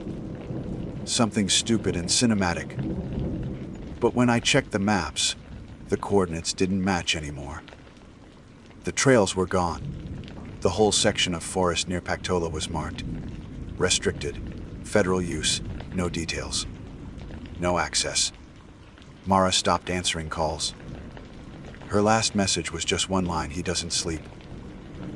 I didn't reply. I think about that phrase sometimes. The way the carving looked in that shack. The lines almost shaking, like whoever wrote it couldn't hold still. Maybe they'd seen him too. Maybe he finds anyone who looks long enough into the dark. That's the part that sticks with me. How it started with light, trying to capture the stars. You think you're studying beauty, but maybe beauty studies you back. Maybe something in the dark learns your name when you point a lens its way. People ask if I still shoot at night. I tell them no. But that's a lie. Sometimes I still go out to the hills just to see. I tell myself it's for closure, or evidence, or habit. Doesn't matter. I go. The last time was 2 months ago. Early winter. I parked near the old trailhead, even though it's fenced now. The moon was out, clear sky. For a while, it was quiet, just wind through pine. Then, somewhere past the ridge, a single shutter click echoed. Not mine. I froze. Waited. Nothing. Just the sound replaying in my head over and over. I packed up fast and drove till sunrise. Haven't been back since. Still, sometimes, in that edge of sleep before dream, I see him, always the same distance away. Watching, the eyes unblinking, the face too still to be alive. And every time, just before I wake, he whispers again. Soft, almost gentle. Don't blink. That's all I've got. I tell this story sometimes on nights like this, when the fire's low and the woods start listening. People laugh, call it a good ghost tale. Nothing more. I let them. But if you ever head into the Black Hills after dark, keep your camera pointed down. And if you feel someone watching, don't look too long. You might teach him your face, and he never forgets.